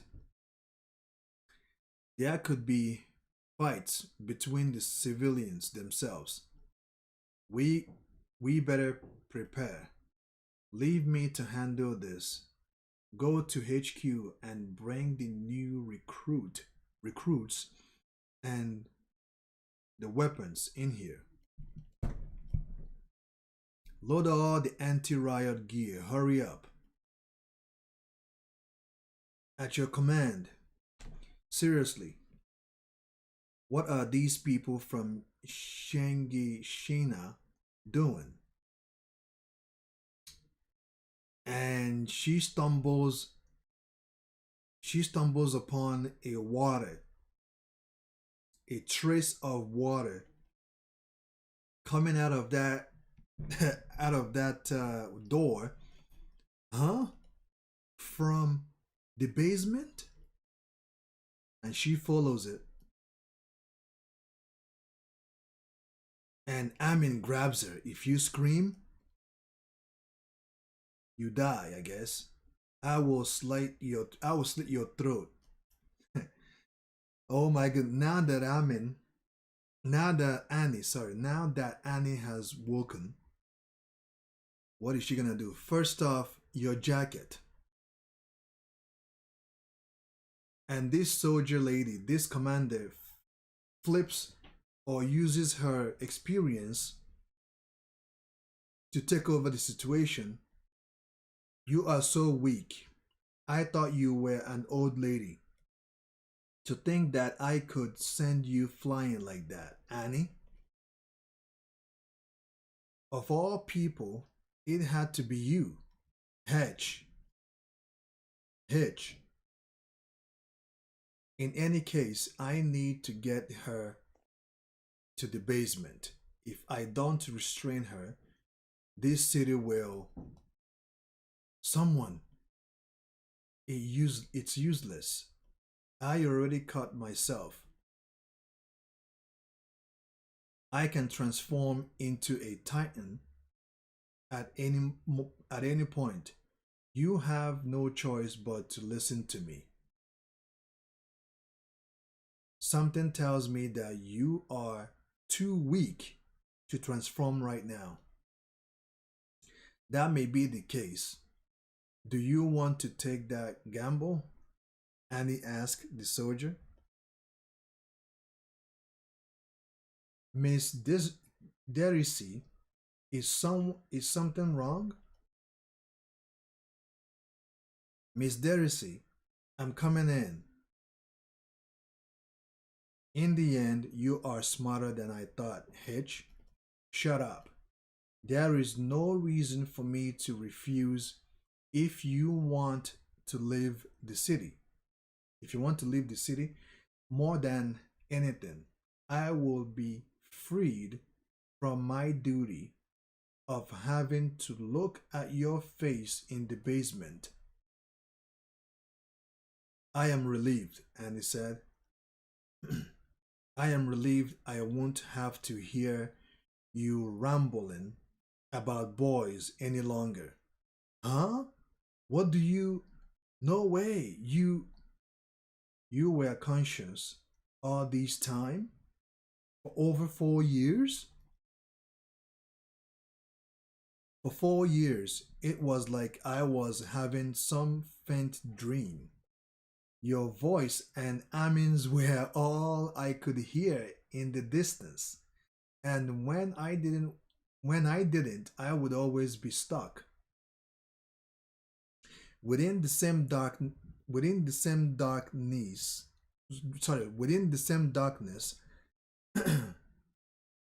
That's why I got gist the gist of what's going on outside. Thanks to you guys babbling. And then I was suddenly thrown outside. I heard Erin's voice, destroying the world. Did he say that for real? So the walls titans really look there. So the wall titans really look at their feet. My first worthwhile job after becoming a soldier was cleaning up dead bodies and rubble. After the little brawl, you and you had with after the little brawl you had with Erin, I mean, would you mind answering now? When you look at the corpses of the people you trampled over for your grand goal, how does that make you feel? Ah, yeah, since you asked that so many times, I thought about it. About what had never crossed my mind. Killing people was something to be praised for.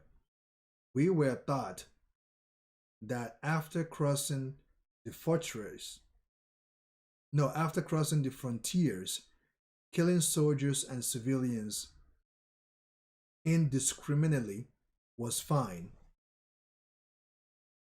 For the sake of our mission to atone for the sins of Eldians and to save the world, each and every action was justified. I heard about your circumstance from Amin. Basically, we were trying to prevent this. So, the dead bodies under the rubble were more or less sacrificed. Is that what you are trying to say? No.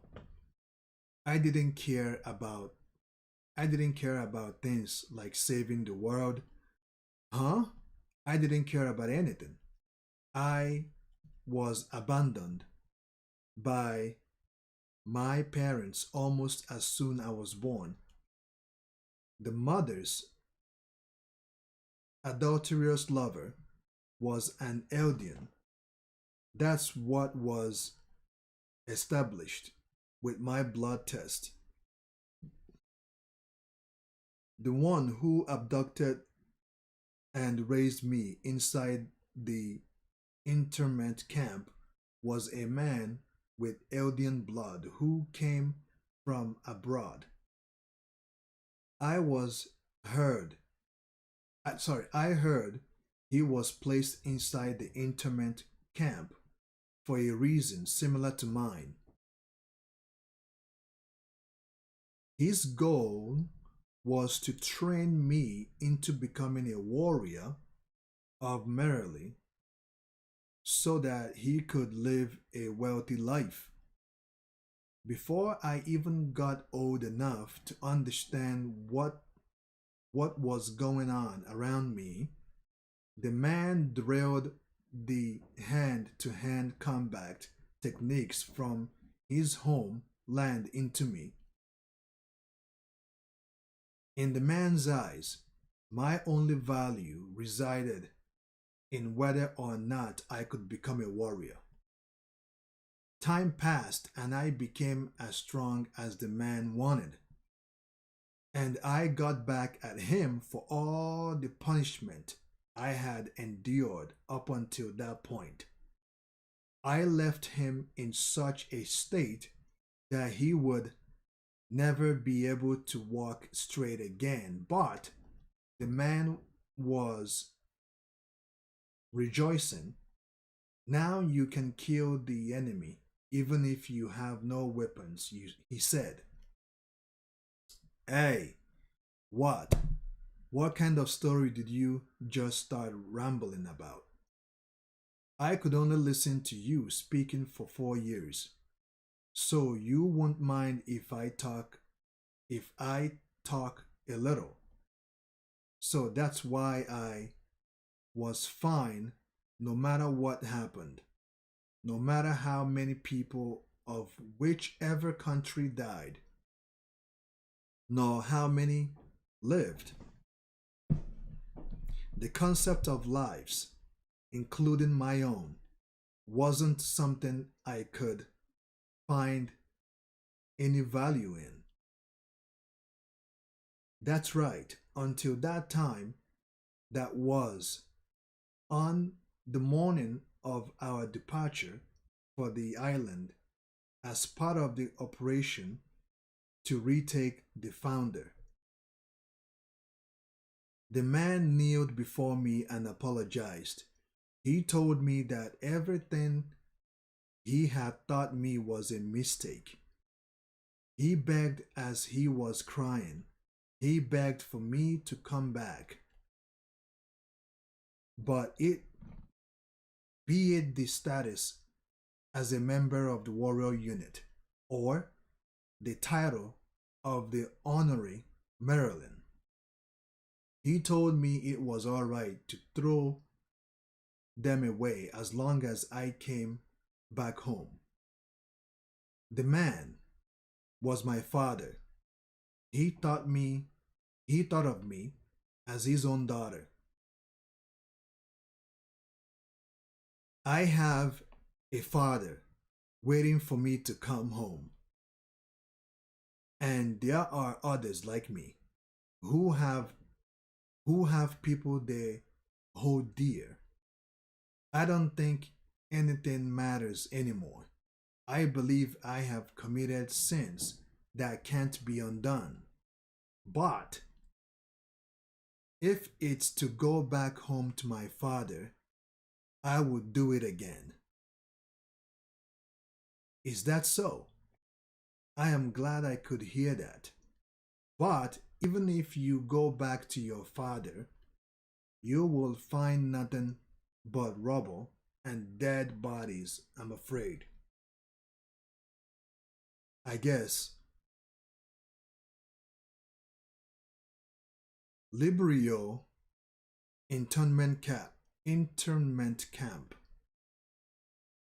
We have already told you, God. We have already told you, God knows how many times. The rumbling has been activated.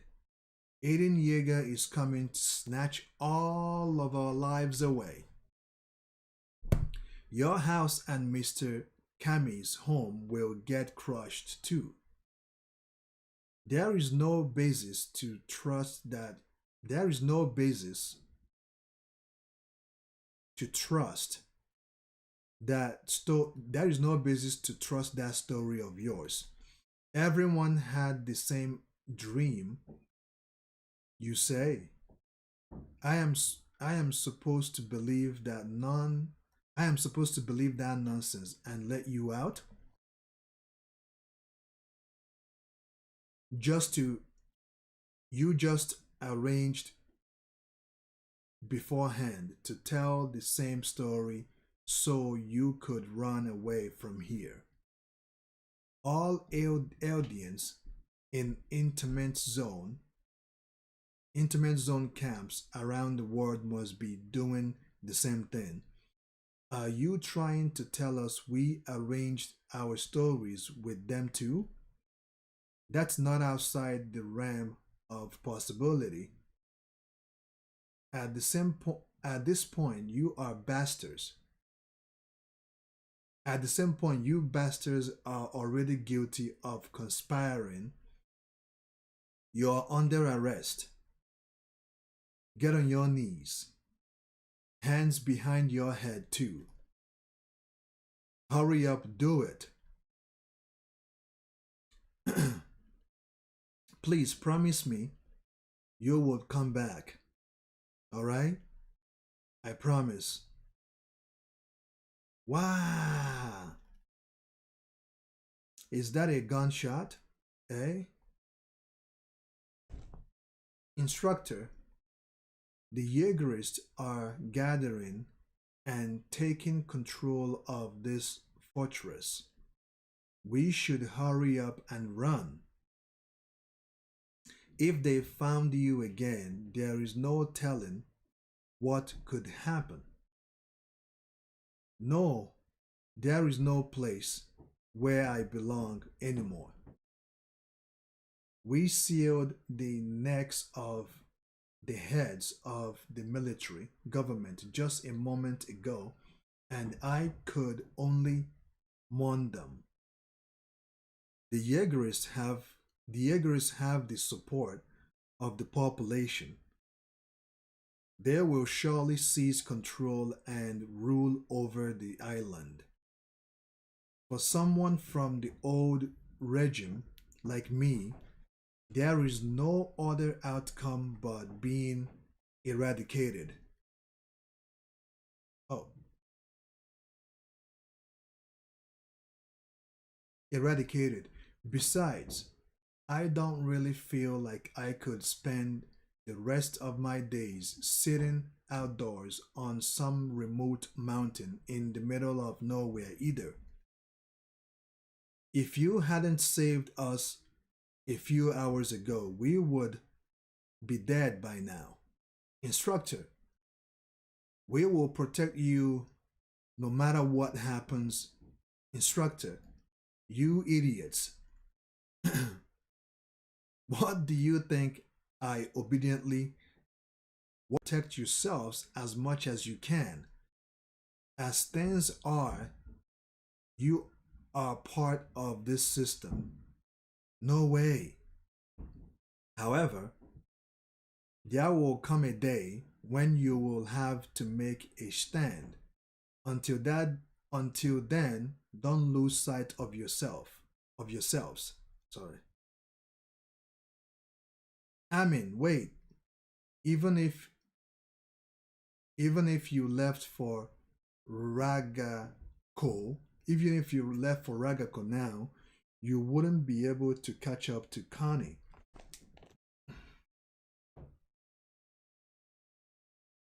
Besides, what are you going to do if you catch up to him? Giving up on turning his mother back into human. Yeah, I will tell him that. No, giving up on turning his mother back to a human, is that what you will tell him? Yeah, I will tell him that. Even if that's no good, we have to make a move and do what we can. If we don't, we won't be able to gain Gabby's trust. If we need this child, whether or not we would get Rainier, if we get whether or not we will get Reyna and the card titan still lurking somewhere to comply depends on that. It's not like the problem of depending on the inheritance of the nine titans has gone away either. The worst thing is that the 2000 years long history of continued infighting over titan powers will happen all over again on this tiny island. To be honest, I am so tired.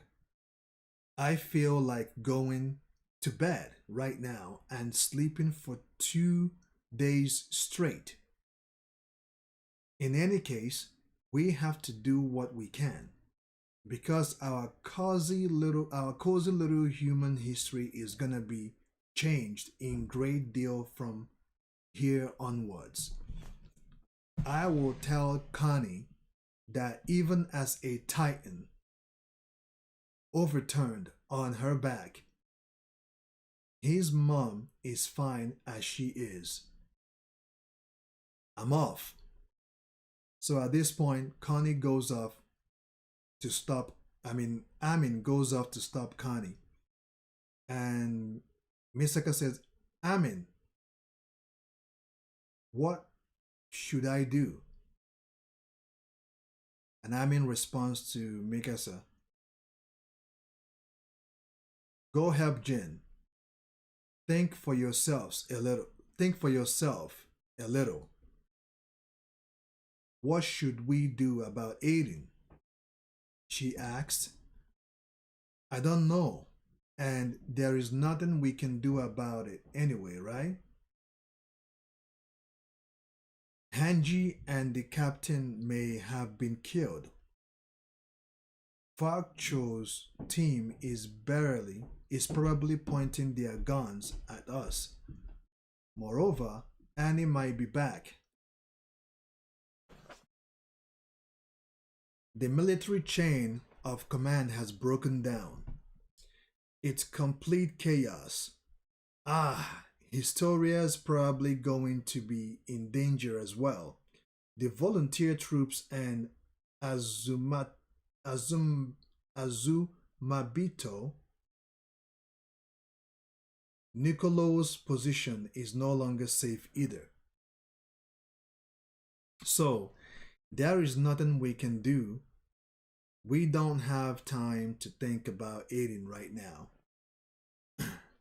You understand that, right? Sorry.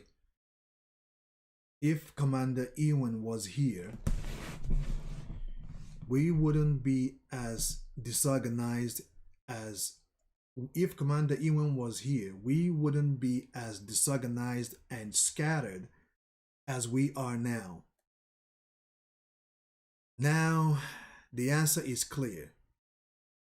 The one who should have been revived wasn't me.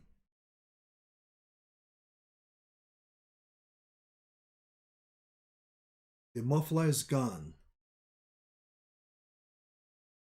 Even for his mom's sake, taking a child's life in exchange is probably something that Connie will be considering hesitantly.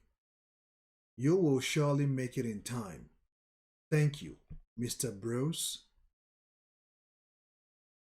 I will be putting up at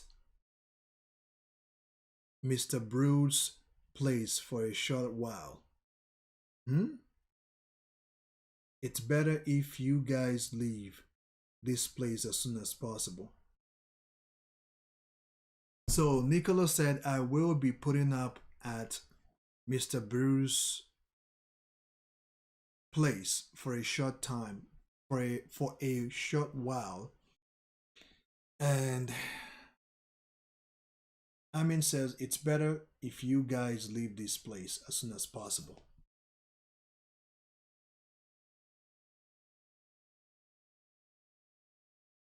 Mia, take care.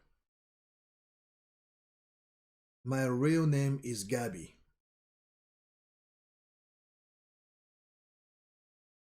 Sorry, it's Mai, right? Mai, not Mia. Mai. Hey, Gabby's strange. Mai is better. Huh? Bye, Kaya. Farewell, Gabby.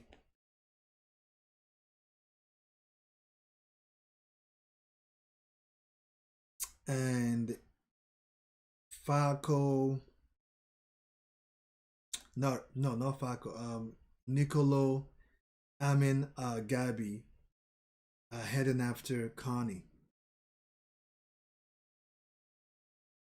Falco, stop. Don't shoot. Calm down, Jin.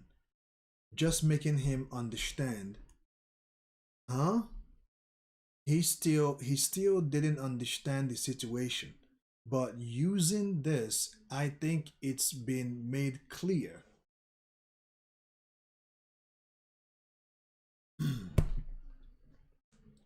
what happens to what happens to all you volunteers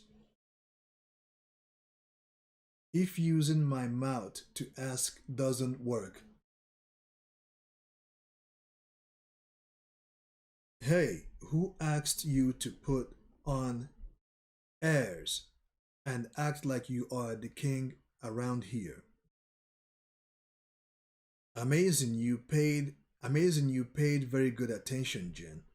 Everyone is listening to me. I heard about this plan from Aiden 10 months ago. The plan for Aiden to use Zeke in order to obtain the power of the founding titan. Huh? I gathered some friends and aided Aiden, and that plan has been achieved today. You volunteers have lost your commanders and the soldiers who would side with you.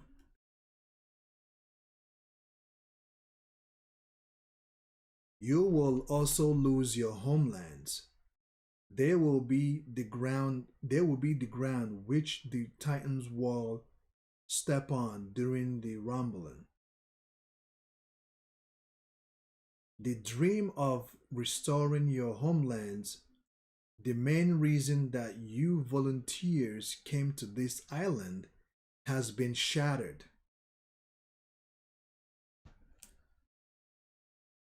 Nevertheless, if there is anyone of you on this island who would lend their strength to the Eldian Empire, say it now. Stop fucking around, you bastard.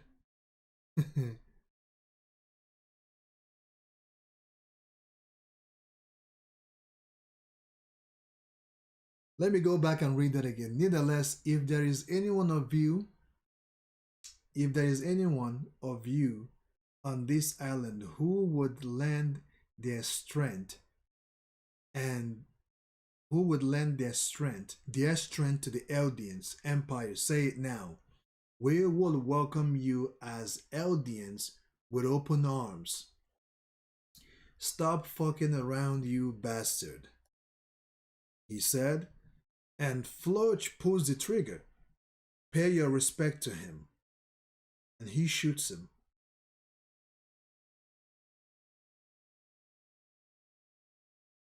Even when facing a bullet, he did not yield, but clinged on to his pride. So, what is going on here?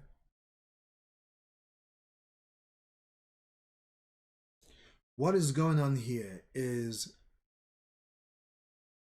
Floch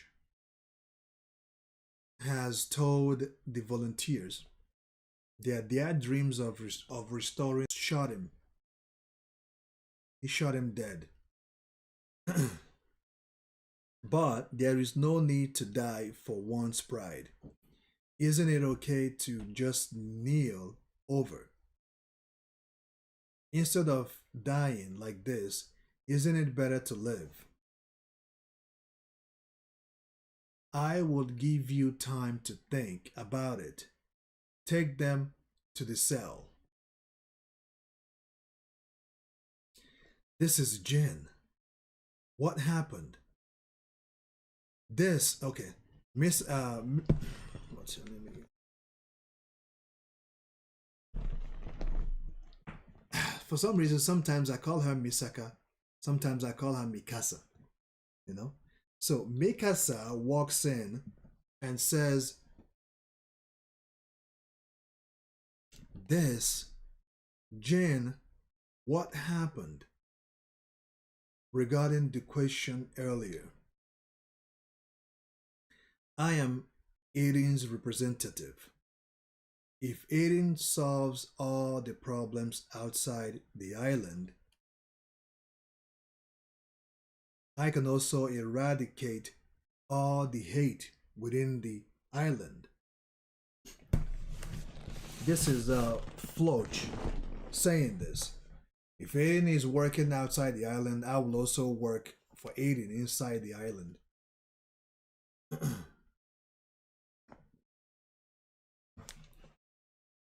Anyways, we survived. That's hell. We survived that hell from 4 years ago, and we finally got this in our hands. Do you understand what I'm saying? Fletcher is talking to Jin right now. And Mikasa is just standing there. She's not making any decision right now. She's not doing it. We are free, Fletcher says. You no longer have to fight. You can live the way you want. Right, Jin? Didn't you say you wanted to live a comfortable life as a military officer? Do it. You are a hero. It is. Is it? You are a hero. Is it? Is it over? It's over. That's why you should go back to being your old self. To the arrogant bastard you were. What do you just say? Floch. Now Mikasa is talking now. Floch, Captain Levi and Commander Hanji, where are they? Ah, it's a shame, but Zeke killed them. I don't think Zeke didn't kill Hanji. Zeke killed them. Mr. Connie, thank you for helping me, but we have been going north all this time, right? Look at the sunset. It's that way. It's okay. It's dangerous in the south. It's best to stay away. So at this point, Connie is going to his village with Falco still. We have lost your you have lost your memory, so I am taking you to a hospital safely. I became a soldier. Connie, please become an amazing soldier that protects everyone. Dad, Sonny, and Martin are not Connie back, are not coming back, but I can bring back Mom. Just just a wait, just wait a little longer, Mom. I became a soldier and thank you, Mr. Connie, to do to do all this for me alone. It's okay. I am glad that Mr. Connie is a good person. This is Parker saying this. I am glad that Mr. Connie is a good person. I have to get back south, no matter what. I can only remember up to being with brother and Gabby. But what happened after all that? I can't remember. The spinal fluid that's in my body. What happened to to brother and Gabby? The Maryland soldiers. They might have left in the airships already. And Mr. Connie, I have a feeling I have met him somewhere before. Mr. Connie doesn't seem to know me. Or is it just me? Looking at the speed of the ships, it seems they are heading straight back to Maryland, to Merrily. After seeing the rambling, they have lost all hope in the in the survival of Maryland army.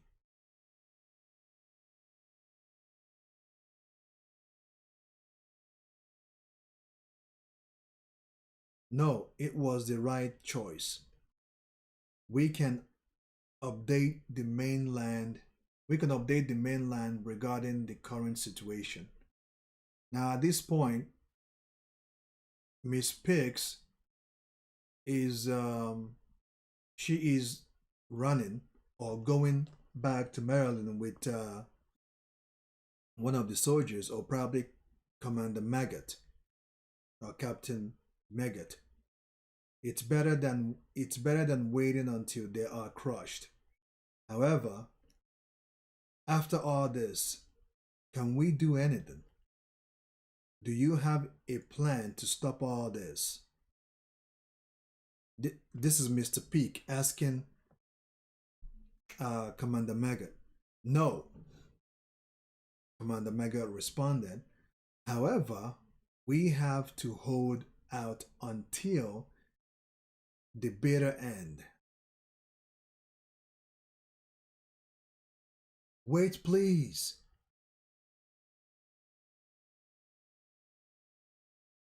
For now, please, don't eat me. This is Hanji. As you can see, I have no weapons. Huh? Who is that? Who's that back there? Please, rest assured.